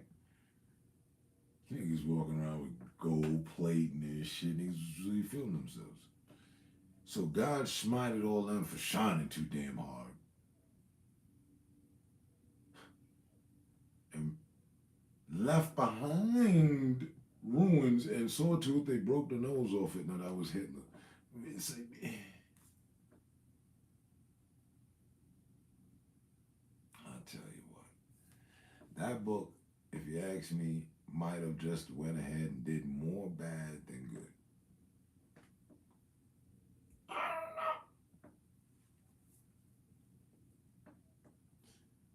I don't know. #1 Planet bestseller, the Bible. And you ain't even gotta sell it. It should come for free.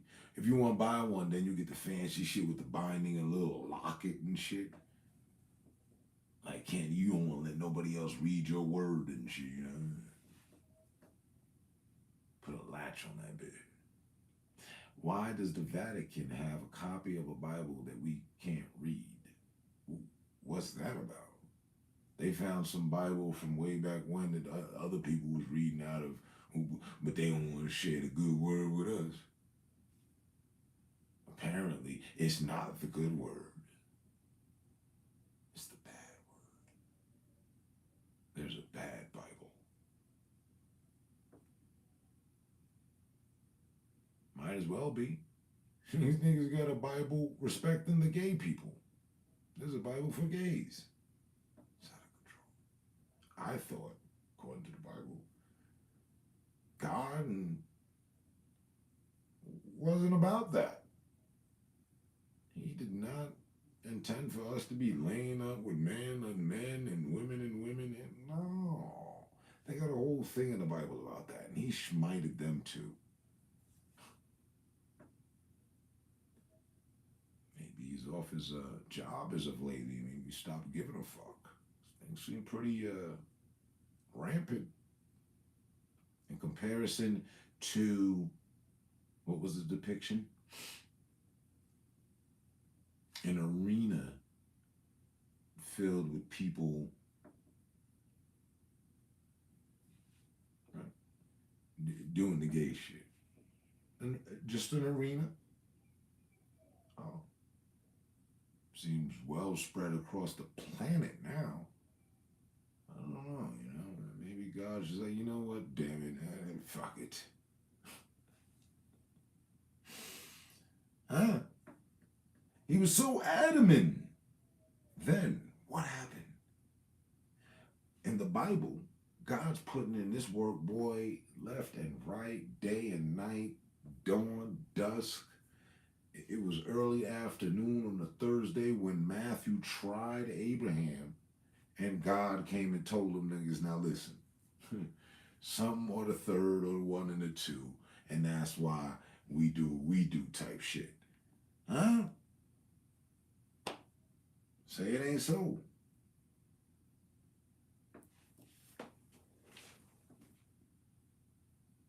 God put in work. God was a hard worker. What's got me puzzled?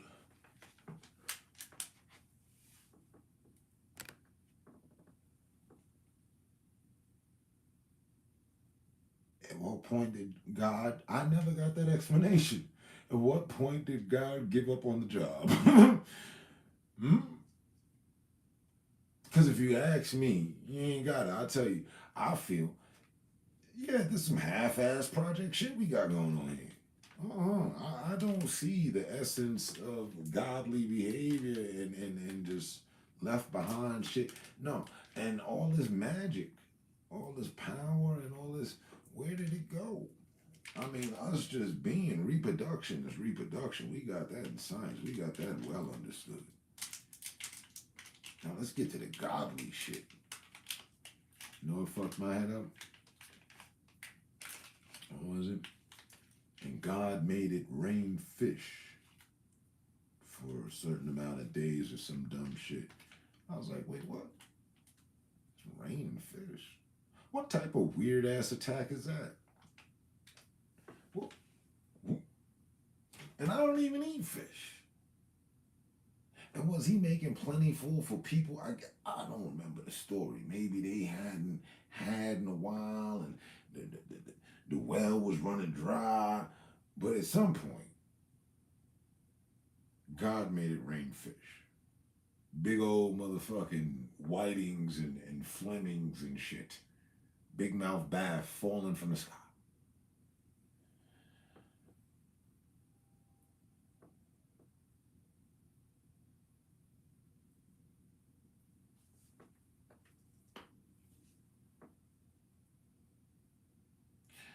Well, why haven't we had any showers? It might be, we're expecting showers of, might be some pickerel or salmon in the mix. Stay inside. we're expecting heavy rains today. How come that's never come over the TV? I mean, I'm ready for anything. Oh, man. Amen, though. I do believe wholly that the sentiments of these stories and the fact that there is a higher being than us, there is a God, I believe. Now, I also believe they have construed and just came up and filled in blanks. Because the same way we ain't know, they ain't know. Niggas came up with some shit. Wouldn't you? Hey, we in the strategy room, man. Listen, man, we got control over all these people. Now, how we gonna make things easier on ourselves so we ain't gotta do all the talking?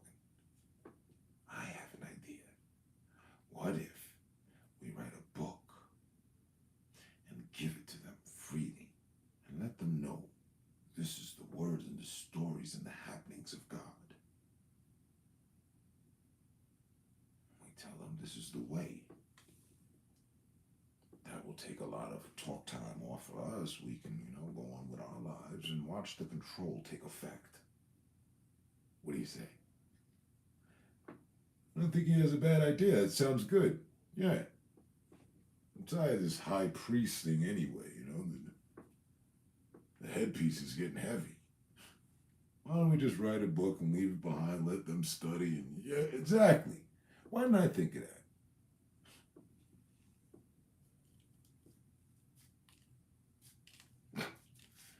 It's really that fucking simple. It's just so that. The possibilities of that being the reality behind the Bible, I believe to be in the 90s.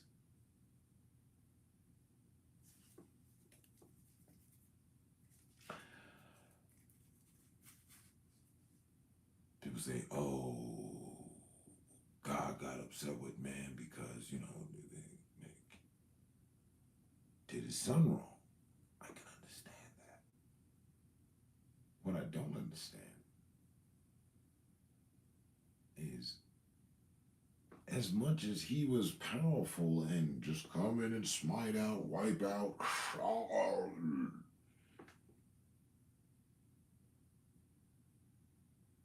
so if that happened, why didn't he come back and smite everything? We shouldn't even be here. Like, God been taking his time. That happened how many hundreds of years ago? I wouldn't let shit slide for 100 days. Fuck you mean? He created us in 7 days, and on the 7th day, this nigga was about his business. Huh? He about his creation. So you mean to tell me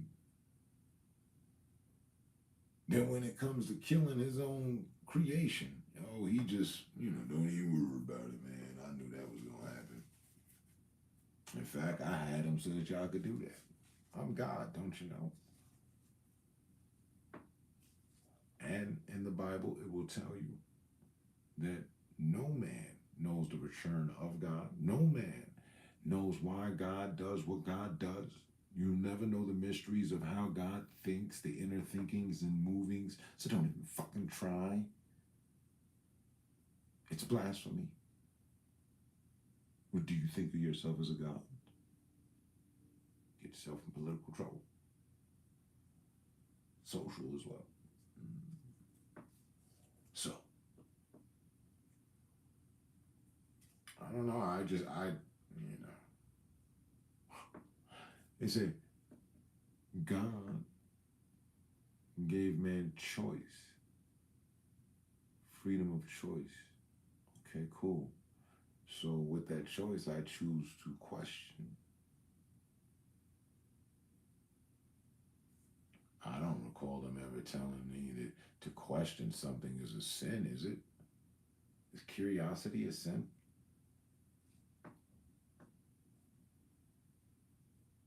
I heard curiosity killed the cat. So it might be in accompaniment with sin, but Is curiosity a sin?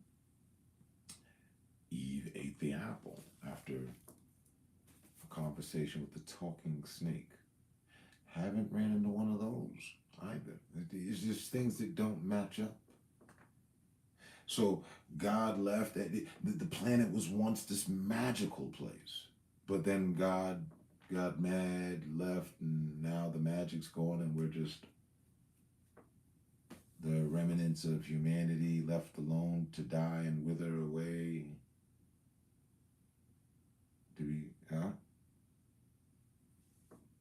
But life is great and beautiful, and you need to strive for tomorrow. Keep God in your heart. I always do. Just not how they intend. Yeah. I only believe with so much. I know there's a lot more going on than what they lead us to believe and what they want us to believe. There is. How much? I have no idea. Who's the name behind it, the organization, who respectfully we should be. And I just know a lot of motherfucking lies going on. And I will remain the truth. Hey.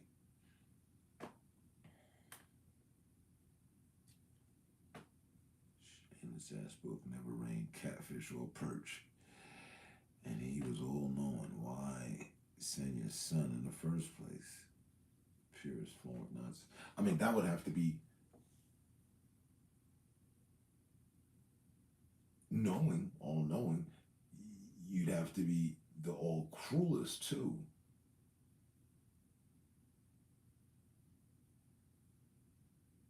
Why would you send your son, who is, you can clearly see, heavenly bent on just, oh, gracious, gracious, gracious. Why would you send him to a place that you know was going to attack them? You'd have to know that as a God. You'd have to foresee that. You'd have to anticipate that. But then again, oh, it must be blasphemy. You can't think like a God. What was the reason? He wanted to teach it. His son never did anything that I know of for his father to punish his son.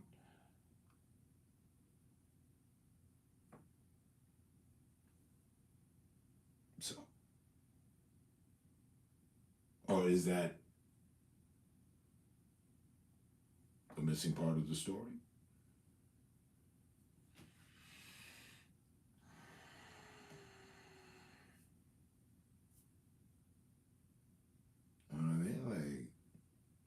So, yeah, for me, shit didn't add up. And I, for one, was not about to profess nor focus my time on the book. That's one book I have yet to read. I've read much about it. I know some things out of it.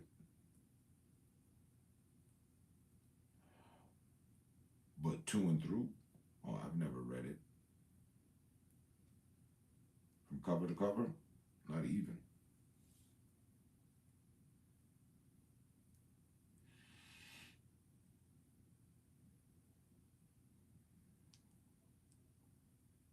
Now, does that mean I don't believe in God? I'm an atheist? No, not even fucking remotely close. I know. I am well aware. I'm awake to the fact of there being a God.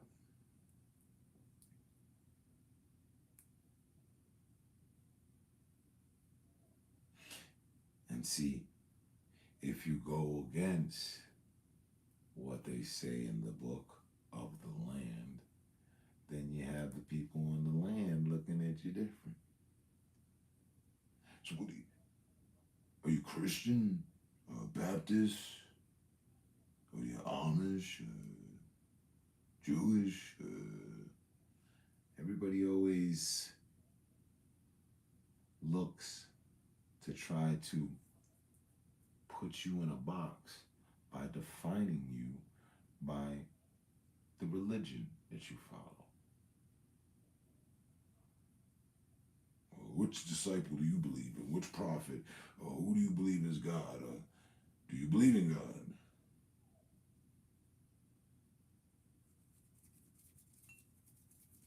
And that is perfect example of how they rock the hand of the cradle, the unseen hand that rocks the cradle.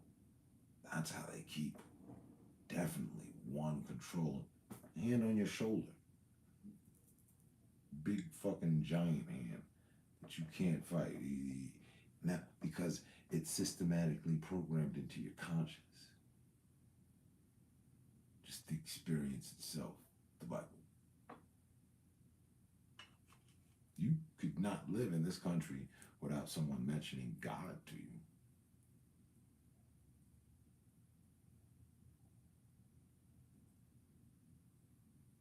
There may be places on the planet where he's not mentioned as much, maybe. But then again, no. Over there, overseas, especially in the Middle East. The Middle East is nothing but a bunch of God-believing fanatics.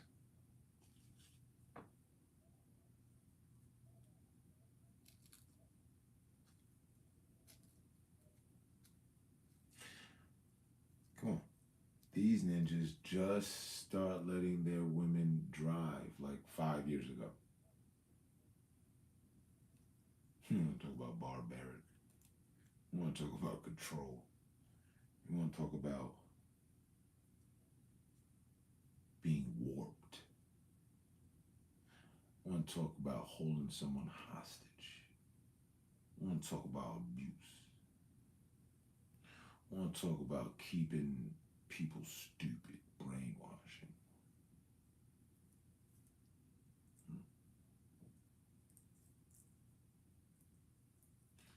And them ninjas believe that when they pass, there will be 99 or 100 virgins waiting for them in heaven.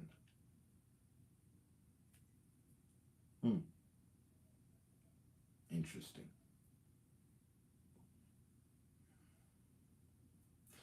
So,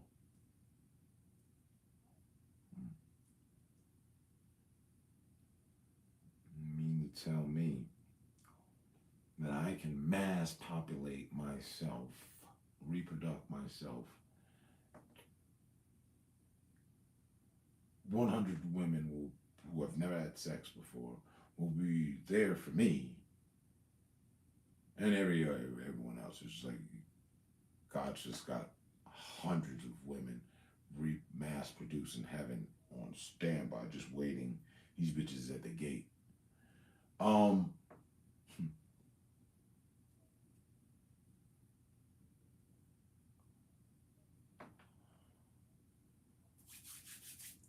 oh, who's buying this stuff? They're not even selling it. They're giving away this. They're putting this into their people's brains. Some shit they can't get on earth. But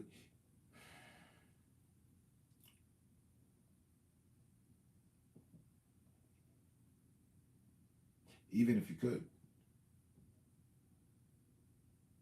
on earth, why would you want, I would, what the fuck am I finna do with 100 virgins? No, really don't. I'm on my bravado shit. I'm on my Playboy shit, but 100 virgins? That sounds like a whole lot of fucking headache, mama. Like, I gotta break 100 bitches, and you bitches ain't never had sex, and I just. And then how's that go? They just been waiting on me for all their life for me to arrive? With these bitches just poof.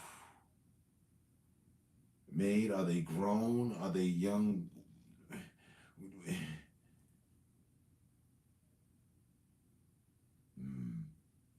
Yeah, see? Something wrong.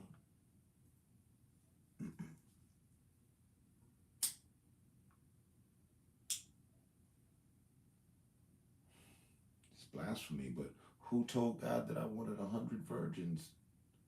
Can I get like some sort of special wish going or something? I mean, while we dealing with all this magic.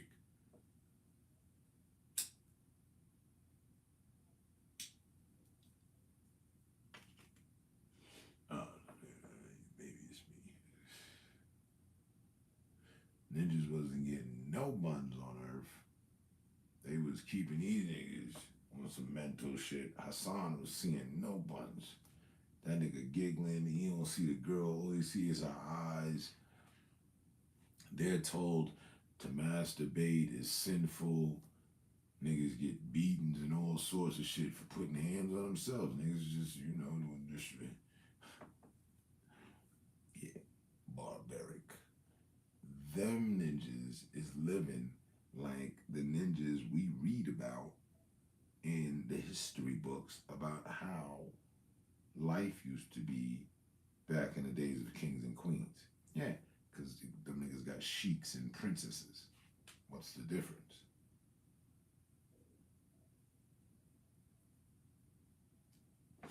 And day to day, ninjas ain't got nothing but a clean dashiki. Niggas ain't rocking Louis Vuitton. Some regular shit. Nah, niggas got straight 100% cotton cloth. Billions, trillions. For every man on the planet, they're supposed to. For all of Allah's soldiers, that's a lot, man. There's a lot of them ninjas over there, man. That's a lot of bitches. If there's going to be 100 virgins, this nigga, Muhammad must have a virgin factory bumping off as we speak. 300 million virgins were produced in just this time here, in this last 284 minutes. 300 million at least. The hoes got it. The hoes gotta go. And brand new hoes. You bitches ain't got no mileage on them. And if you're lucky, if we're lucky, they know what to do. And they just happen to be virgins and shit. Somehow these bitches got all the temptress and lust booming with them, and they know how to do and use their shit. So you ain't got to go around teaching a bitch nothing. These bitches finna service and serve you, and you just finna live out your life just sex on tap. With untouched pussy unless it was hit by you. And now what else we got? Because last I checked, they was offering that in hell too. I'm dead.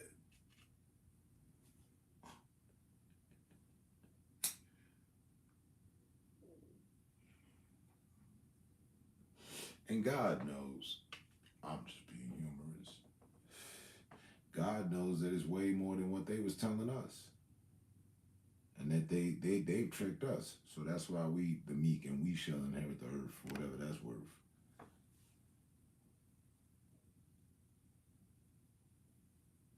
I believe in that story. I feel meek and weak as hell. All this shit I'm up against.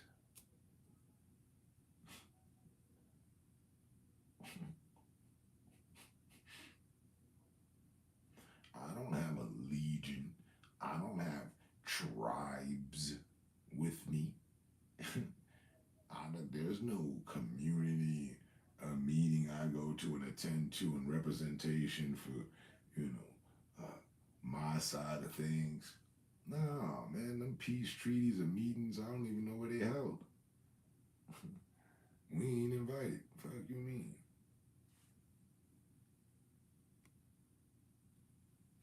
Yeah. And the meek shall inherit the earth.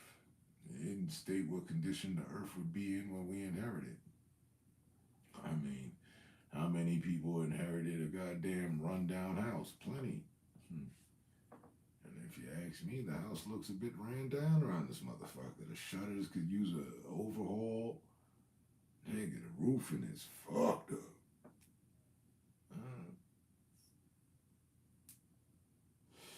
Floorboards creaking, that shit look warped. I don't even know what that is growing in the corner.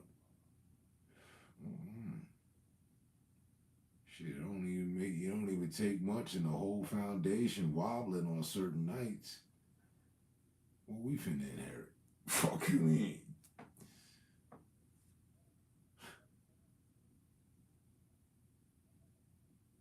They gonna leave us with no running Wi-Fi in this bitch.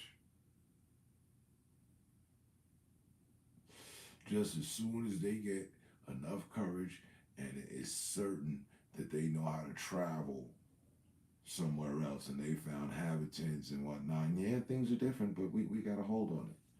They got to get enough people with heart to follow through on that. Or at least find a way to put people in stasis so that they can stay asleep and other people can wake up in times and keep things under control and checking on the autopilot to where they headed, this new civilization they finna colonize and all that. Star Trek, the new frontier. Yeah, until they got that shit on lock, well then, stay tuned.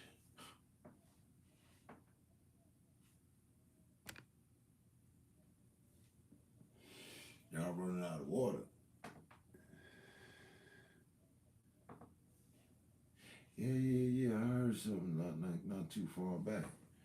It was on some old. Y'all get a fine if you let the water run or some shit, or you can only.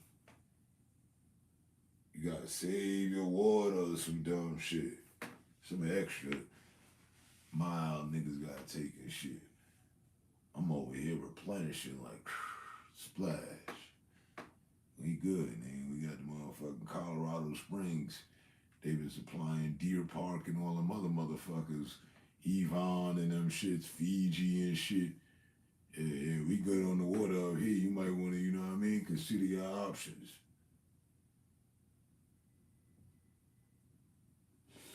I'll tell you that much. I swear that. God know that.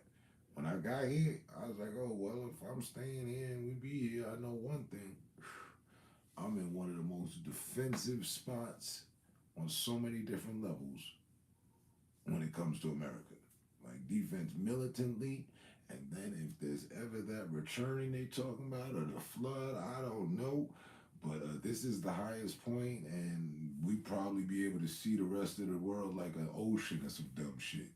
And just be up here like, wow, okay. You know what I mean? Y'all, not so much. Y'all sea level. We not. We a mile above sea level. You ever walk a mile? It's a long way. You let water build in a cup. That's a lot to be letting build in a cup to add up to a mile. I think I'll take my chances in this bitch. That's what I'm saying. Be up on this bitch. Oh, damn. The rest of the world flooded? Yeah. We're the last of civilization. Well, now I understand why God sent me up here. Hot diggity.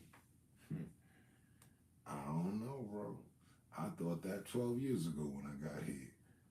I said, well, from a defensive standpoint, you know, because the same was supposed to be happening in New York. New York got a water issue, too. There ain't a water shortage. The water's rising. It's rising for us and dropping for y'all. I don't know what the fuck going on. I'm at the highest point America has to offer, getting high as fuck. Look here. With the peace and blessings after the goddamn war zones I've escaped and been through, and concentration camps I was held in, motherfucker. Nigga, a motherfucking jungle guerrilla commando couldn't tell me shit, nigga. I'm not hearing it. I would, because them niggas gotta be in there with the snakes and every other fucking damn thing. But in a whole nother analogy, I'm in the same thing. Shit, it ain't that far to drive. I packed the fuck up. You might want to do that now. Dead ass. Cause when the shit go down, it'll be too late too.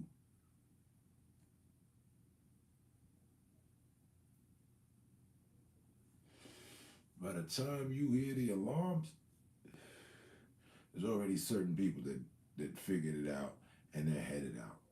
That's traffic that you won't be able to get through, that you'll get caught in. So, be ahead of the wave before the wave. I ain't gonna lie. We've been talking about that motherfucking San Andreas fault line forever, since I was a kid. And the seismic, titanic plates, and all this and that. And it's possible that one day it will all align and California will fall off, will fall into the ocean. I saw that on a history documentary and shit. Like, whoa, what? What catalyzes it? You know, they be throwing the big words as catastrophic. Catastrophic results and aftermath. Like, get the hell out of there now. Because I tell you what, if y'all were to go under, there's still a lot of distance between y'all and me.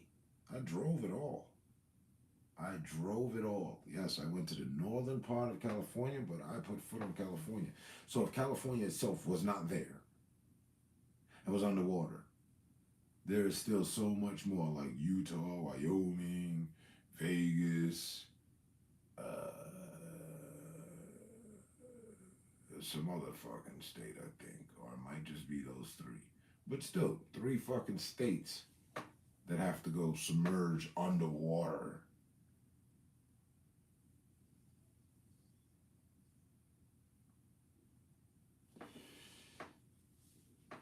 And those mountains in Utah are pretty high as well.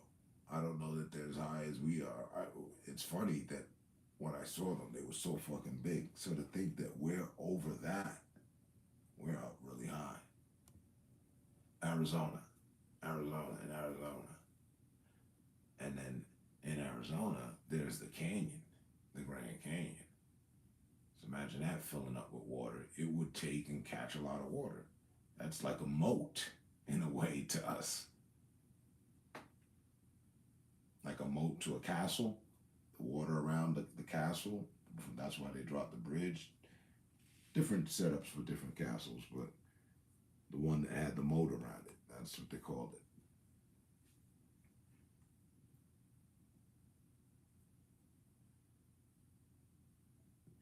And the water would be coming from that direction.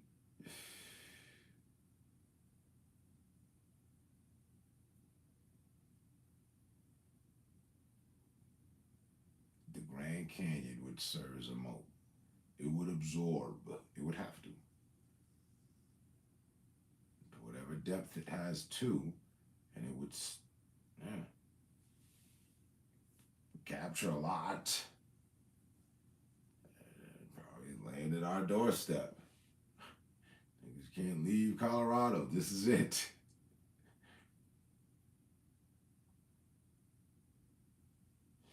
Because we're the only state that's up like that. Other states have mountains as well, but they're not placed up as high as us. We are the only. The Himalayas as well, but that ain't here. So,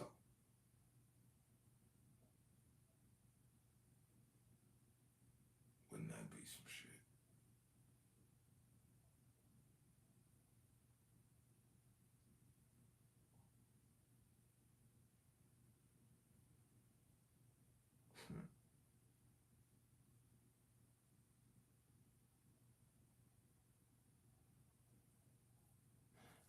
And that, I don't know why. Because of the Bible shit. I've always somehow, and because science said San Andreas fault, I always thought that, well, if, shit does come down, it'll probably come down to that. And in the Bible, there was the Great Flood. That's what we was talking about earlier.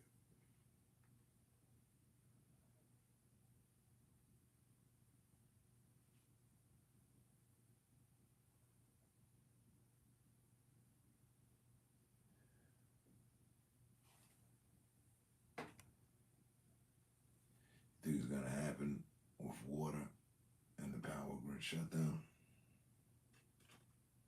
Yeah, that definitely would be good.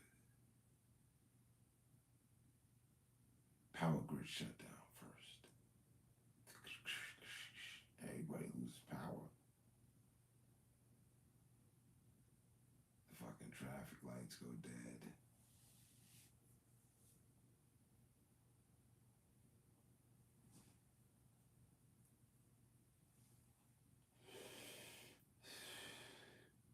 I think inevitably also the gas pumps will go dead because they're based on electricity as well at some point.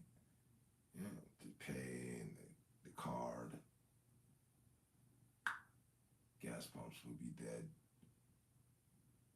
And then lights out depending on what point in the day that happened. Results for a lot as well. Motherfuckers either wake up to shit being done off, or early morning, or mid-afternoon, late evening, or the middle of the fucking night.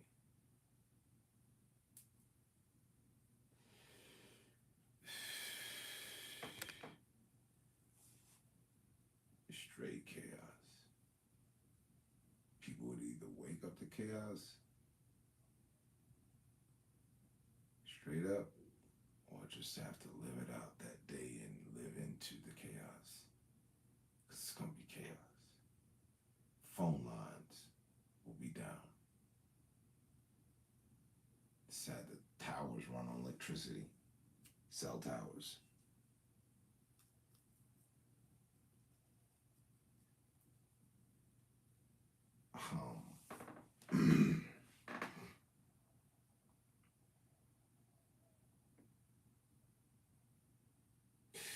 Every security this is where the chaos comes in, because now every security thing is down too.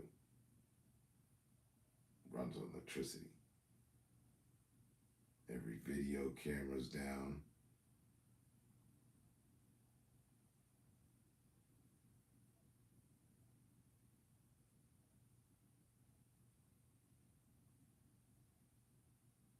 And even with the police trying to switch to a different channel of communication, they'll have nothing. Radios run on electricity. Now you can have battery in the radio, but you need the transmitter to be working. You need the base, the server. Server runs on electricity. We'd be fucked, son. Just that easy. It'd be, what was it again? Katrina. It'd be Katrina on a mass level.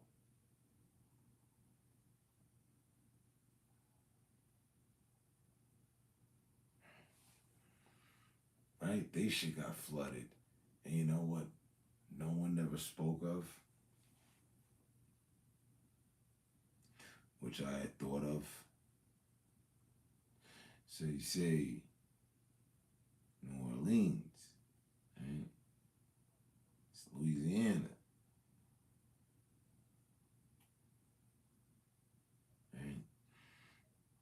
There's swamps and there's shit over flooded. So what about the fucking gators? All the crocodiles and gators and shit. They had to have so many missing people's shit behind that shit. They have to have so many unsolved things. I remember someone telling me women were getting raped in the stadium. Like, you know, know, people were taking refuge in the stadium and shit, and everyone was like camped up there, but women were getting raped.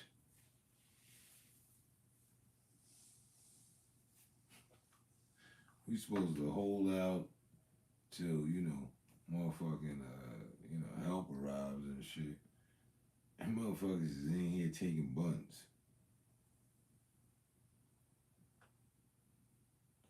I don't know. I'd have been on some vigilante shit. I'd have got me a gun, some ammo. Niggas just sit, pow, pow, pow. Sorry you had to see that. So, you know, we got to keep order. Now, if anybody else feels like outright raping in front of people, you know, please go for it now. I would have invoked that. There wouldn't have been that shit going on.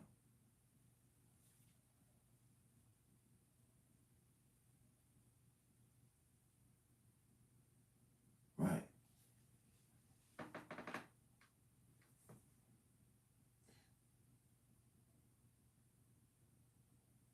So yeah, it would be catastrophic, for sure.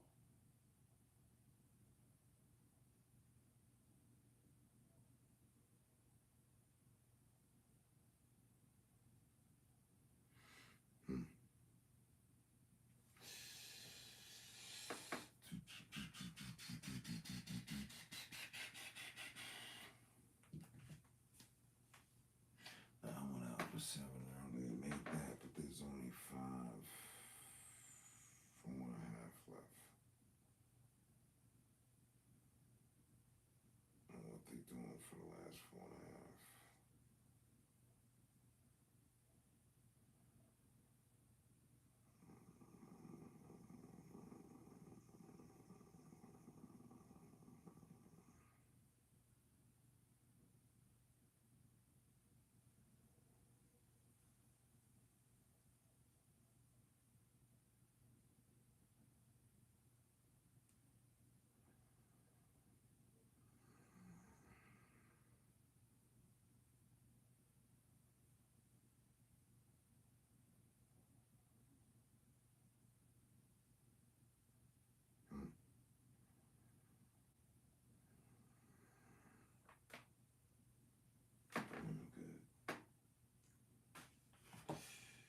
Do.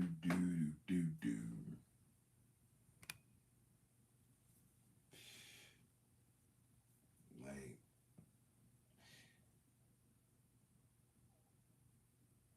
it's ill how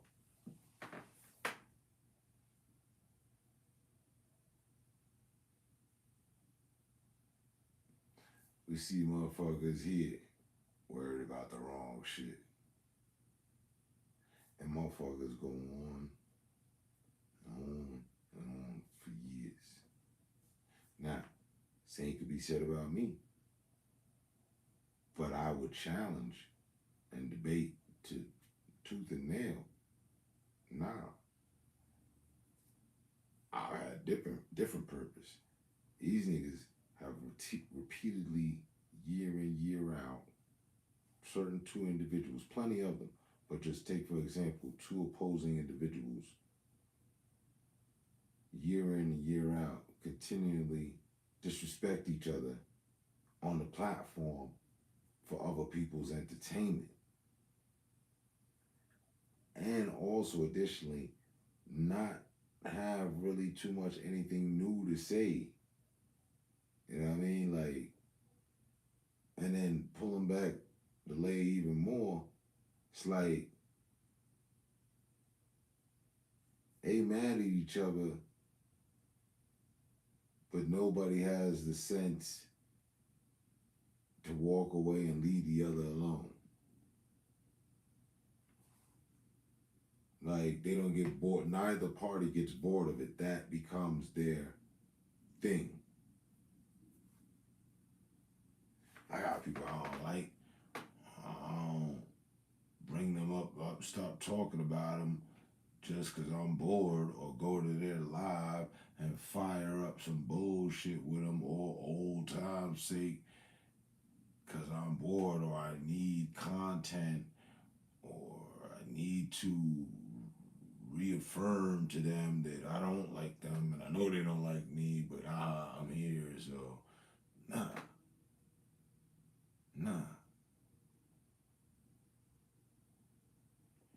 The motherfuckers that approved with the low vibration, if you will, low frequency, like they'll stay there on that. Me, I've stayed stationary on what I believed from the door. Yeah, I'm gonna just do my thing and find the cool people. It's gonna be select.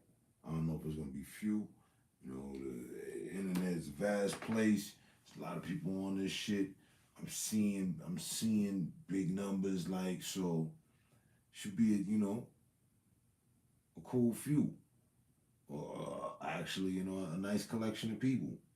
So I just looked for them people. That was it. I knew there's gonna be a bunch of people that, wasn't with it. But I also knew with putting exclusivity to it about being a better person and not some keyboard slouch, fake ass baller off the sideline, stunting, knowing everybody business, got all the answers but won't show thyself type of person. But got it, spewing out shit at everybody else. Nah. Want to tell all but show nothing. Nah, I was completely against that. For people that were being derogatory. Now, if you're in your right to text something and somebody, then you in your right. I'll give you that. But I also profess in keeping myself in the right and out of the way of any criticism. Unnecessary criticism. And restate that. I'm good for criticism. Critique me. Yo, Term, man, you probably, you need to do this, you need to do that, stop doing this, stop doing that. I hear you. Yet again, that's your opinion, though. But the unnecessary criticism, the OD, weird shit, you know what I mean? They came here earlier. Nobody watches you, but you came in to tell me nobody watches you, so you must consider yourself a nobody. You're here texting at me, right? And then, but there were other people. Like, how stupid. But that was just a nigga crying for attention. You're like obsession for involvement. So again, to your statement, like, motherfuckers worried about the wrong shit. This nigga worried about involvement, petty ass involvement, which to me is petty, but is major than, let me subscribe to this nigga channel with the other account that he don't know is me, so I get the notification. And then, like, niggas, you planning your day around my day?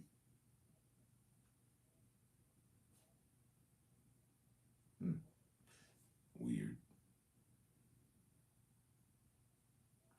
When I cut this on, it's because I can and I want to. Off of those two reasons right there, I'm good. I can do this. I does this, son. Let me show you how to do this, son. And I want to. I do what I want. I don't do what you tell me to do. I don't do what he tell me to do. She tell me to do what they're suggesting.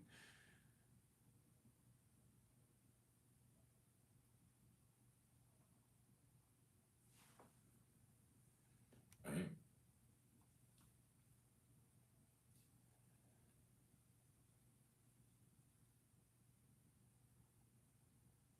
And it's funny that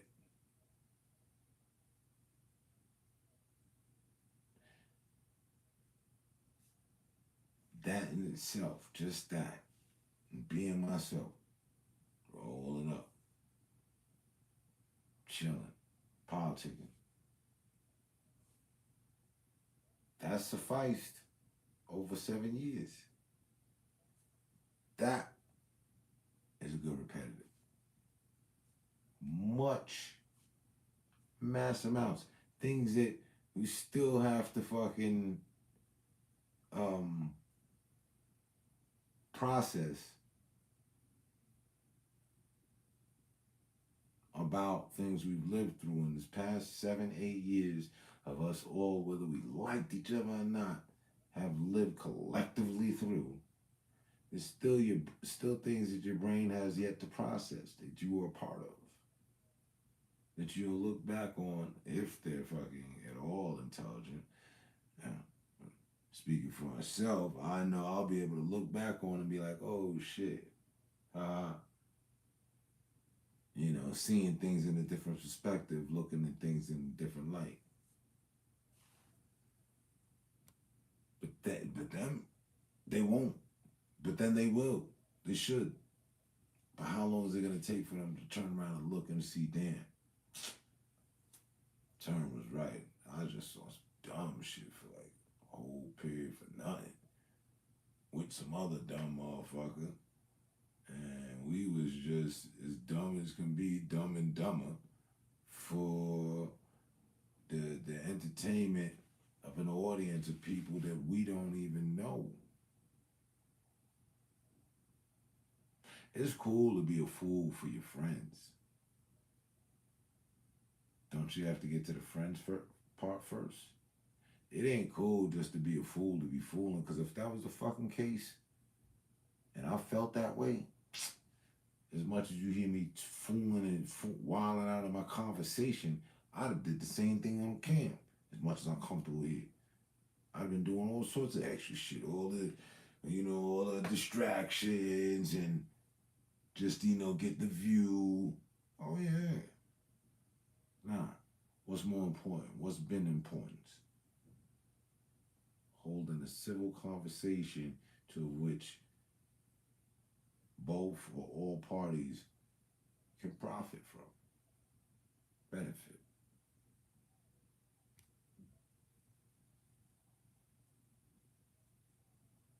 Handle business, and we do what you want in your leisure. And ain't getting paid either for it. Nobody cut me a check for this shit. But try and tell me I couldn't be somebody's life coach. Try and tell me I couldn't be some influential speaker. Try and tell me I don't deserve a clergy.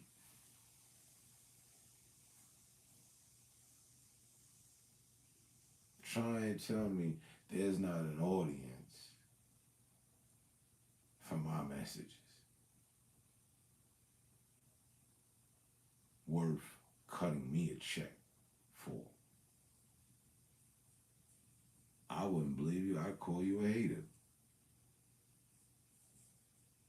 Too many people have told me throughout my life, yo, you'd be good for all the radio voice and all that. My voice has already been on radio. Check, we done did that.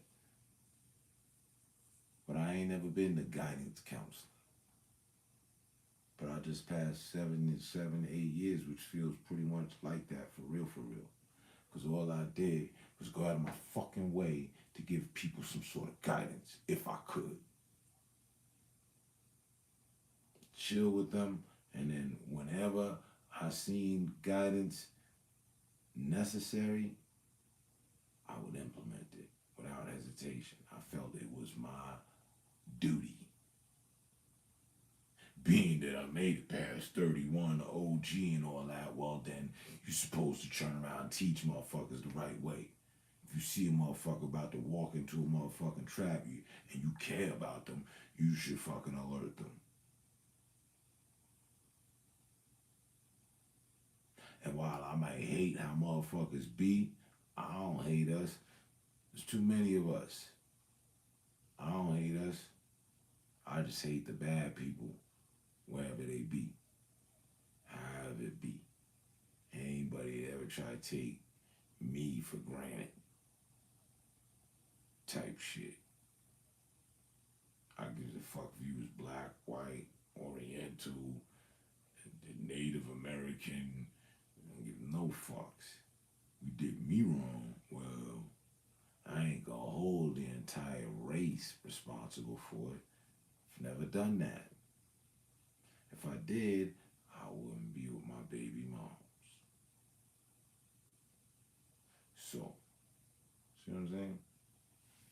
Again, back to the level of forgiveness. Still, shit runs super deep.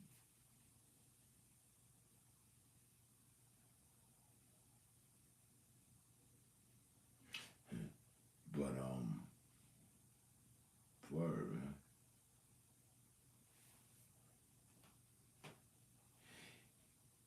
This conversation we have right now, which in all reality, we've had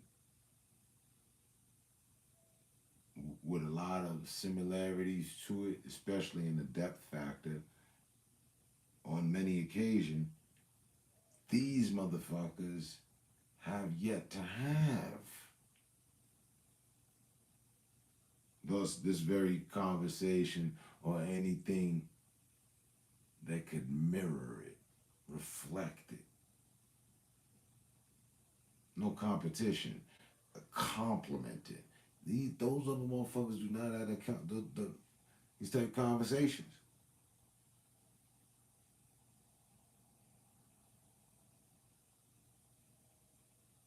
And I'm not just guessing. I've been around the motherfuckers.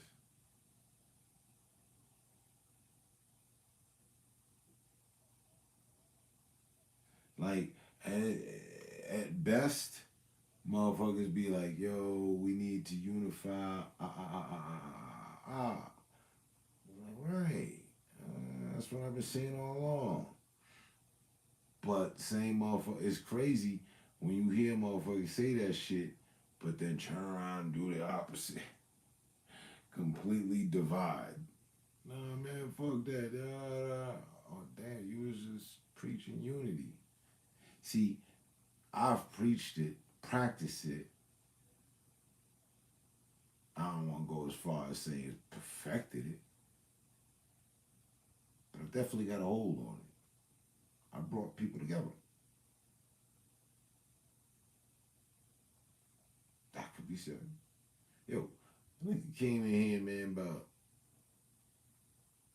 2 weeks and some change ago, and was like, Term, I don't know if he was here or not. Term, I just want to thank you because your words mean a lot and helped me out. I was on the edge. I was at the edge. I was finna, on some suicidal shit. I was finna, you know what I mean? I forget how he wrote it. He didn't make it gory, nothing, but he put forth that he was in a place where he wanted to take his life, and he thought about things that I had said, and that's what kept him hit. Yeah, that day that he said that, that's what made me mad at the motherfucking, whoever the fucking responsible for fucking holding my stream back, because there's plenty of people like that that I need to be in touch with. See, again, shit powerful. That's a good thing. Like, little remember, oh, you was here. You remember, okay, yeah. Yo, nothing. Like that ass. I reflected on it a few times. She woke me up like, you know. It's hard to say that's what's up because, you know, that person was going to take their life. And I don't want to take any valor or anything from being like, yeah, I stopped someone from committing suicide. Yeah, pat me on the back. Nah.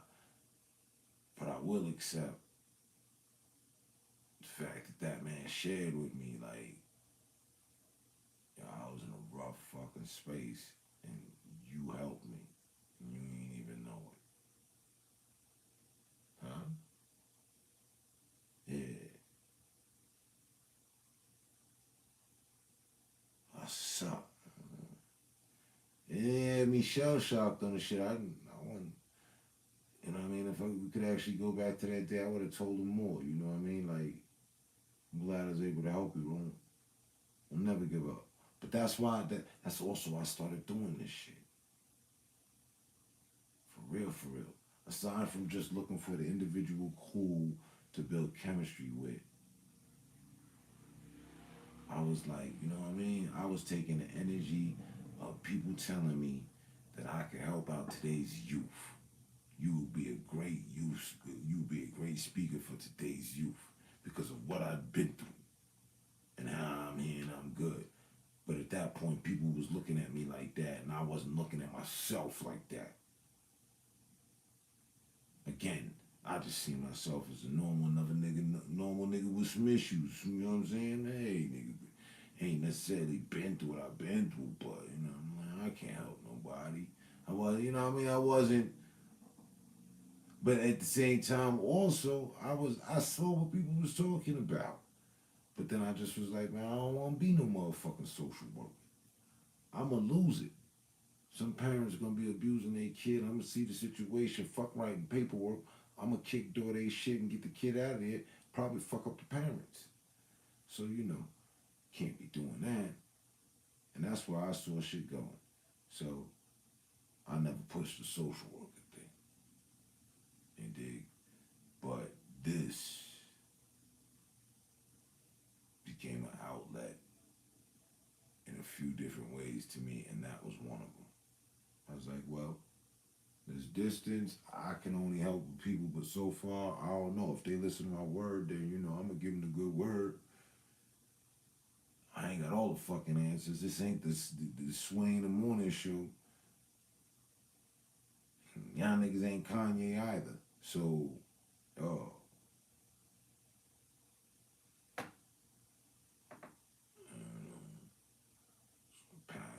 help out. So I've been doing the damn thing, and that was proof of it.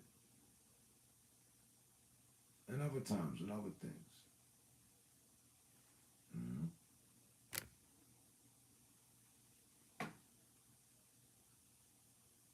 People like hearing relatable stories, relatable instances. Just to be correct. None of my shit is stories. All facts. And stories, you know, while we were speaking on the stories of the Bible, you know, how well they were crafted and not. But yeah, no. Yeah, I understand completely what you're saying. I'm just doing it.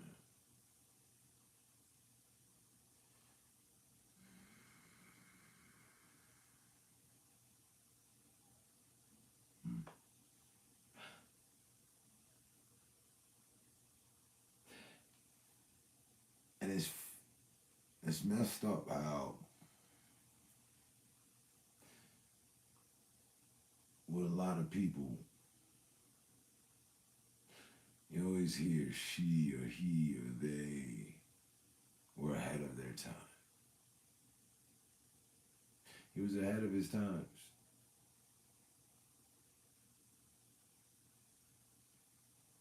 I'm going to speak from living experience before I pass away.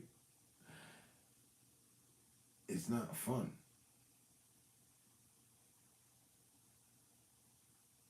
Just like the analogy of what I made of if the flood came and everything got flooded, it would be lonely at the top. It's lonely at the top. It's not fun being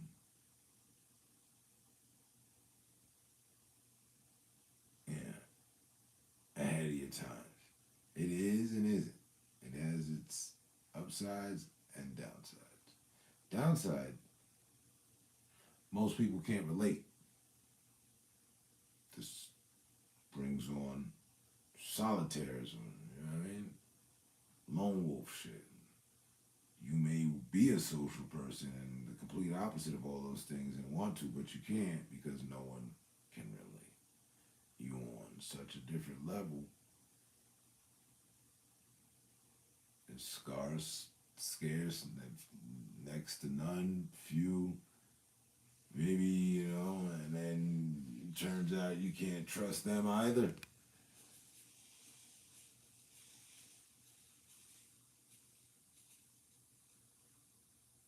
That gives room for loneliness to set in. Try to make it sound spiffy with the lone wolf, but loneliness is a killer. I think even though we all appreciate being left alone to our thoughts and left alone at times by our partner, everyone wants to be with somebody to enjoy this journey of life. They want someone to enjoy it with them. People spend money for these things, called marriages.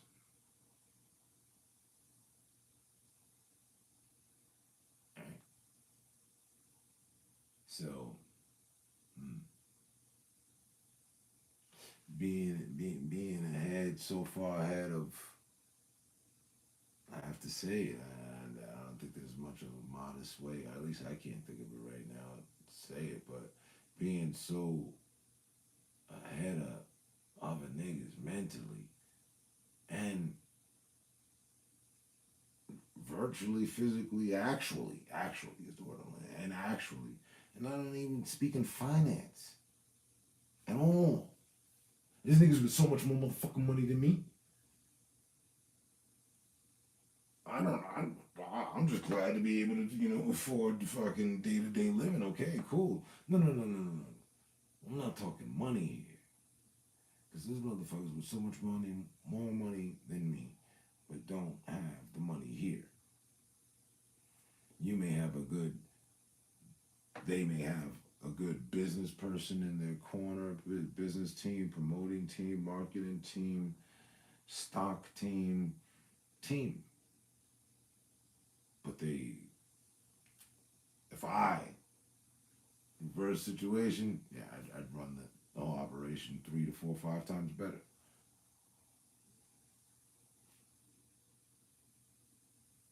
You got motherfuckers with tons of money and can't read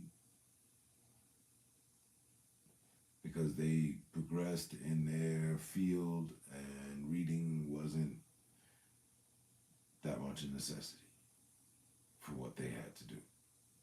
And this guy's a millionaire. Okay. Now, but whatever.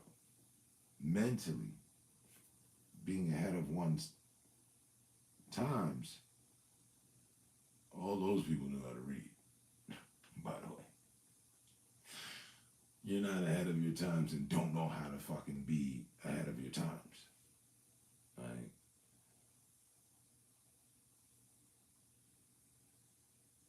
Illiterate and rich. Plenty. Hundreds, thousands. Money doesn't make you smart. No. With money, you can pay for an entire tuition to learn whatever the fuck you want, but someone has to teach you. You also have to reciprocate the information, retain the information.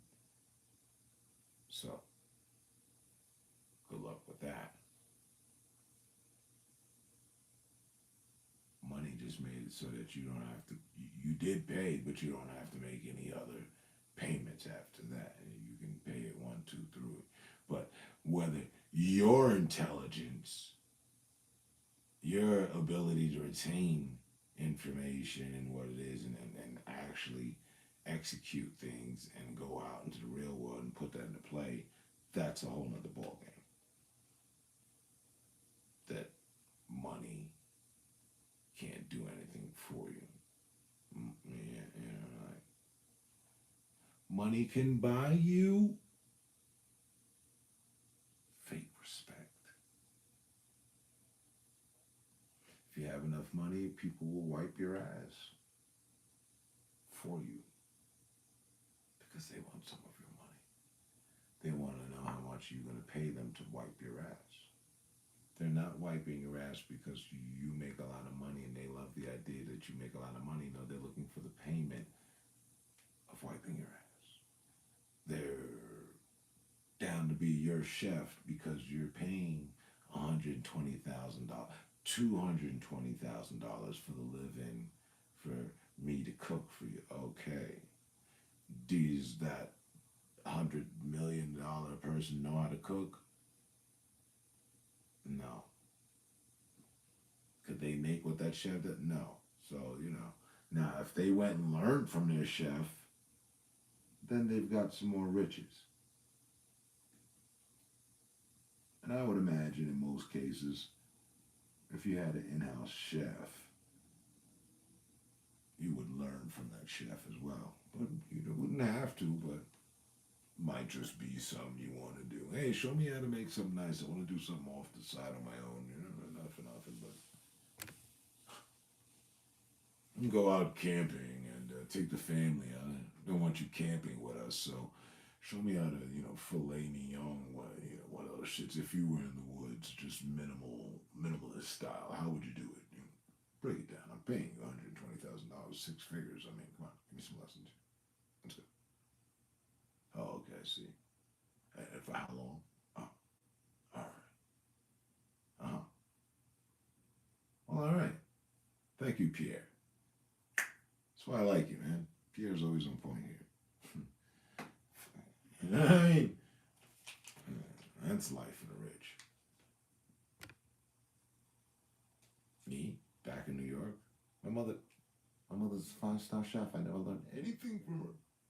She's a master chef. I never learned anything from her. Not one time can I recall in my brain of memories, and I remember a whole fucking lot.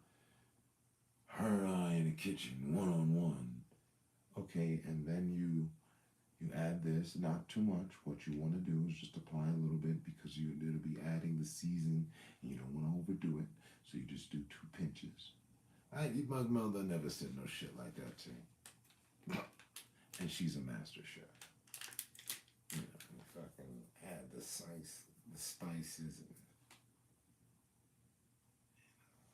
2 double whiffs to the left, right, up, down, close the lid, magic in the fucking make it, bitch. Now, I got accustomed to fucking eating out. You know what I mean? Olive Garden, your local eatery and shit. Big fan of this. Cold world. That's what I'm saying. She didn't plant any of the seeds she should have, nor could have. She could have. Listen. If you're going to keep running away or whatever because of my craziness, I should at least teach you how to eat something. Make something for yourself. No, the bitch wanted the nigga to starve. That's what a bitch would do. A bitch don't want a nigga healthy unless the only bitch I know that would want a nigga healthy and strong would be the bitch that's getting fucked by that nigga. Now, me and my mom never had any sort of 0.0 sexual relations. So, right. Then the motto would be to the next step. If you're not fucking that nigga, then let that nigga starve. That's what a bitch would do. She ain't finna feed a nigga. Let that nigga feed himself. Oh. Malnourished, exactly. That was the most beneficial thing I had going on the bright side of the dark side. That was the most beneficial thing I had. Out of that 5 years robbed of my motherfucking teens and all the glory in that age of a man's life. A human's life, was that I had 3 meals a day and I could get seconds or thirds on them. There was so much of it. That's one thing Uncle Sam wasn't short on. There's always meals. Now, the meals got better at the group homes because the counselors were intermediate, not master, but intermediate advanced chefs. They had to be in order to run the group home. And one home filled with 10 young men, you better have a heavy food supply. Right. We kept the pantry stocked. Mm-hmm.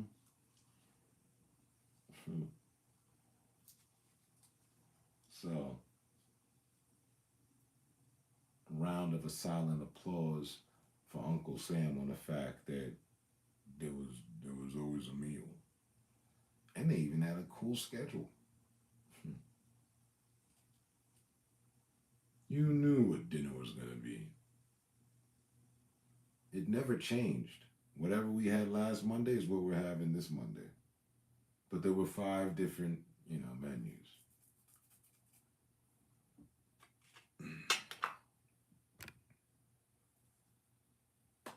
Type shit. That was the most beneficial thing. That ass. And there was never any punishment. You don't get dinner. Go to your room.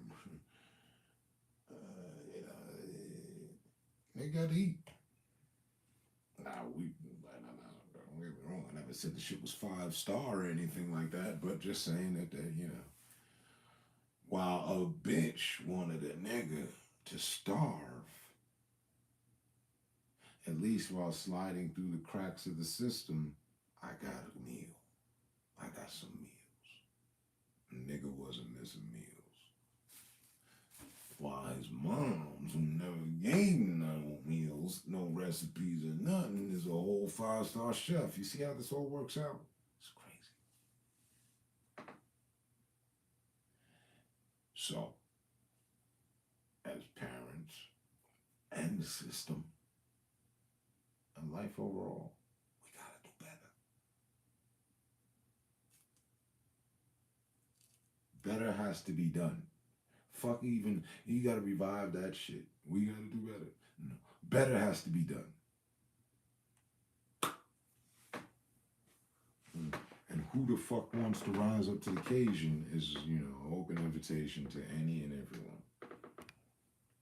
Better has to be done. We gotta do better. It ain't my fault. I'm doing better. I've always been doing better, in fact.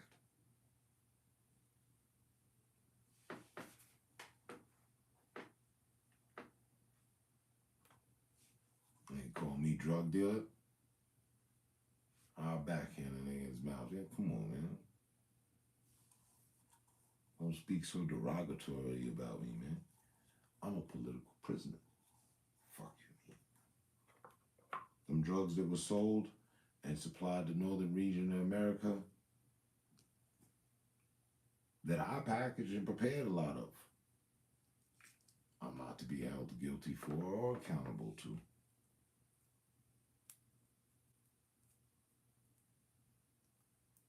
Is it my fault that the president of the United States of America decided that he was going to flood all the ghettos with cheap drugs and make it so that it was our only way out of options and way to get all the stuff and be flashy and cool and survive and live and idolize? Is it my fault? And I will take no accountability. I never forced any one of my clients to do what they was doing. And all my wildness, I never once. So you know what we're going to do? Watch this crazy shit. I'm going to make this crackhead smoke these 20 cracks back to back to this nigga heart pop. Watch it. Smoke, nigga. Another fucking one. Pack that bitch. At the inhale, nigga, and we ain't stopping nothing, nigga. I told you you owe me $50. Now I'm gonna pay it back to you with $500 worth of crack that you finna smoke right here in front of all of us for our fucking entertainment. I don't give a damn if your heart pop, your heart fucking pop. I'm looking forward to it happening. Kicking a nigga in the chest and the shit cold. Nah, I don't recall that ever happening. Because it didn't. So I ain't forced nobody, you know what I mean? You know, fuck a nigga up, make sure a nigga got the habit and shit. Smack a nigga up, throw a nigga around the room afterwards. You make sure whenever the fuck you wanna hide, you come back to me. That's how you make clients. Hardcore style. Viet Cong, drug dealer training and shit. Yeah. Get your clients all addicted and hooked up, strung out, hard body. Nigga survived through that, he owe you his life.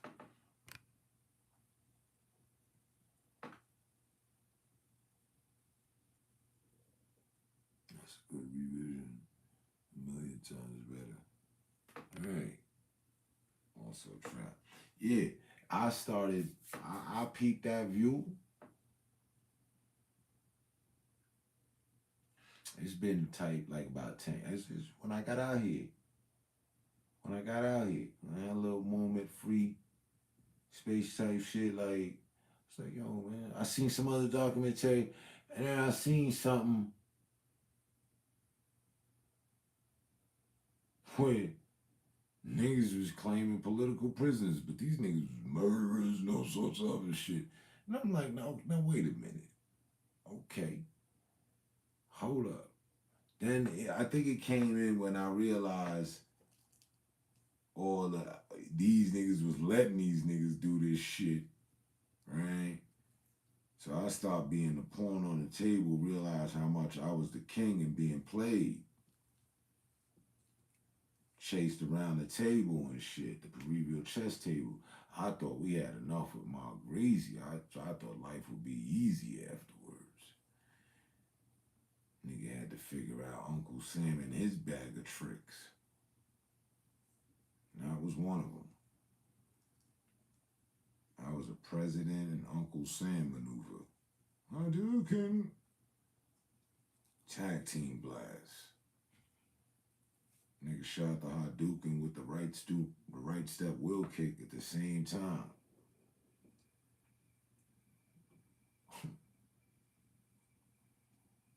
There's no way to avoid it.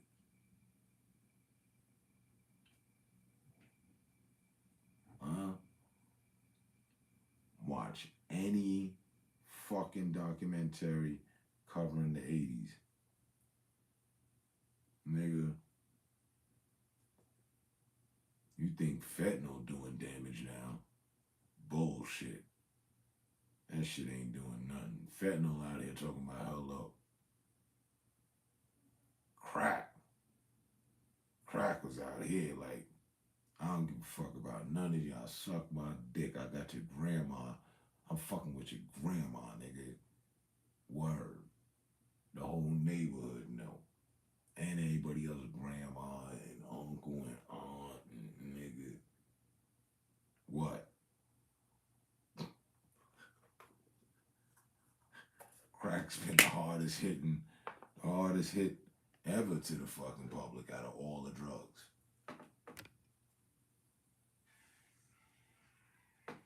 Dead ass.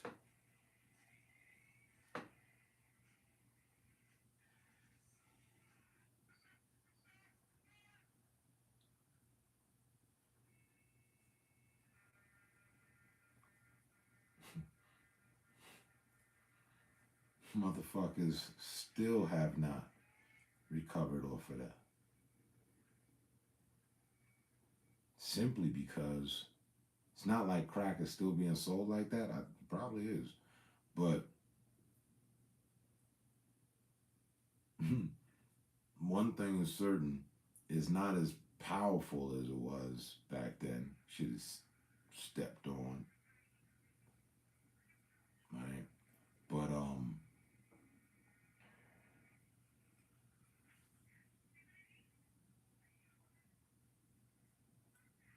there's still like there's thousands of motherfucking kids that were born crack babies. Hundreds of thousands, if not millions, that were born straight up crack babies. They had nothing to do with it. And mama was a whole crackhead. Mama and daddy. Or maybe just mama. I don't know. And now they're entering adulthood.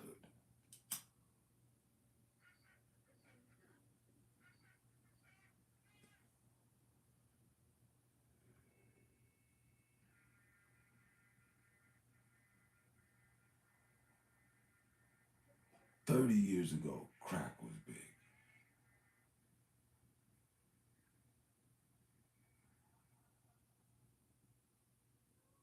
40.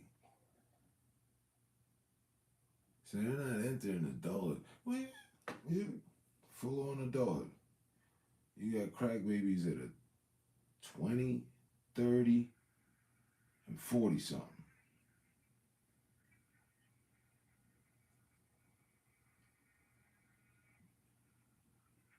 More so a lot of the 30 somethings.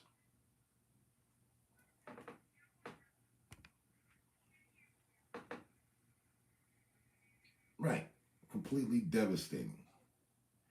Cocaine didn't wreck lives, families for generations to come. Like,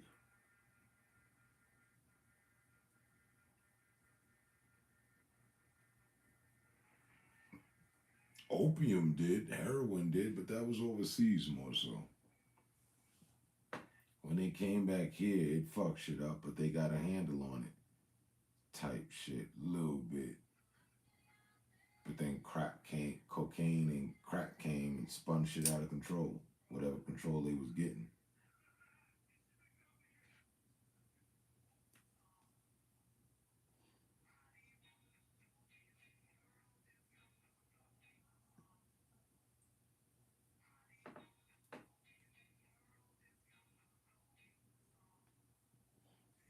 Can you hear that? Is this? It's probably not. I don't know if you can hear what I can hear.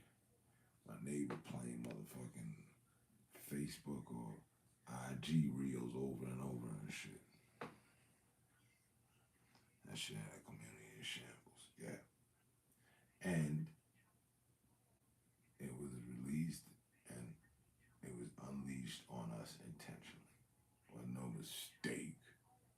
Oh, we just dropped this 9 tons of crack off here by mistake. Nobody knows how the labs were made, and that shit was made by them.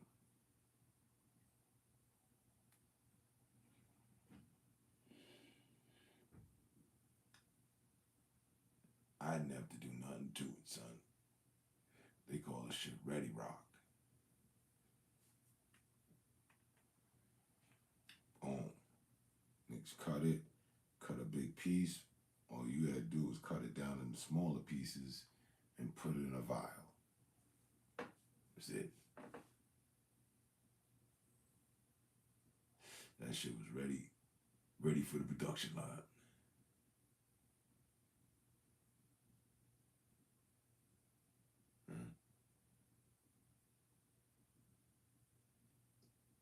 And of course, on the last motherfucking blunt, I get the fucking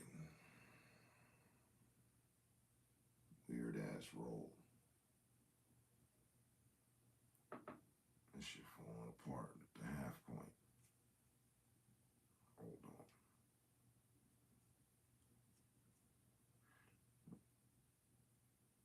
And a specialist is needed.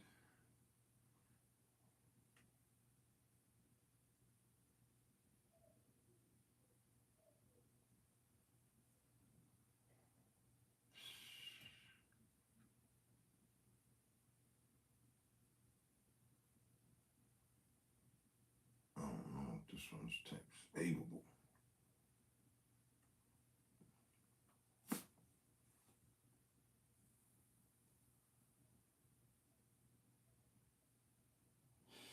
Then again, when you call in a specialist, hit my line.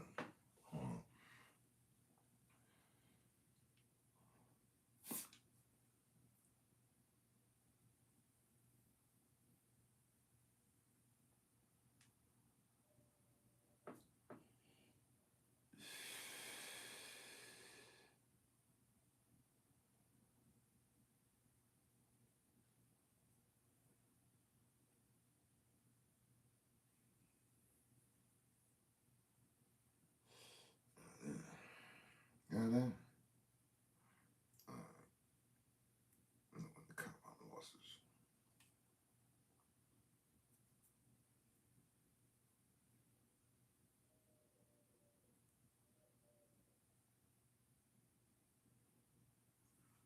But I peeped something too, though. Sidebar.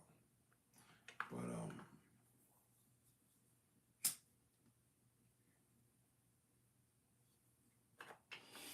with the 2,000 factor, if I went today at 7 and pulled 250,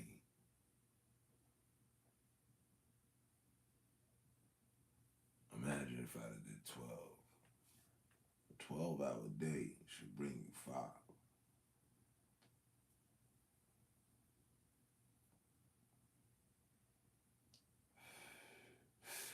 If a nigga was bringing in 5 or 12,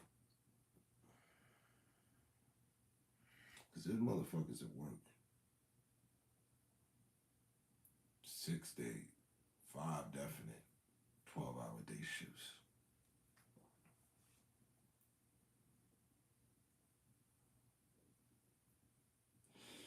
So what's that?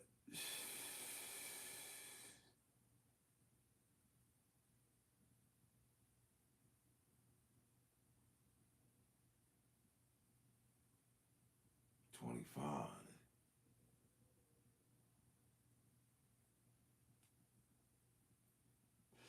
And that's just 5 days and take it off the weekend.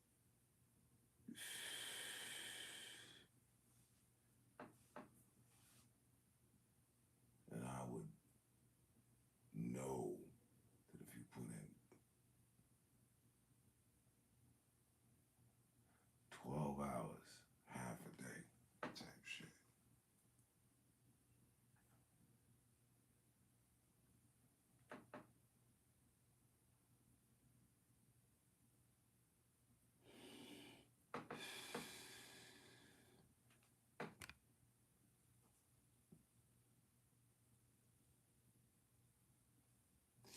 Catch a streak within that 12. Probably wouldn't have to do 12. Right. Them streaks be serious, especially when you double one up. When you double one of them in an hour. So I caught a streak. The streak is from 5 to 6. Caught the Fed like 5:01. Picked them up. 5:05. They got a 7-minute Fed. Got them where they need to be. 5:14. Type shit. Boom. 1. While dropping them off at 5:14, at 5:13, 5:12, the bell went off. Boom, somebody's been added to the list. So now you get speedy by dropping them off. All right, yep, have a good day. Off to get the next. Same thing happens again. So they at 5:19 on the pickup. They 4 minutes away. So they in the whip 5:20. They got a 10-minute Fed. Still a minute. Arrive at 5:30. 5:29, 24. Woo. Got one more. Still got a half an hour. Can get that one at the same rate that they was having. Same spot. Another one jumping 10 minutes away, 7 minutes away. Ooh.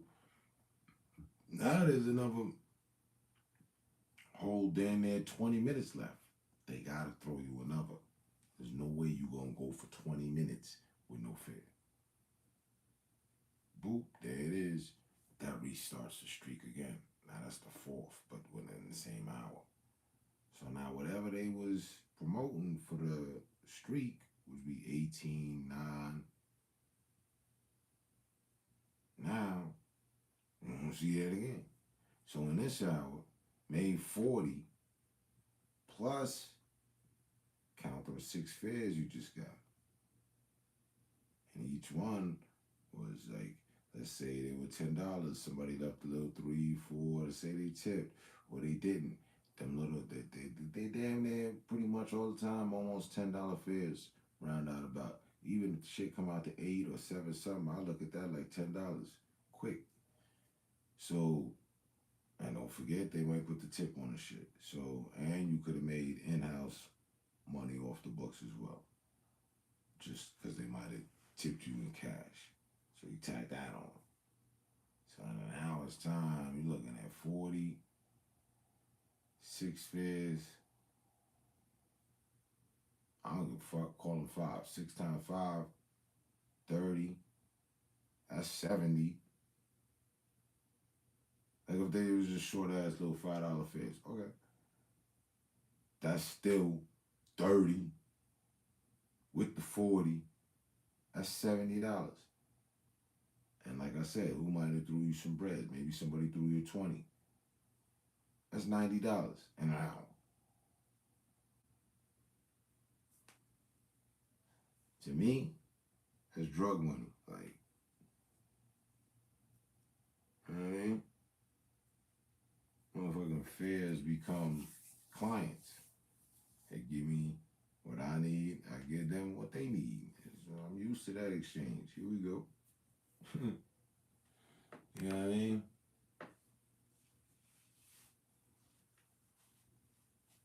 Facts. Easy math.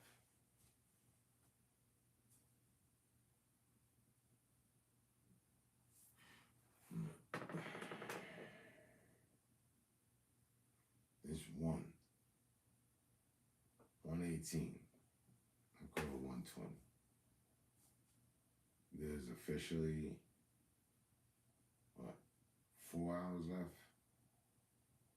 Not even. 3 hours and 40 minutes. In that 3 hours and 40 minutes, I could come up on, and I'm going minimal. I'd say 115.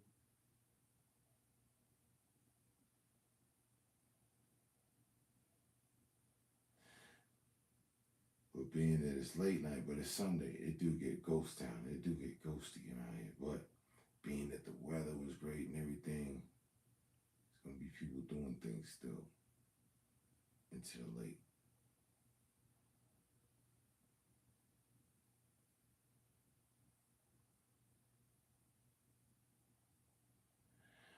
And I'm almost 100% sure, as always,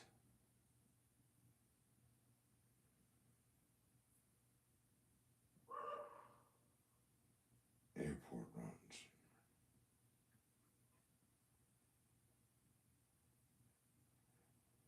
In fact, let me take a looky look. See, pick up at 3:45, 19 to 24. Pick up at 4:15 to 4:25. First was 3:45. So 20 minutes. I'd have to be back to get them by an additional 20 minutes.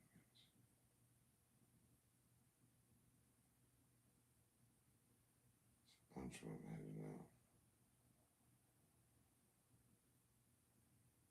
4:30. Then you gotta get there 20 minutes time, which really isn't a problem.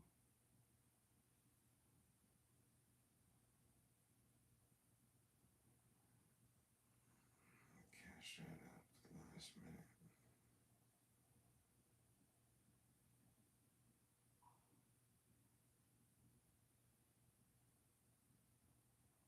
$3.45. 3:45. Take them 1 second, son. See, I got them in the car and they're ready to go at 3:45. That gives me 20 minutes. I get them there 4:05. 4:10. I can't make it back to them at that point in time, but it's another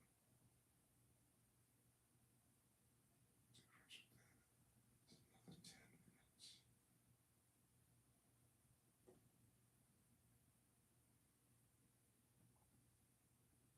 I can make it back to them. If the first one's available, I'll take the second. Still. Confirm. Oh, no more available. Haha. Every time I take time to assess the shit. What about the others? In that case, let's say something different.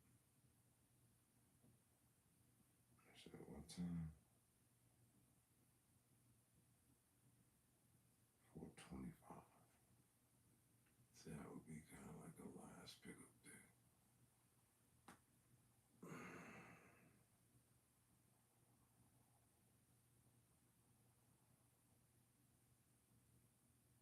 Like Rocky told Drago, go for it. Added to pickup, 4:25 pickup, cool. It won't take me 35 minutes to get them there, so I can close that out, take that.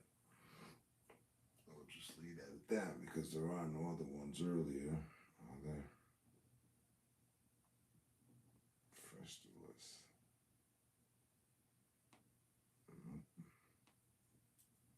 Short ship. And now all the airport runs are gone. They're already into June 6th out this bitch. Alright, that's officially tomorrow. Pick up at 5 o'clock is the next thing. All the airport runs just got snatched up as I accepted that last one.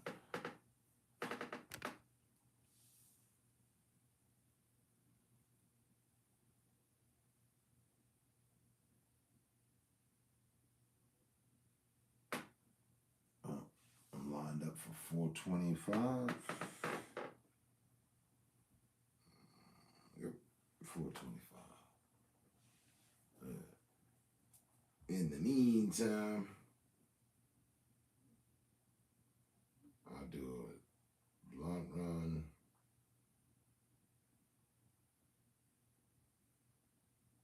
I'll play some games. Good.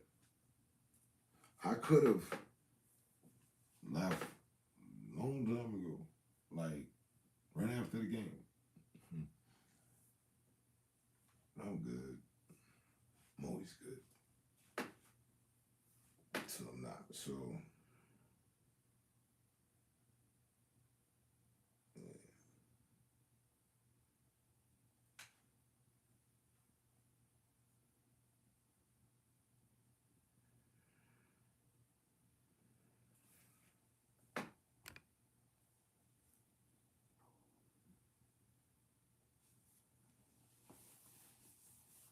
Yeah, them niggas stashed that other one quick. I was like, well, should I? Oh, this ride has already been taken. Oh, I see. I was gonna take the 315 with the 420. It just means I gotta race out there, race back, pick up. And I don't have to race on that second one, but then take them, be good. I actually got a race to close to get the cash before they close the window on the cash, which is at 5 o'clock. They don't even play about that. Like you can ask for your bread at 4:58. That's a go. Cash out. 4:59. Roger that. 5 hit. Oh no, they holding your shit till fucking Wednesday. then they'll kick it to you on Wednesday. Because now it's like you asking them to do the bank transfer shit if you haven't taken your money before the end of the week at 5 in the morning on Monday. I like that though. Alright? Pay time is any time. And these niggas leave the motherfucking register open till 5 in the morning from last week.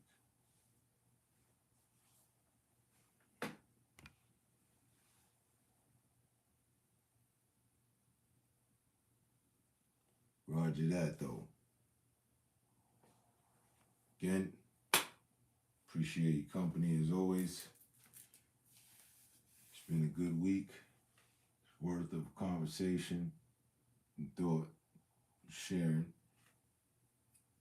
So, along with building, we do the same.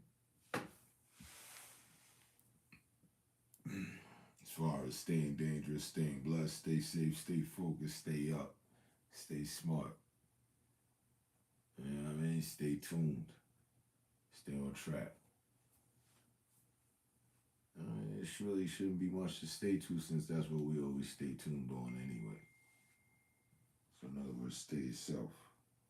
See, look, your scheduled appointment at 4:25 a.m. is confirmed. So you know what I'll be doing. Man, I'm gonna rock out some of this high and then go hit that motherfucker. But I don't. Peace, man. Till next time.